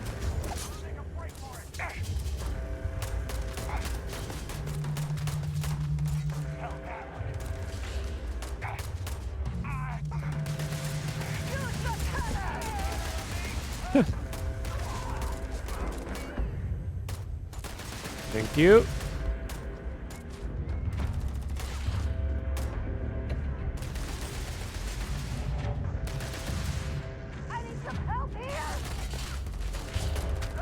I like how they're fighting with mining lasers.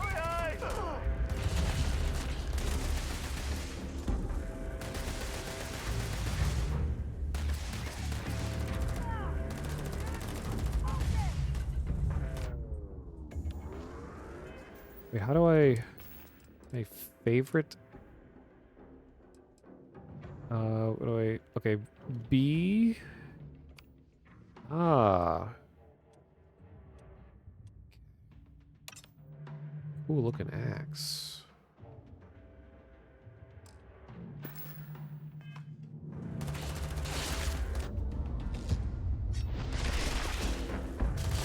Ow.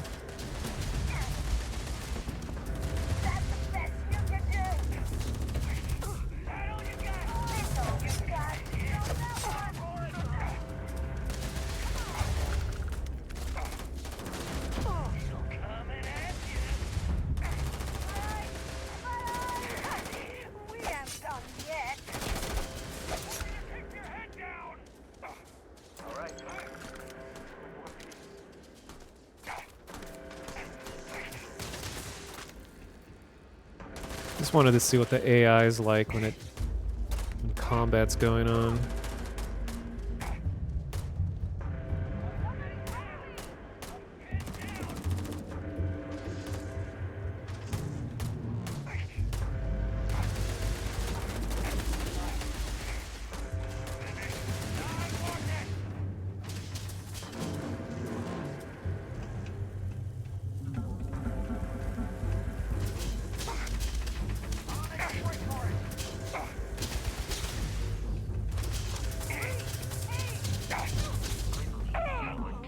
Cool looking suits.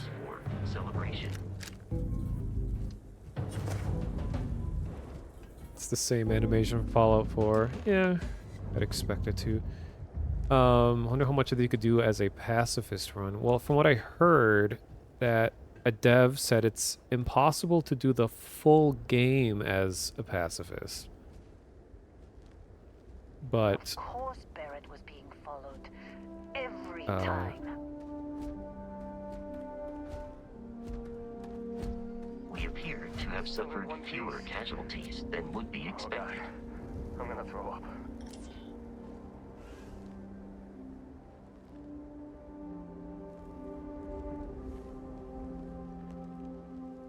Hey, you did good there.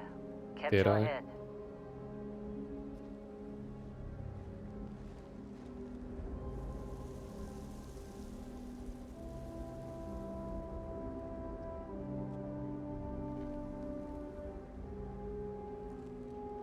Don't let your guard down. Could be more. Did I not talk to him?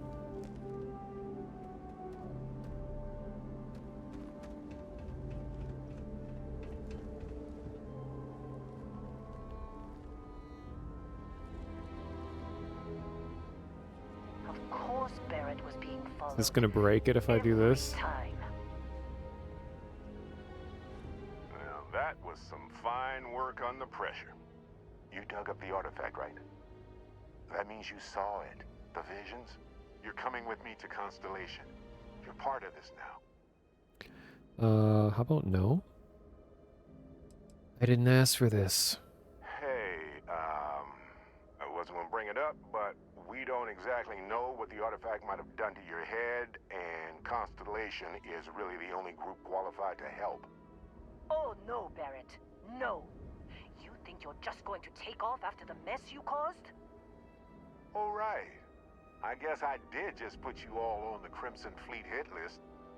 How about I stay and I send your Dusty here in my place? I know, but he's not some miner anymore, Lynn. Soon as he touched that rock, something changed. Don't tell me you can't feel it. Fine. It's a deal. Get out of here, Dusty. You're on to bigger things. Dusty. No way. Not my job. Don't you get it? You don't have a job here anymore. You're with those explorers now. Like it or not. No. Just go, all right? Figure out what happened to you when you touched that rock. Well, now that that's settled. Vasco, get him to the lodge. No deviations unless absolutely necessary, okay? Protocol Indigo. Indigo. Again. Very well. Oh, and hey, take this. You'll find it very useful out there. And it even tells the time. He said the thing. It even tells the time. I like that line delivery. Hey, look at that. The watch fits you perfectly. Now, questions?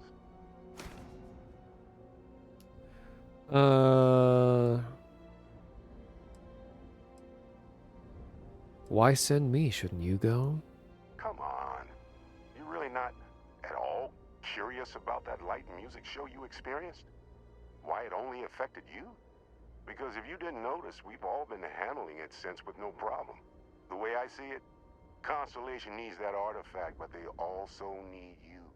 This mystery is only getting bigger each step we take. And you're part of it now.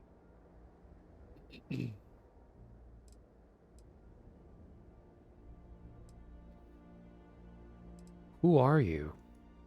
See, that's the problem with the settled systems. Too easy to take everything for granted. While everyone else is busy playing politics, we're the ones braving the unknown, charting the vastness of space. Without us, the galaxy is just a big room with the lights turned out. All right. And Vasco, don't let him break my ship.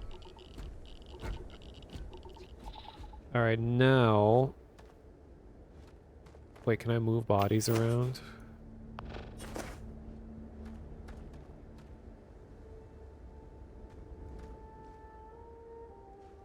Yeah, the robot's awesome.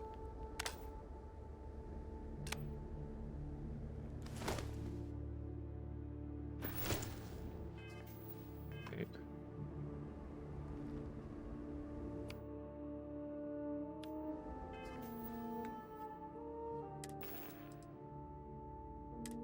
So I picked up some weapons. Maelstrom? So what does it mean if it has an exclamation point? Is something wrong? Do I not have ammo or something? Cool looking weapons.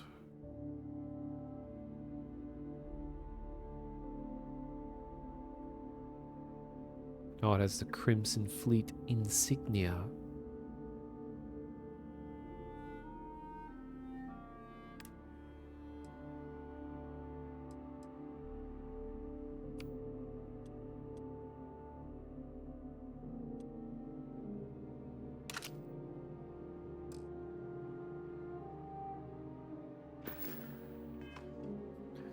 Now I know that it's going to have me leave the planet as soon as I go into the ship.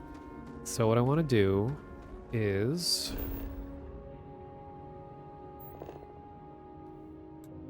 Okay, so there's nothing marked as being in this area. But what happens if I just keep walking north?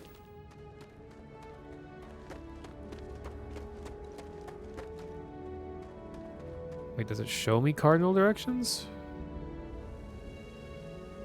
So I assume the square is north?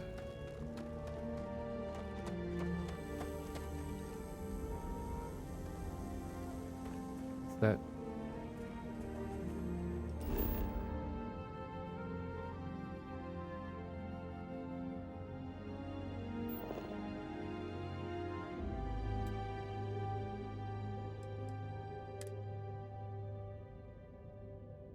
Oh, okay, I'm facing south.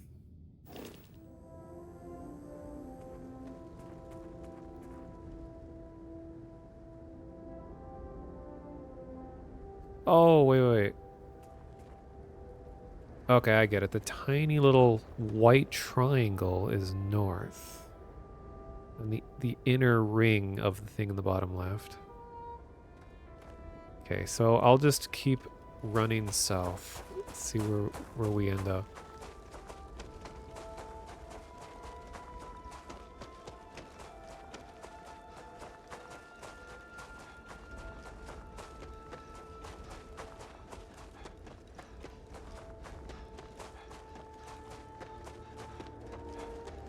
Environments look pretty cool from what I've seen so far.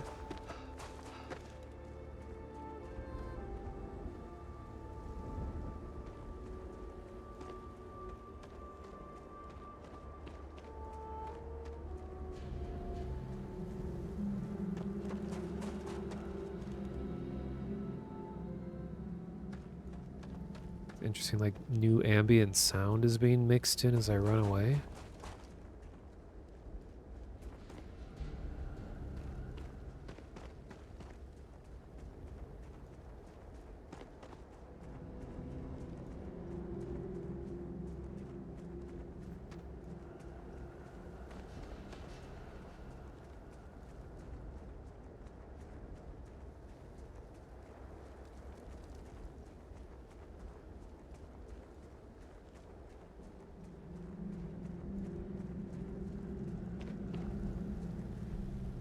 Treasure.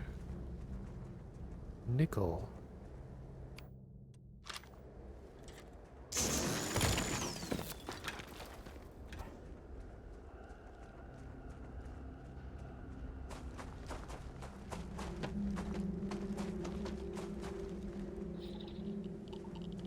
Radioactive gas.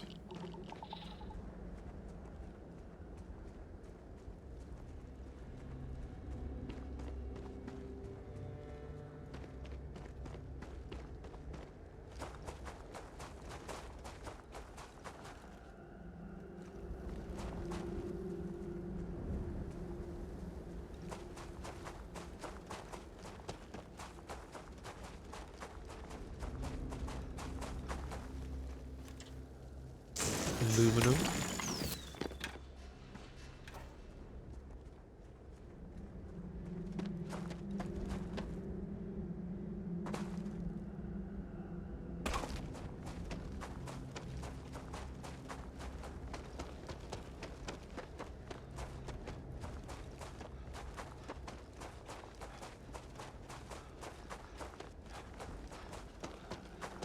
Glad you can run quite a ways before you start, your stamina starts getting too low.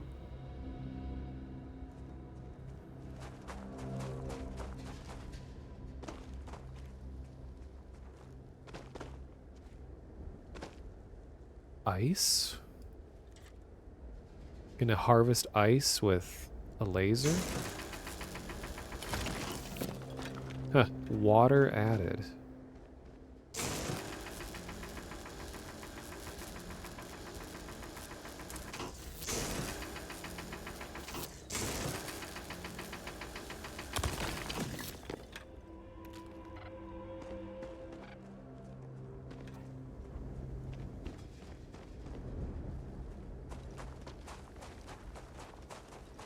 Well, I'm still going south. How far out am I?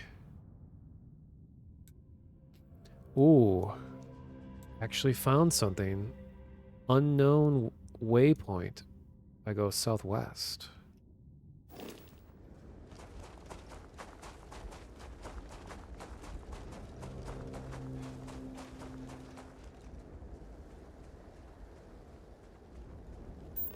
Oh. Should have been using this. Scan creatures, minerals, and plants. Each unique item scanned progresses your survey data of the planet. Oh, completed survey data can be sold for credits. The scanner mode also unlocks additional features such as building outposts and using social skills like diplomacy and intimidation. Weird. So you can scan people to like learn about them and intimidate them? Is that what it's saying? The scanner mode also unlocks additional features such as building using social skills. It's kind of weird. So when I'm in scanning mode, I guess I need to be near something. Oh, here. Scanning aluminum. Okay.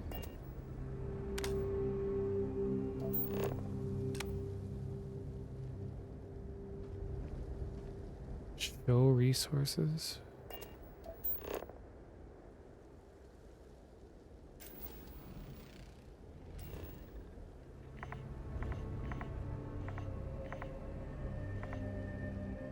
Huh.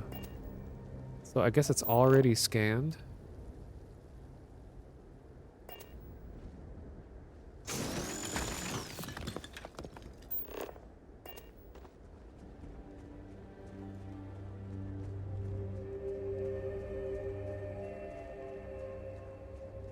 Wait, where'd my waypoint go?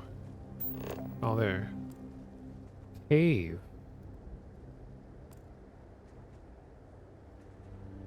Oh, and it can draw a line for you if you want it to.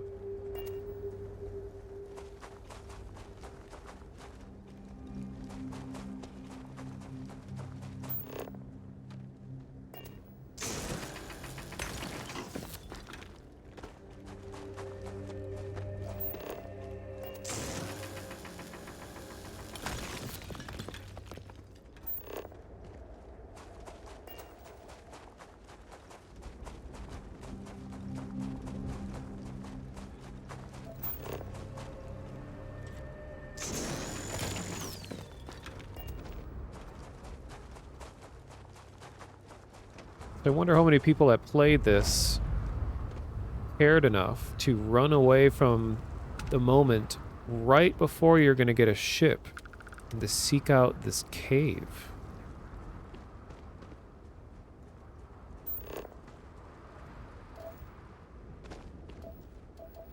I'm not going to worry too much about mining every resource I find, just because otherwise I'll just be doing exclusively that for a long time.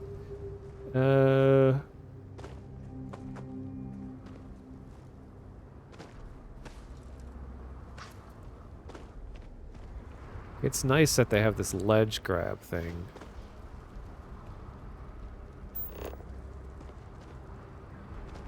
Where's the entrance? Aha. Well, here we go. First adventure.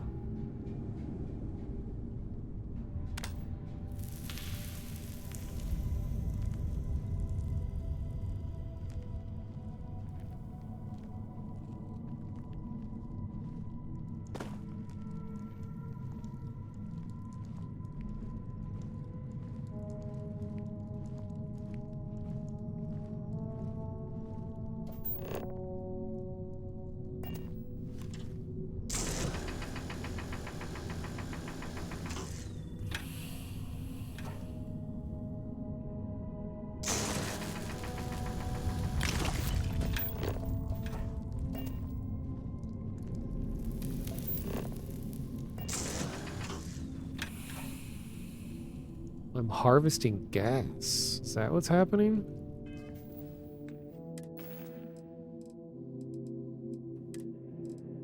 Oh yeah, or it's like a container or like a dust.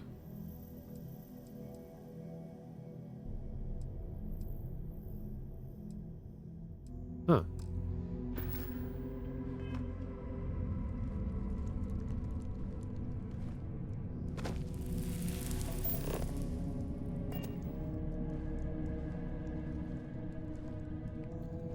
Can I raise the FOV?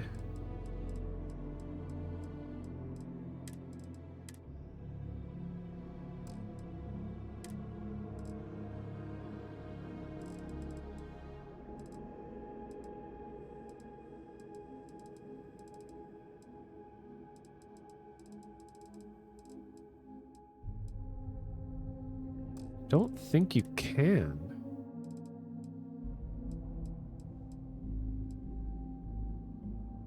Damage numbers.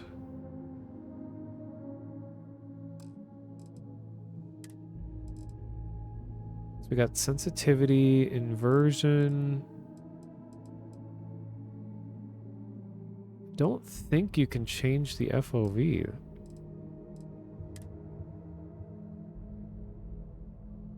Iron sights. Oh, toggle, okay. Well, that's bizarre that they wouldn't let you even adjust the FOV a little bit. Huh. Well, that's going to be a day one mod, I imagine.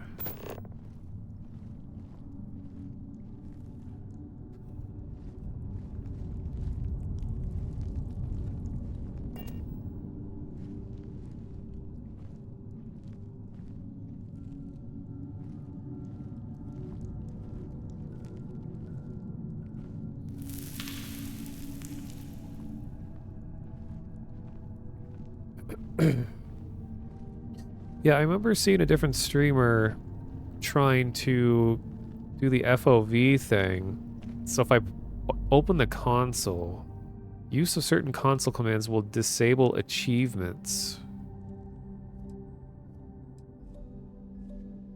So I can actually, like, the console's open by, or enabled by default, so. But, I don't know, I don't really want to mess with it. I think you can literally just type FOV and then what you want. Hey, it's a box. Toxin?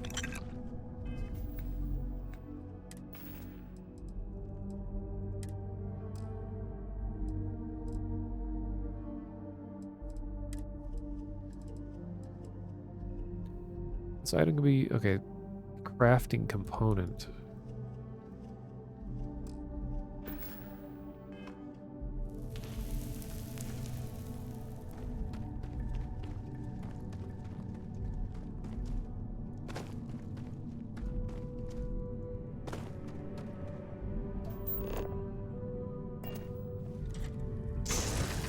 Cobalt.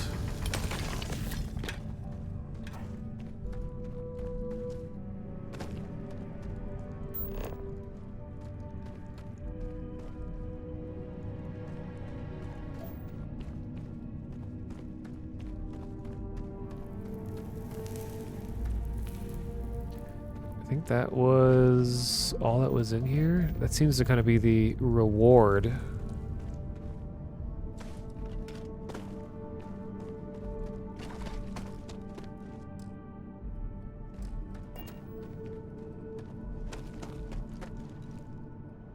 Well, that was a cave.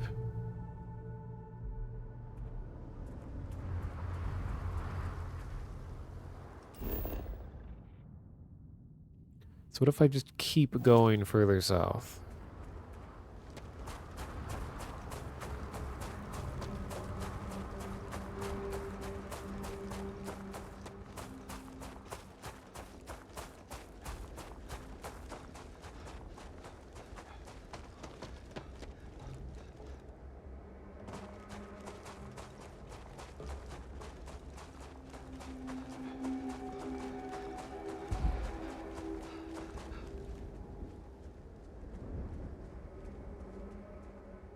CO2 levels are being messed with.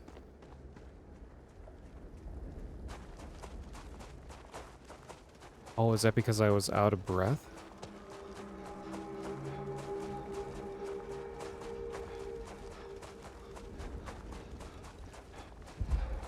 Oh, it is, okay.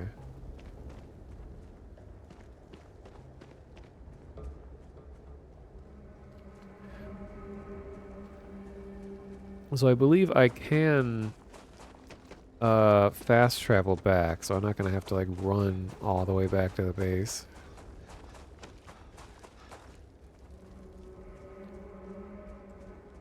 We should hit the controversial invisible wall.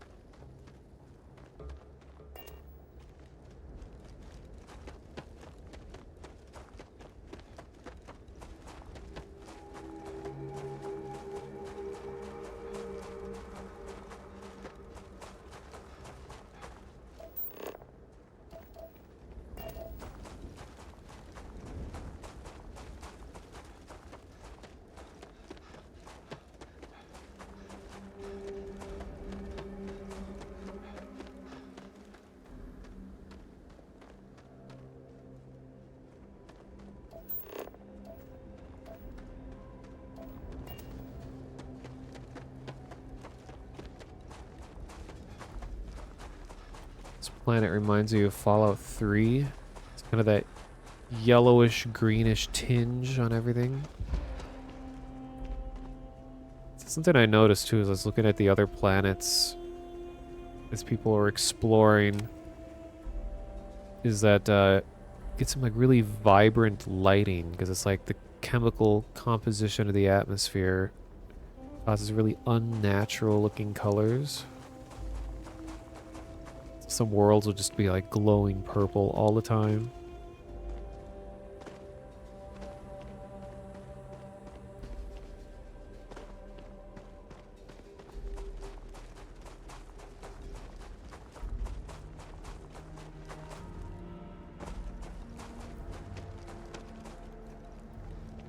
How far am I from... I am now 74 meters away.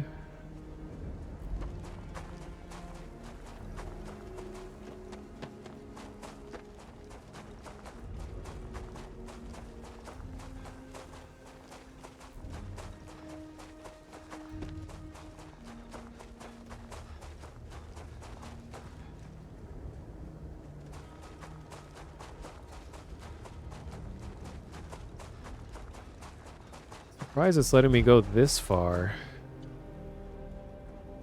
I saw this mountain and I am now climbing it.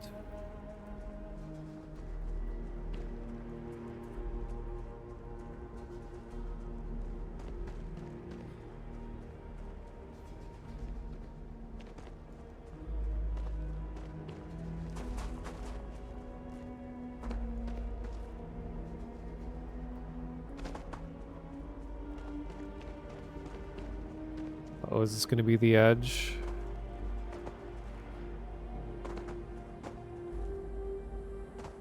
Got a sky room the rest of the way up.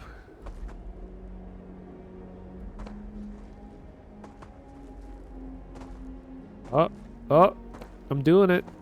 Nice. Alright, we're still going. And... more land. It's actually kind of changing in appearance out here. A little bit.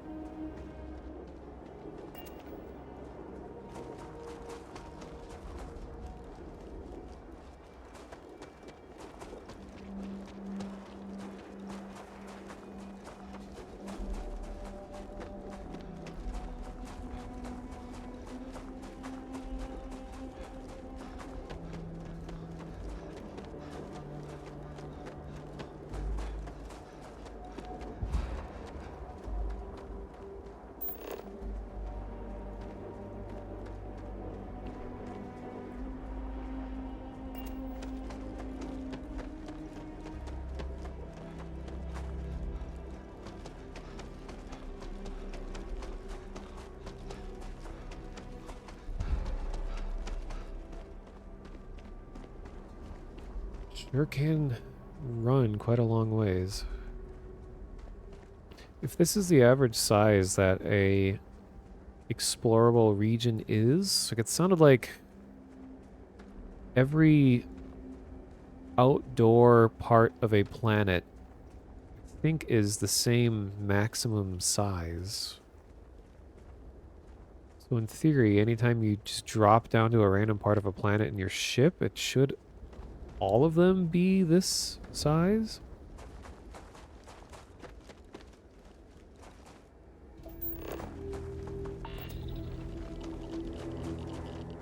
Alright, floating rock. Refund.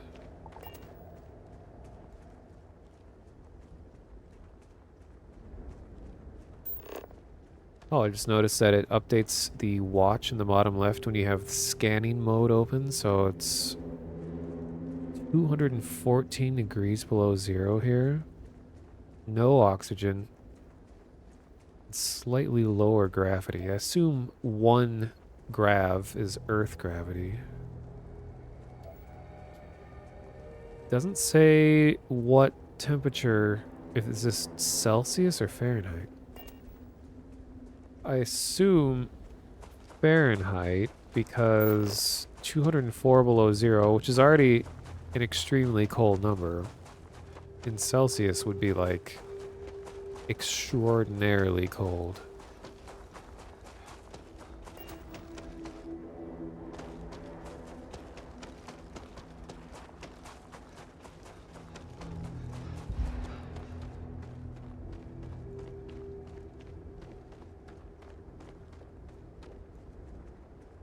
Wow.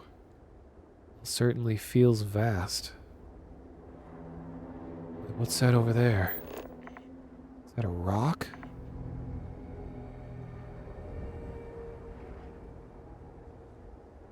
Yeah, right there. Wish I had some kind of like binoculars. Wait, what was that? Cannot place outpost extreme planet environment required. Wait. Stay on longer. I can't read it.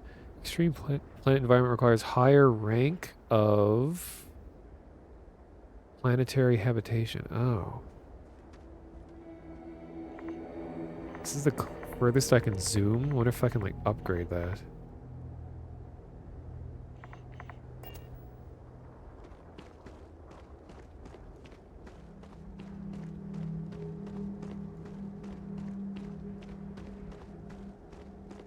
I know people are talking about like what the land generation is like.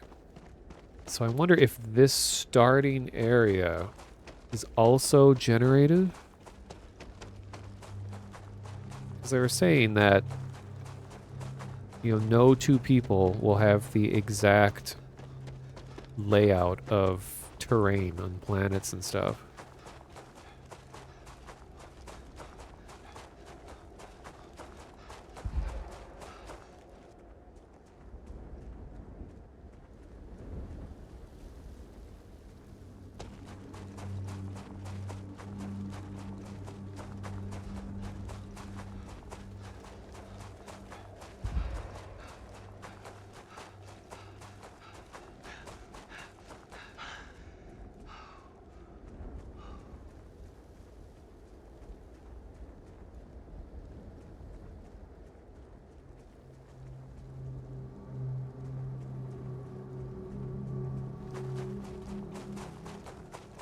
Just want to see what the experience is like hitting the edge of a region.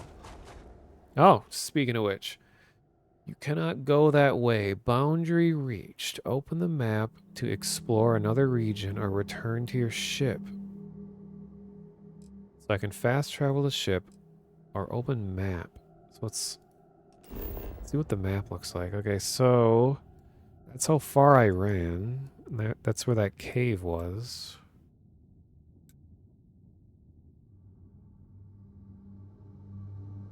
Okay, so the map does give you an idea of when you're going to hit the edge, because then everything's flat. But it doesn't let me go any further in the other directions.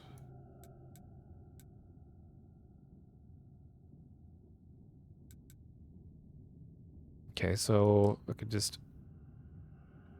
Wait, fast travel unavailable from this location? But it just said that I could go back to my ship. Oh no.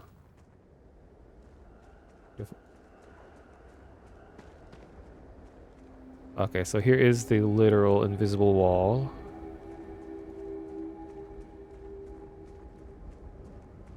So I hope that menu opens again. Okay. Fast travel to ship. Oh no, but I don't have a ship yet. Uh-oh.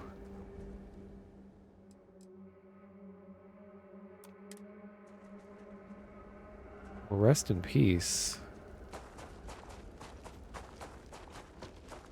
I could load save file.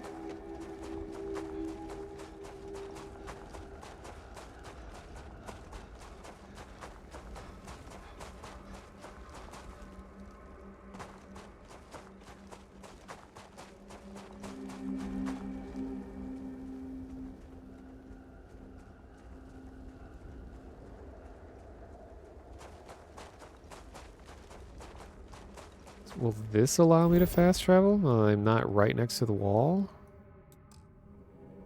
No?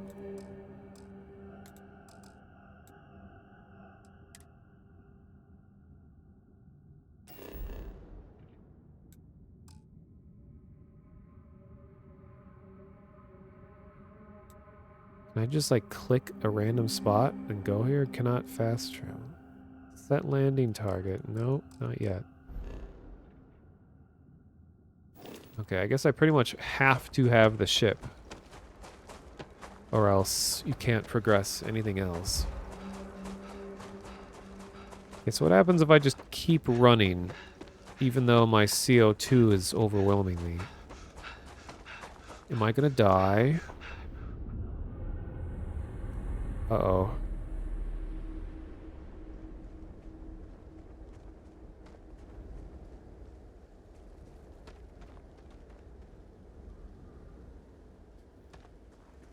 Interesting.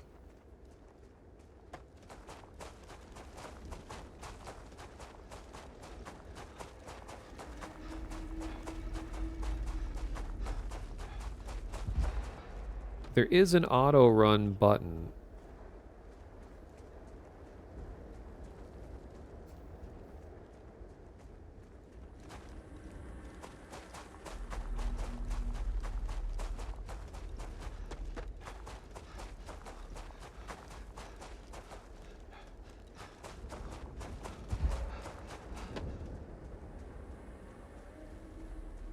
All right, so we learned about or we had the boundary reaching experience.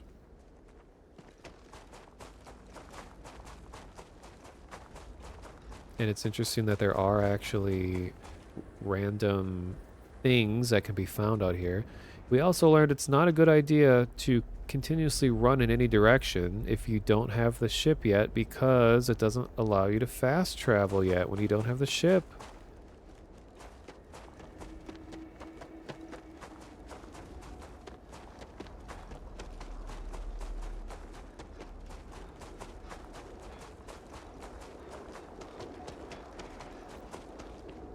So if I reload the save, I don't think I will lose anything.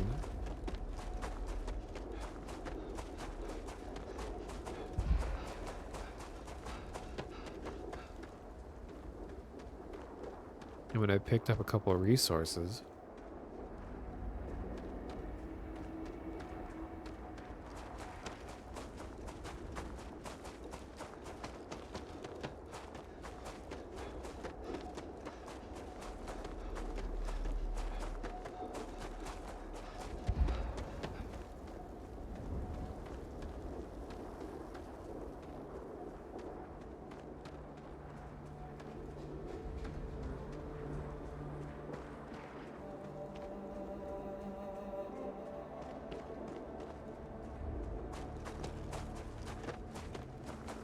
And I remember them saying that there are no land vehicles in the game.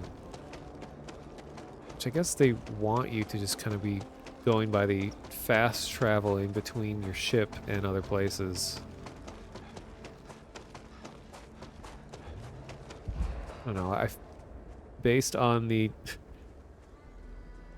or I guess technically 4 hours that I've been playing in my very limited area, I feel like land vehicles would be good to have if the spaces are going to be this big, but maybe I'll change my mind.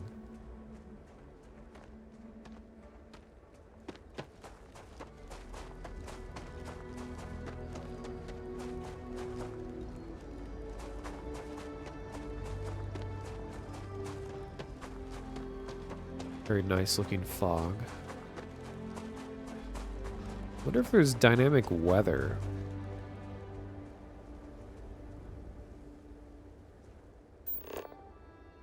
I don't think the time has changed since I've been here.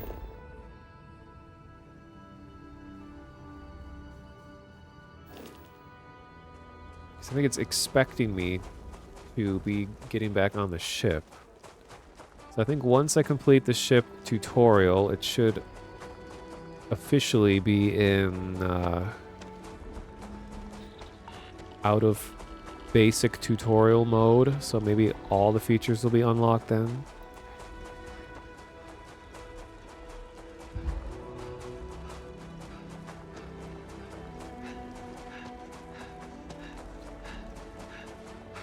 I think moving around too fast might have to do with generation system.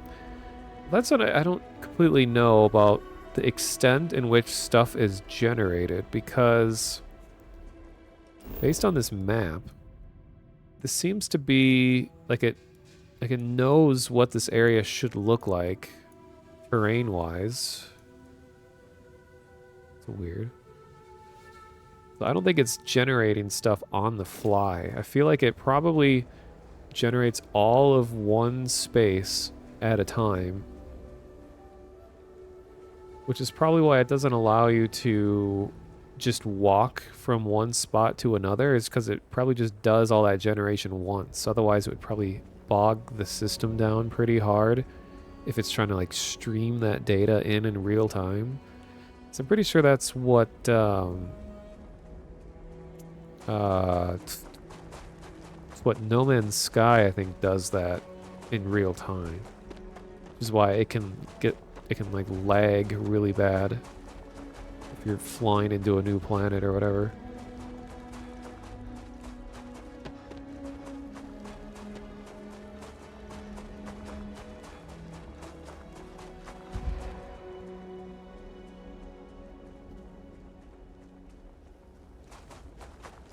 Oh boy. Running, running, running.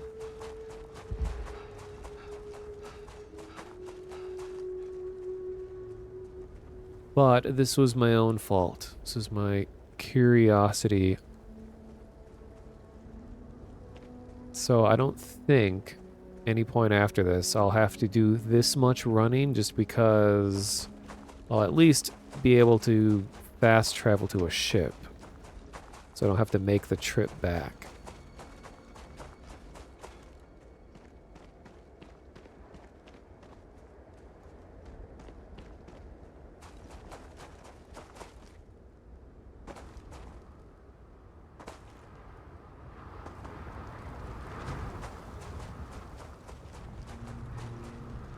Maybe I can bunny hop.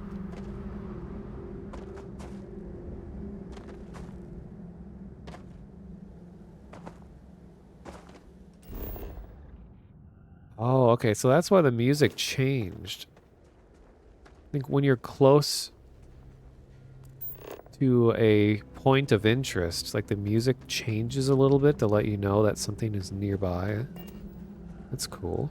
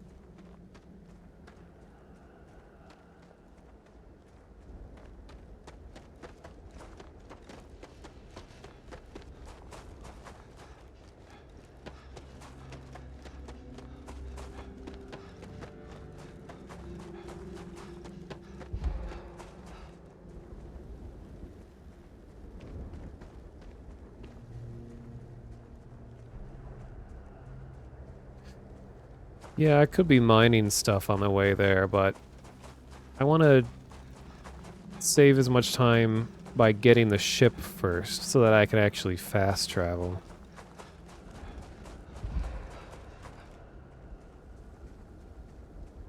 So I would be mining as I go if I had the fast travel target.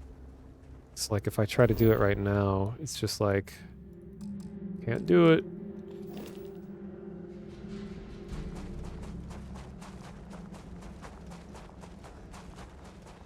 Finally, we're almost back.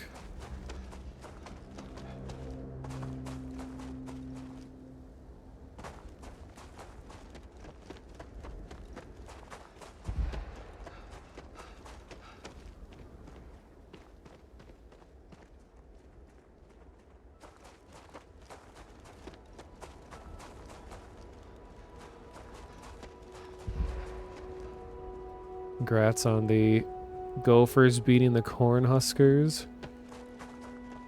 Well, I do know what those teams are, but I'm not sure what sport it is. Even though I live kind of close to the university, I don't really keep track of the university sports, but I'm glad they were victorious.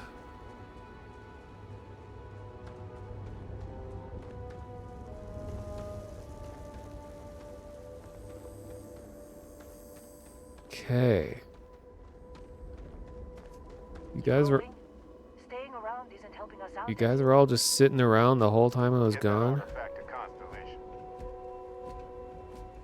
If I had to guess what sport I think it would be, football? Hey, I don't know how you kept your cool back there. All right.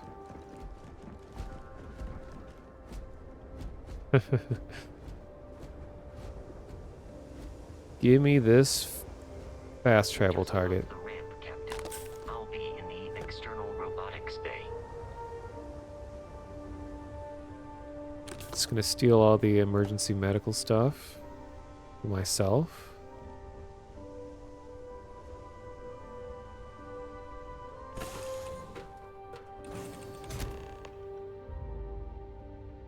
Captain, I assume you know how to fly a Class A starship.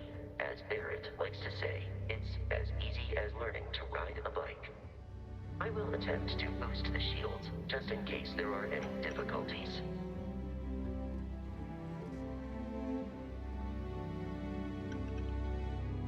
I love the art direction in here. It's so cool. It's gonna be lots of just little labels on everything.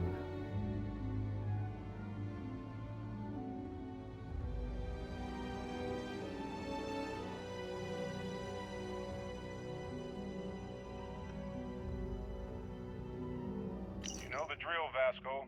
Protocol Indigo means no deviations, no distractions, no dalliances, in short, no fun. Unless, as strictly defined by Sarah, said deviations, distractions, and dalliances are completely necessary in getting this fine vessel, the Discovery-class Starship Frontier, back home in one piece. I guess I'm still technically borrowing it from Constellation, even if I have no intention of actually giving it back.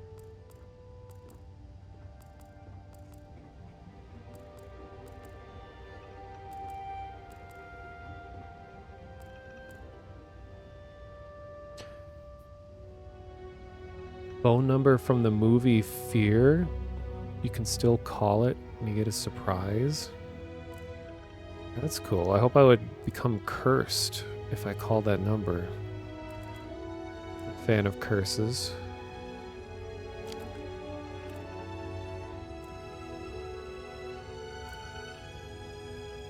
Gummy bugs. Meal pack.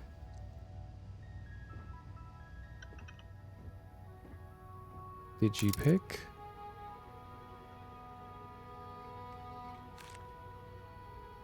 Chunks apple.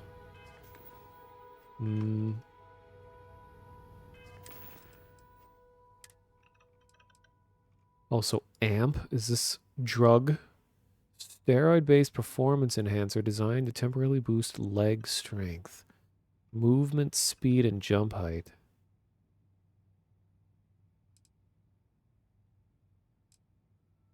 Here we go. Here's a Chunks product.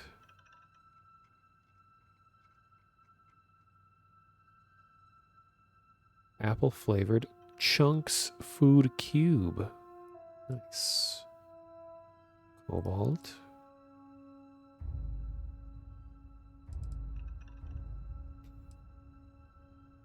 Like consistent packaging. Yeah, it's a Minecraft apple.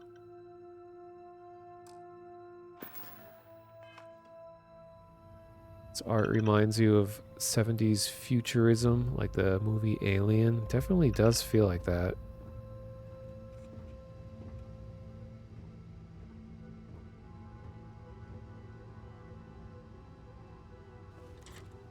Oops. We could take a look at...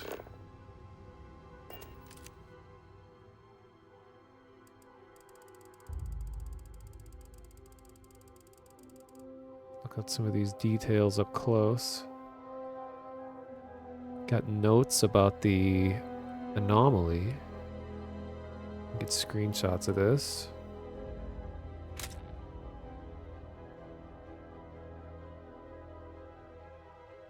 Look at the detail in this hat.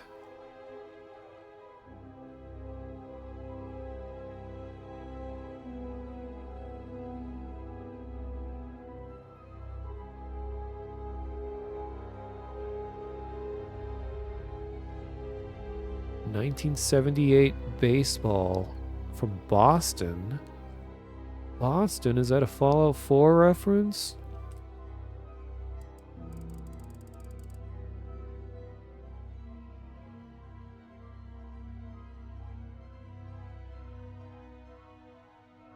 Sandwich recipe. Contains multi-meat. Lunar robotics. Accept no limitations.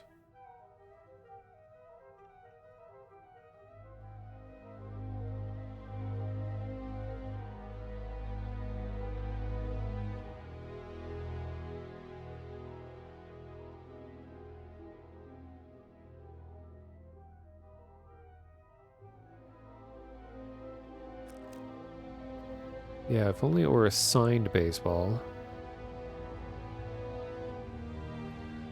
Puzzle cube. Oh, I can take the baseball?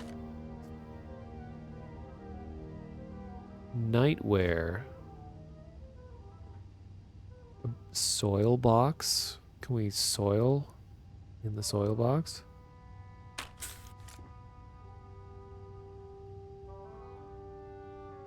Take the broken helmet.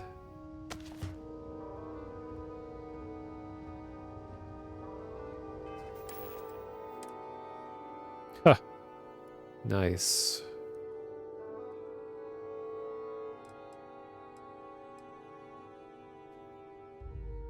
Curious item.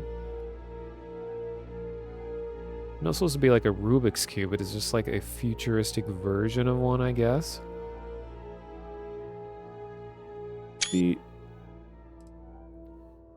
Here's the nightwear. Very fancy. Old Earth baseball. I'm gonna have the whole stand and everything. What happened to my face? No one knows. It's been through rough times.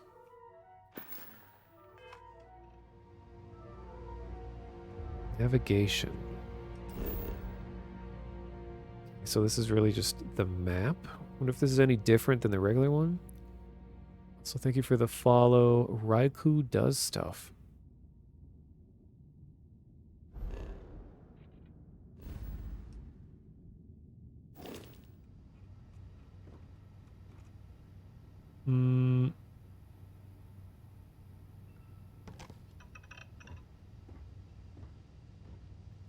So can I actually use this as the research thing? Research lab lets you discover new crafting recipes by completing research projects. Each research project requires materials in order to make progress. The materials needed can range from raw materials extracted from planets to organic substances extracted from alien creatures and plant life to manufacture components that can be made at an industrial workbench.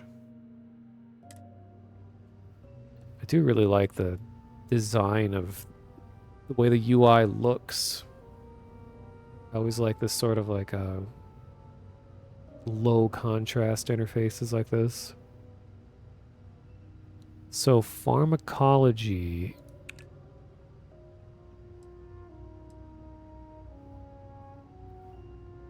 can research the speed increase drug with argon, tetrafluorides, and metabolic agent, or heal paste with aluminum, amino acids, and antimicrobial. Huh.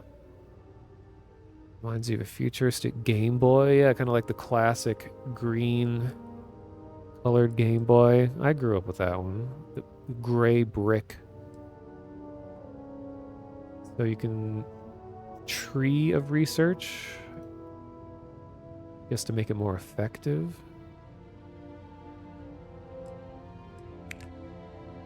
So food that can be researched, old earth cuisine. Made up of bread, meat, and cheese. Beverage from spice, fiber, and water.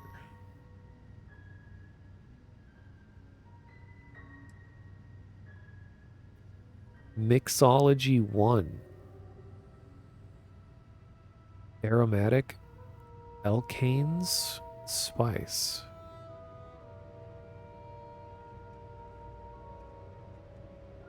Yeah, but what are the stats of these items? Doesn't tell me. Unless it's just like general progression.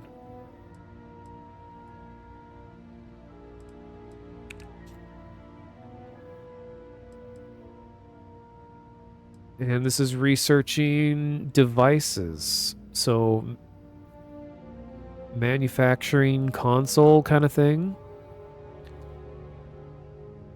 Resource extractor, but I need outpost engineering for that. I can research chair. Become a bartender? Well, there's an entire like chef field, which I assume includes things like drinks and all that. Horticulture. Oh, it's like a gardening building. It's cool. Domestication. Zoology. Oh, so you can capture animals in cages. Power generator. It's like a wind turbine. Robots 1. Interesting.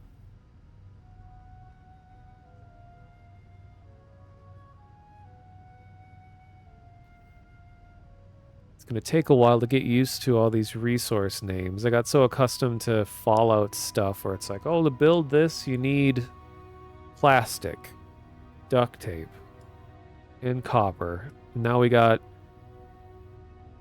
zero wire, aluminum, and beryllium. Create a outpost defensive turret. Helmet mods. Spacesuit mods. Pack mods. And then weapons. Barrels, grips, stock, laser sight, muzzle mods. Internal, receiver. So do I need to have a crew member to actually progress this research? Can I just like leave it sitting? Like what if I just research helmet mods? I need cosmetics. Like literal cosmetic like items. Tungsten and polymer. It'd be cool if it would like give you a hint about where you might find these materials, like the ones that are specific, like cosmetic. Where would I even find that? Guess I could just, play the game.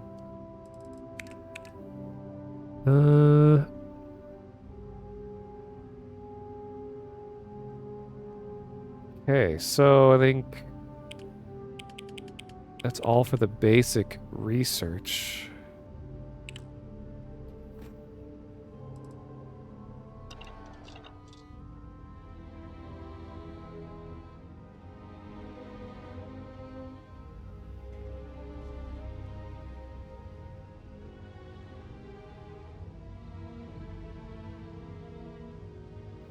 Can I actually cook here?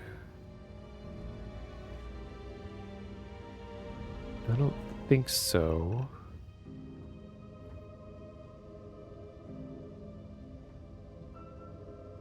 Oh yeah, I was curious about all of these buttons.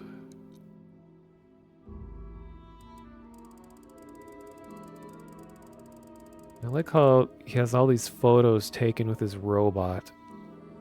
They must really care about each other. The 10th Planet Badge. The Livingston Project. New Age Resolution.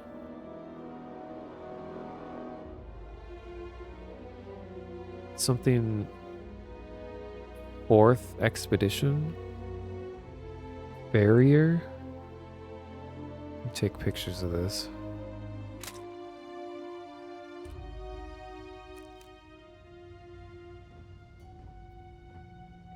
Is this a station?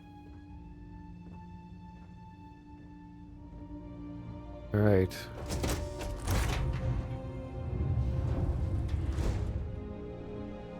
I always love this like puffy looking padding on the sides of ships like this. Like I want to touch it. Really textural person. I want to touch all these things.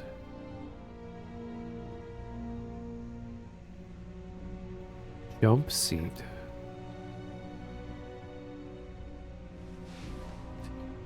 Back just teleports away. I can wait.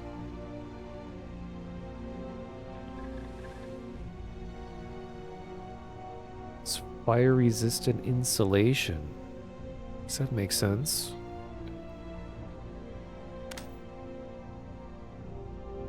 F-mod. This ship has F-mod installed? It's not like an audio interface kind of thing that a lot of games use.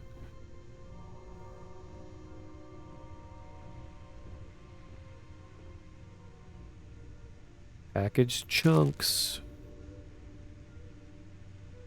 The Learned Astronomer. Learned. Can I read it? What did I do?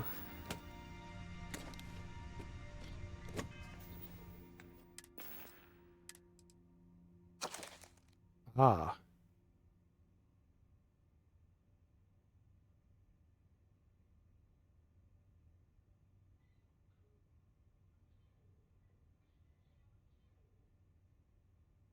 Walt Whitman's When I Heard the Learned Astronomer, while only one stanza neatly encapsulates the author's disdain for the scientific overanalysis of nature's beauty. Huh. Well, books confirmed.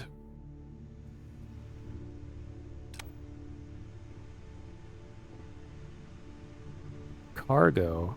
Oh.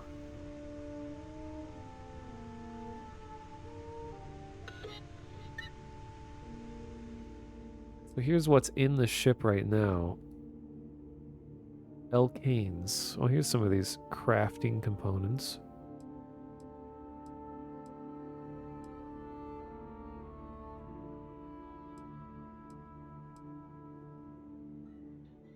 Got lube. Sealant.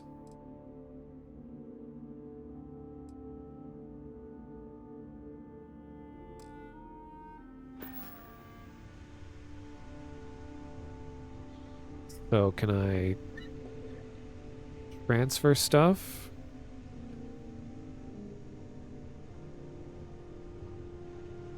Okay, well maybe I should just progress this part at least. Alright. Nearly 5 hours in and we are just now sitting in the ship. Shields ready. The rest is up to you. Swear things will speed up once I get all the basics down and everything looked at. Flight system, standby, takeoff, get up, exit ship. Well, I guess we gotta take off.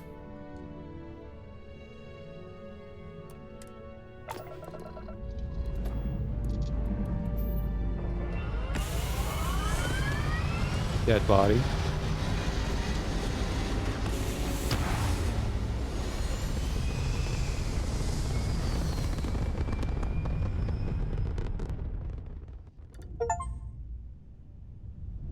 Evo. Whoa, accidentally shot. Already declared war. Now that we are in orbit, it might be wise to test all controls and systems to ensure they are not on the verge of catastrophic failure. I can step you through the entire process, or if you're already an experienced pilot, just power up all the systems and we'll be on our way. Okay, hold left Alt and use WASD to switch between systems. You can skip the tutorial by powering up all systems, including the grav drive. Okay. Hold left Alt. Okay.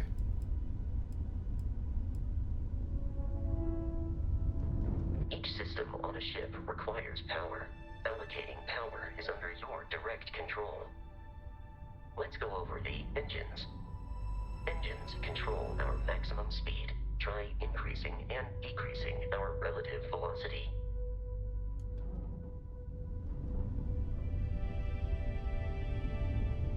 A ship's engine has a sweet spot for better handling during turns.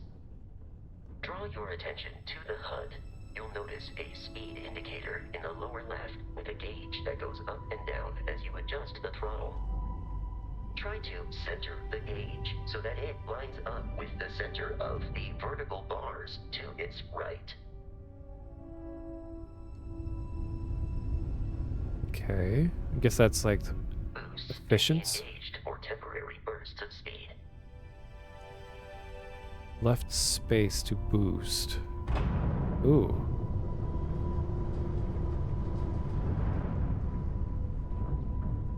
Let's turn our attention to the shields. Try adjusting power to the shields. Notice more power increases their strength. Shields protect the ship from hull damage. Without a hull, it'll be vaporized. Shield health is displayed in the lower right. Hull damage is below it.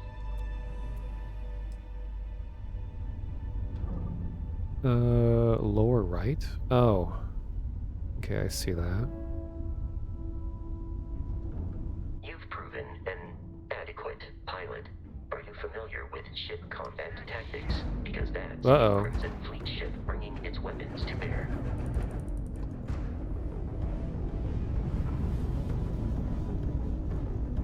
We will need to disable their shields. Laser-based weaponry is particularly effective.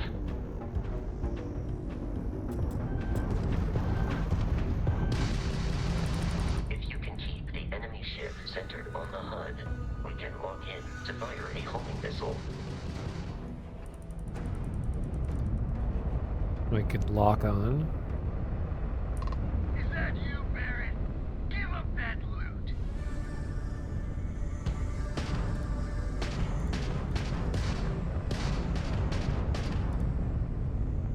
I'll press G. The enemy shields are down, Captain. Ballistic weaponry excels at damaging the hull once shields are offline. Okay, right click is ballistic.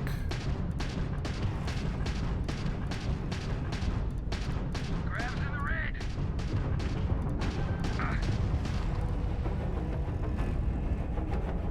No mercy.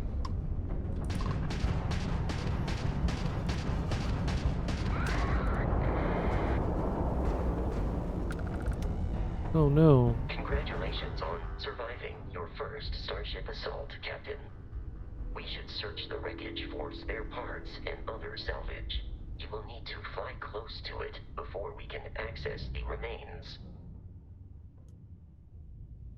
Press E. Ah yes, third person. Ah, nice. I could freely rotate around.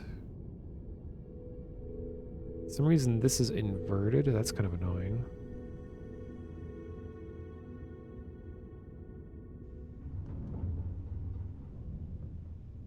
Two more Crimson Fleet ships are jumping into our location, Captain.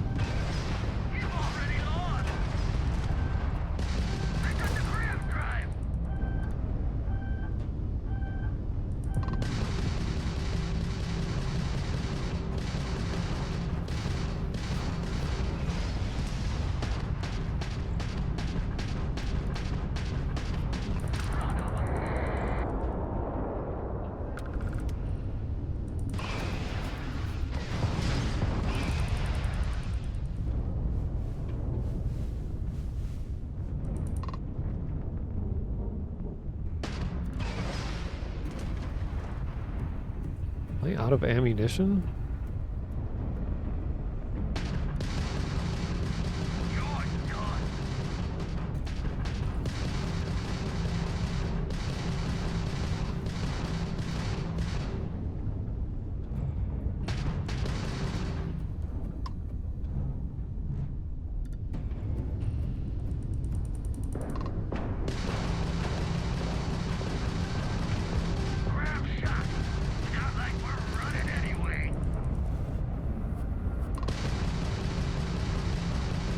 The amount of Crimson Fleet hostility has been far more than anticipated. Hello there, At Alex. this rate, Alex the Earth. odds of continual assault from their ships are high enough to jeopardize our mission. In short, they are after the frontier and will not stop. We will need to deal with the local Crimson Fleet captain. A recent scan indicates an abandoned facility on the nearby moon of Crete, a perfect staging area for pirates.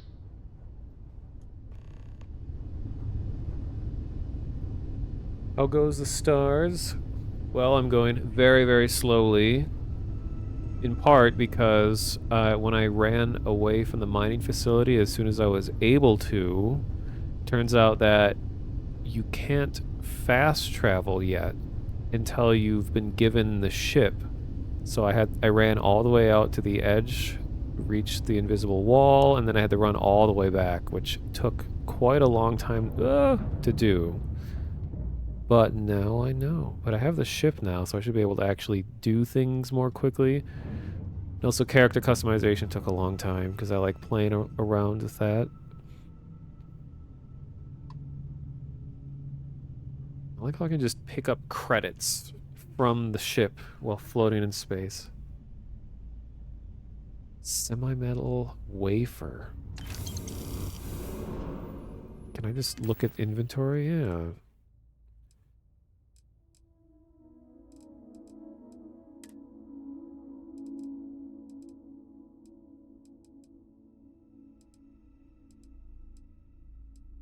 Still like the way this looks. Ah, yes, you're right. Nearing 6 hours. I wanted to turn the stream off and then on again so that I can make sure that the first VOD doesn't get messed up somehow. That I don't just have one gigantic VOD. I want to have two smaller ones. Thanks for the reminder.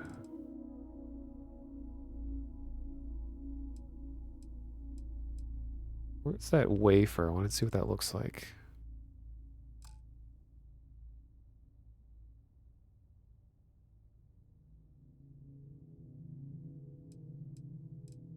For some reason it's not showing me new items when I'm in the ship.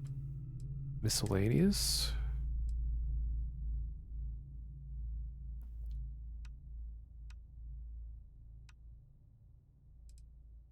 can hit Q to switch to the ship's cargo. Oh. Oh yeah. Surprised that's not more prominent on the screen.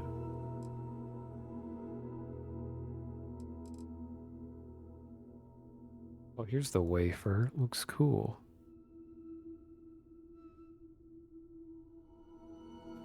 Oh, I can jettison stuff in the space.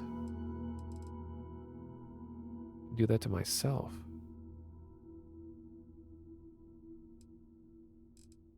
Let's see.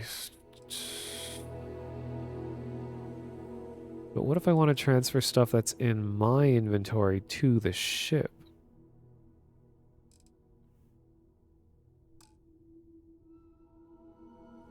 Let's see. I think I have to do that from when I'm walking around inside the ship.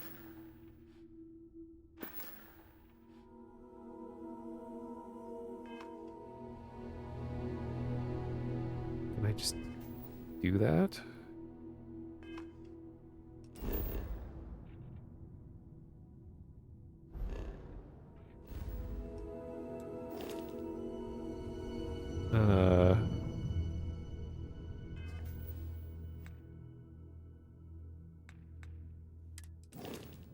Oh.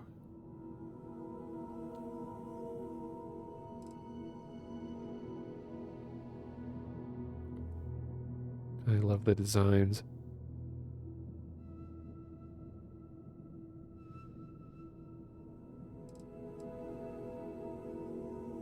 Okay, so LAS, I guess, is laser.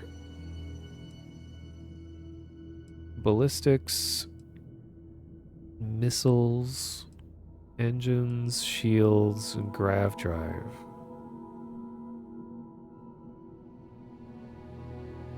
Class A.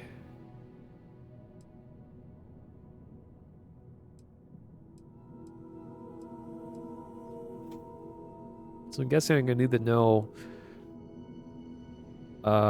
what types of things are more effective against what devices. Like it said that missiles are good for taking out shields. Like it doesn't actually tell me that here. But ballistic is good for hull, and laser, I guess, would be for targeting specific systems, I guess.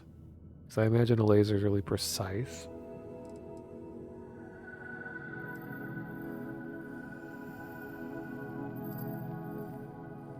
Music change.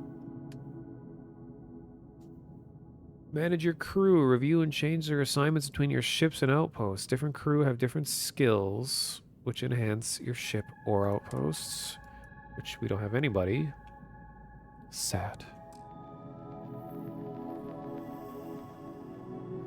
I think lasers for anti-shield and bullets for hull. Because it was telling me to lock on with the missiles and then shoot the missiles to take the shields out initially. Lasers for shield. Ballistic for physical, and hulls missiles for general ballistic damage. Oh. Okay.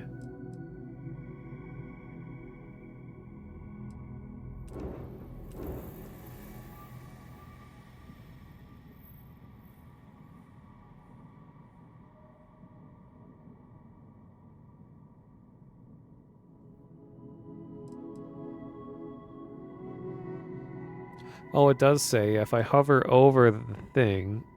So laser, most damage against shield. Okay, you guys are right. And then most to shield, least to hull. Ballistic, most to hull, least to shield. Then missile is really high for both.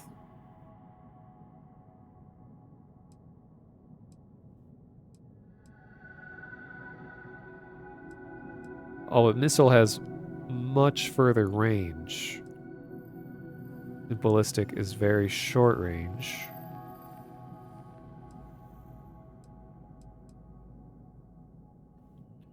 engine qualities are max power, engine thrust, maneuvering thrust,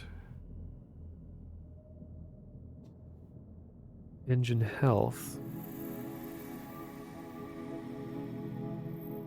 Some tasty synths.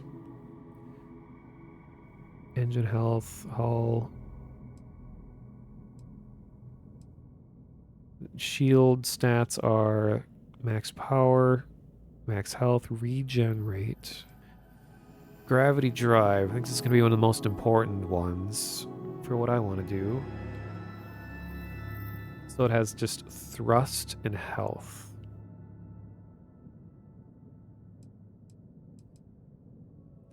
So each one of these has maximum power, because I know you can reroute power to each of these, which I guess would just make them do their thing better. So if you're like reducing power in one department, putting it into another one, it just does that thing better.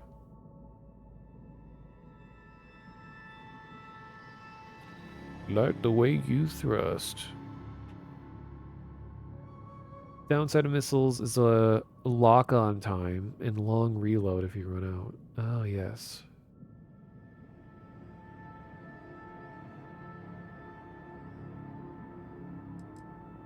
So it's similar to Halo in terms of laser versus bullet. Okay, well now there's that. But can I just go to the interior of my ship? Like just to stop right here. Ah, okay, there we go. Nice. Then can I transfer my stuff to the ship? Transfer.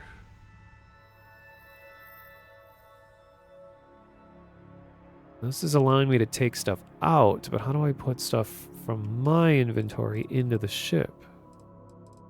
Like if I want to put all these resources in here, if I just... I'll store all resources. Oh, well there we go. Cool geode. All the stuff I stole from the mining facility. So I wonder if I can just scrap all these things, because that's usually the only reason you'd have this in the first place. Oh, but I probably need the manufacturing table. That would make sense that would be for scrapping. And I think beginning of the game is always going to be slow. I mean, especially slow for me, but because I just need to learn the limits of everything. And then I think I'll be more intensely into exploring and uncovering lots of stuff, because I like to just have a strong foundation going into a game, even if it takes a while, and then it can take off from there rather than just like speeding through everything and only having a surface level understanding of everything. Eventually found a vendor that you can sell a bunch of stuff to. Okay. So I like to try to set goals for myself so I can always have that in mind. So I'm not just endlessly wandering around.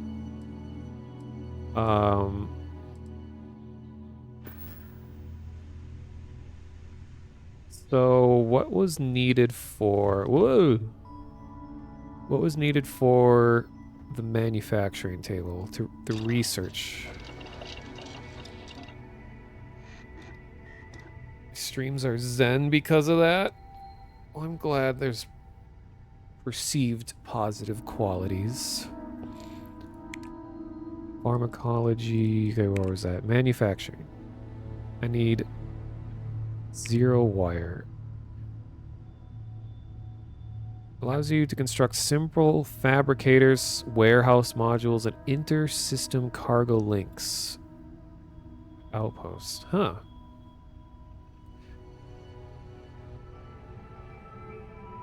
That's kind of confusing. Why was it that... Like, why is this flagged, like, highlighted yellow? Does it just mean I don't have any of it?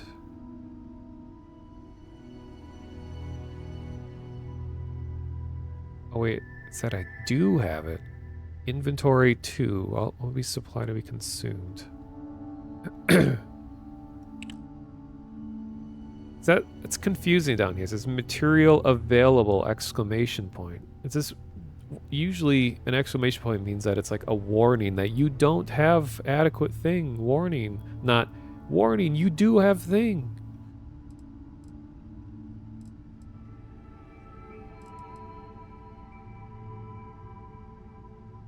So I guess in theory I could research this. Confirm. Wow, okay. Sudden development. Zero wire overflow. Research progress overflow will be distributed through other aspects of the project. Okay, I don't know what that means. Remaining progress. Adaptive frame. Oh, so I don't have adequate resources. I just have some to contribute to it?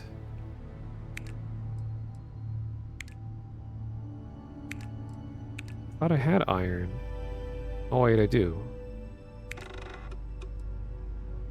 What?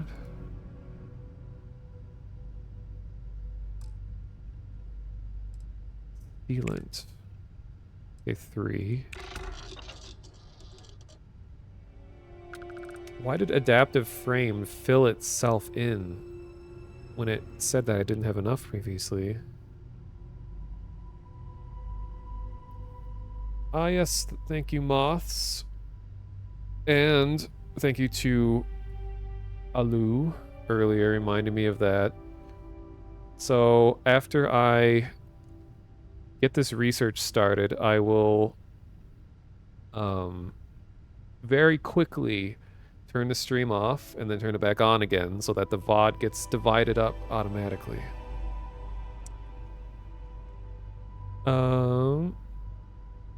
Sudden development is basically a random event where you get some bonus. In that case, you just got extra adaptive frame for free. Oh, weird. I think sudden progress is like a critical chance for progress on research. Interesting.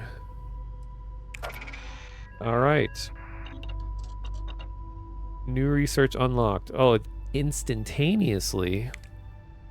I was expecting it to be sitting here and waiting for it to happen. Okay. So that's done. That should mean that there are new things available.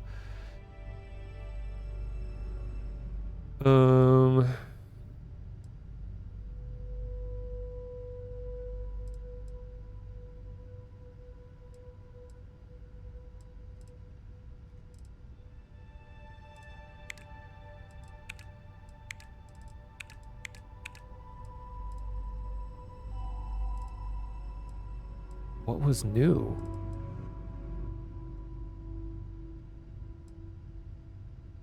Well, manufacturing 2 is new. But can I do something with it?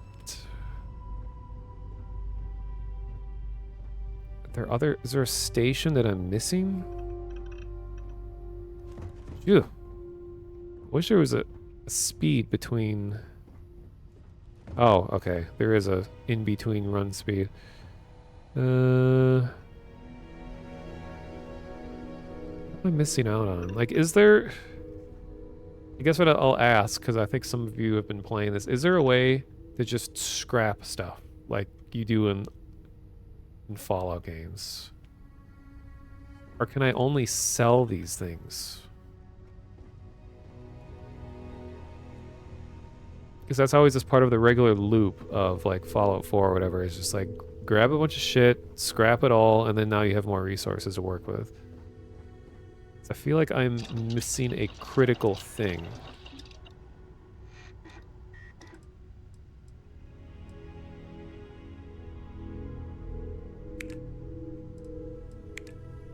Oh, this manufacturing is for outposts specifically. Oh, shoot. And I'm probably pretty far away from doing anything with outposts. Oh, well. At least it's done. So maybe that is something that needs to be done on an outpost.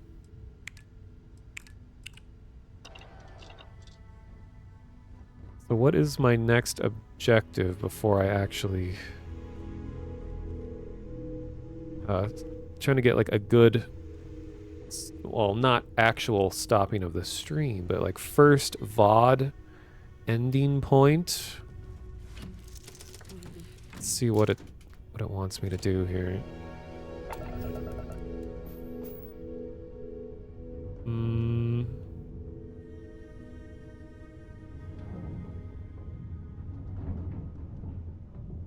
Is that...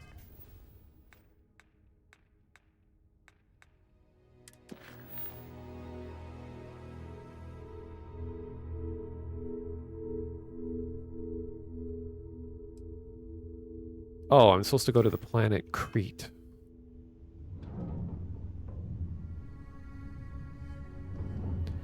But is that my only choice? Can I, now that I have the ship, can I just go anywhere? And not go where he wants me to? So what if I go out here and I'm just like, you know what? Let's just go to, what sounds good? Center of the sun? Let's just go die.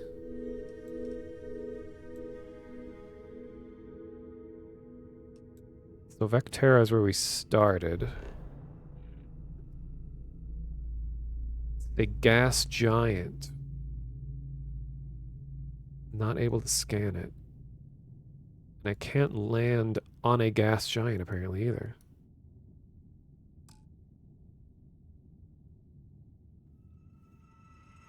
Yeah, gas giants are just decorative planets. Who needs them?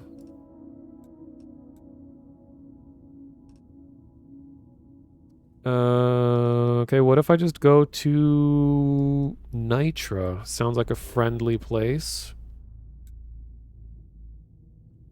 One-of-a-kind salvage. Hey, that's something we're looking for. Autonomous dog star factory.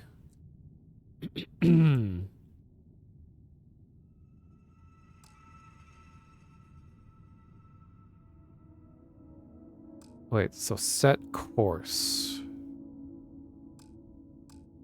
Wait, what's the difference between set course and just traveling somewhere?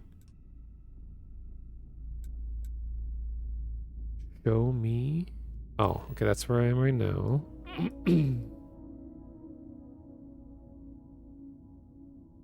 Spaceship debris. Can I go here? Set landing target. Unavailable. I think it's I think it's forcing me to do this.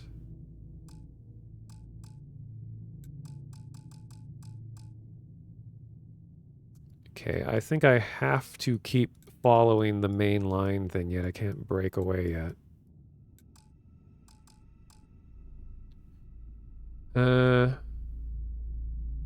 Oh, my robot won't let me go anywhere. Oh, it's its fault. Maybe I can kill robot and then be free.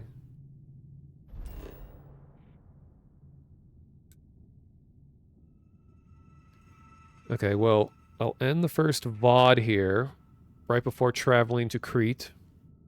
So I am not ending the stream, just letting everyone know. I am just going to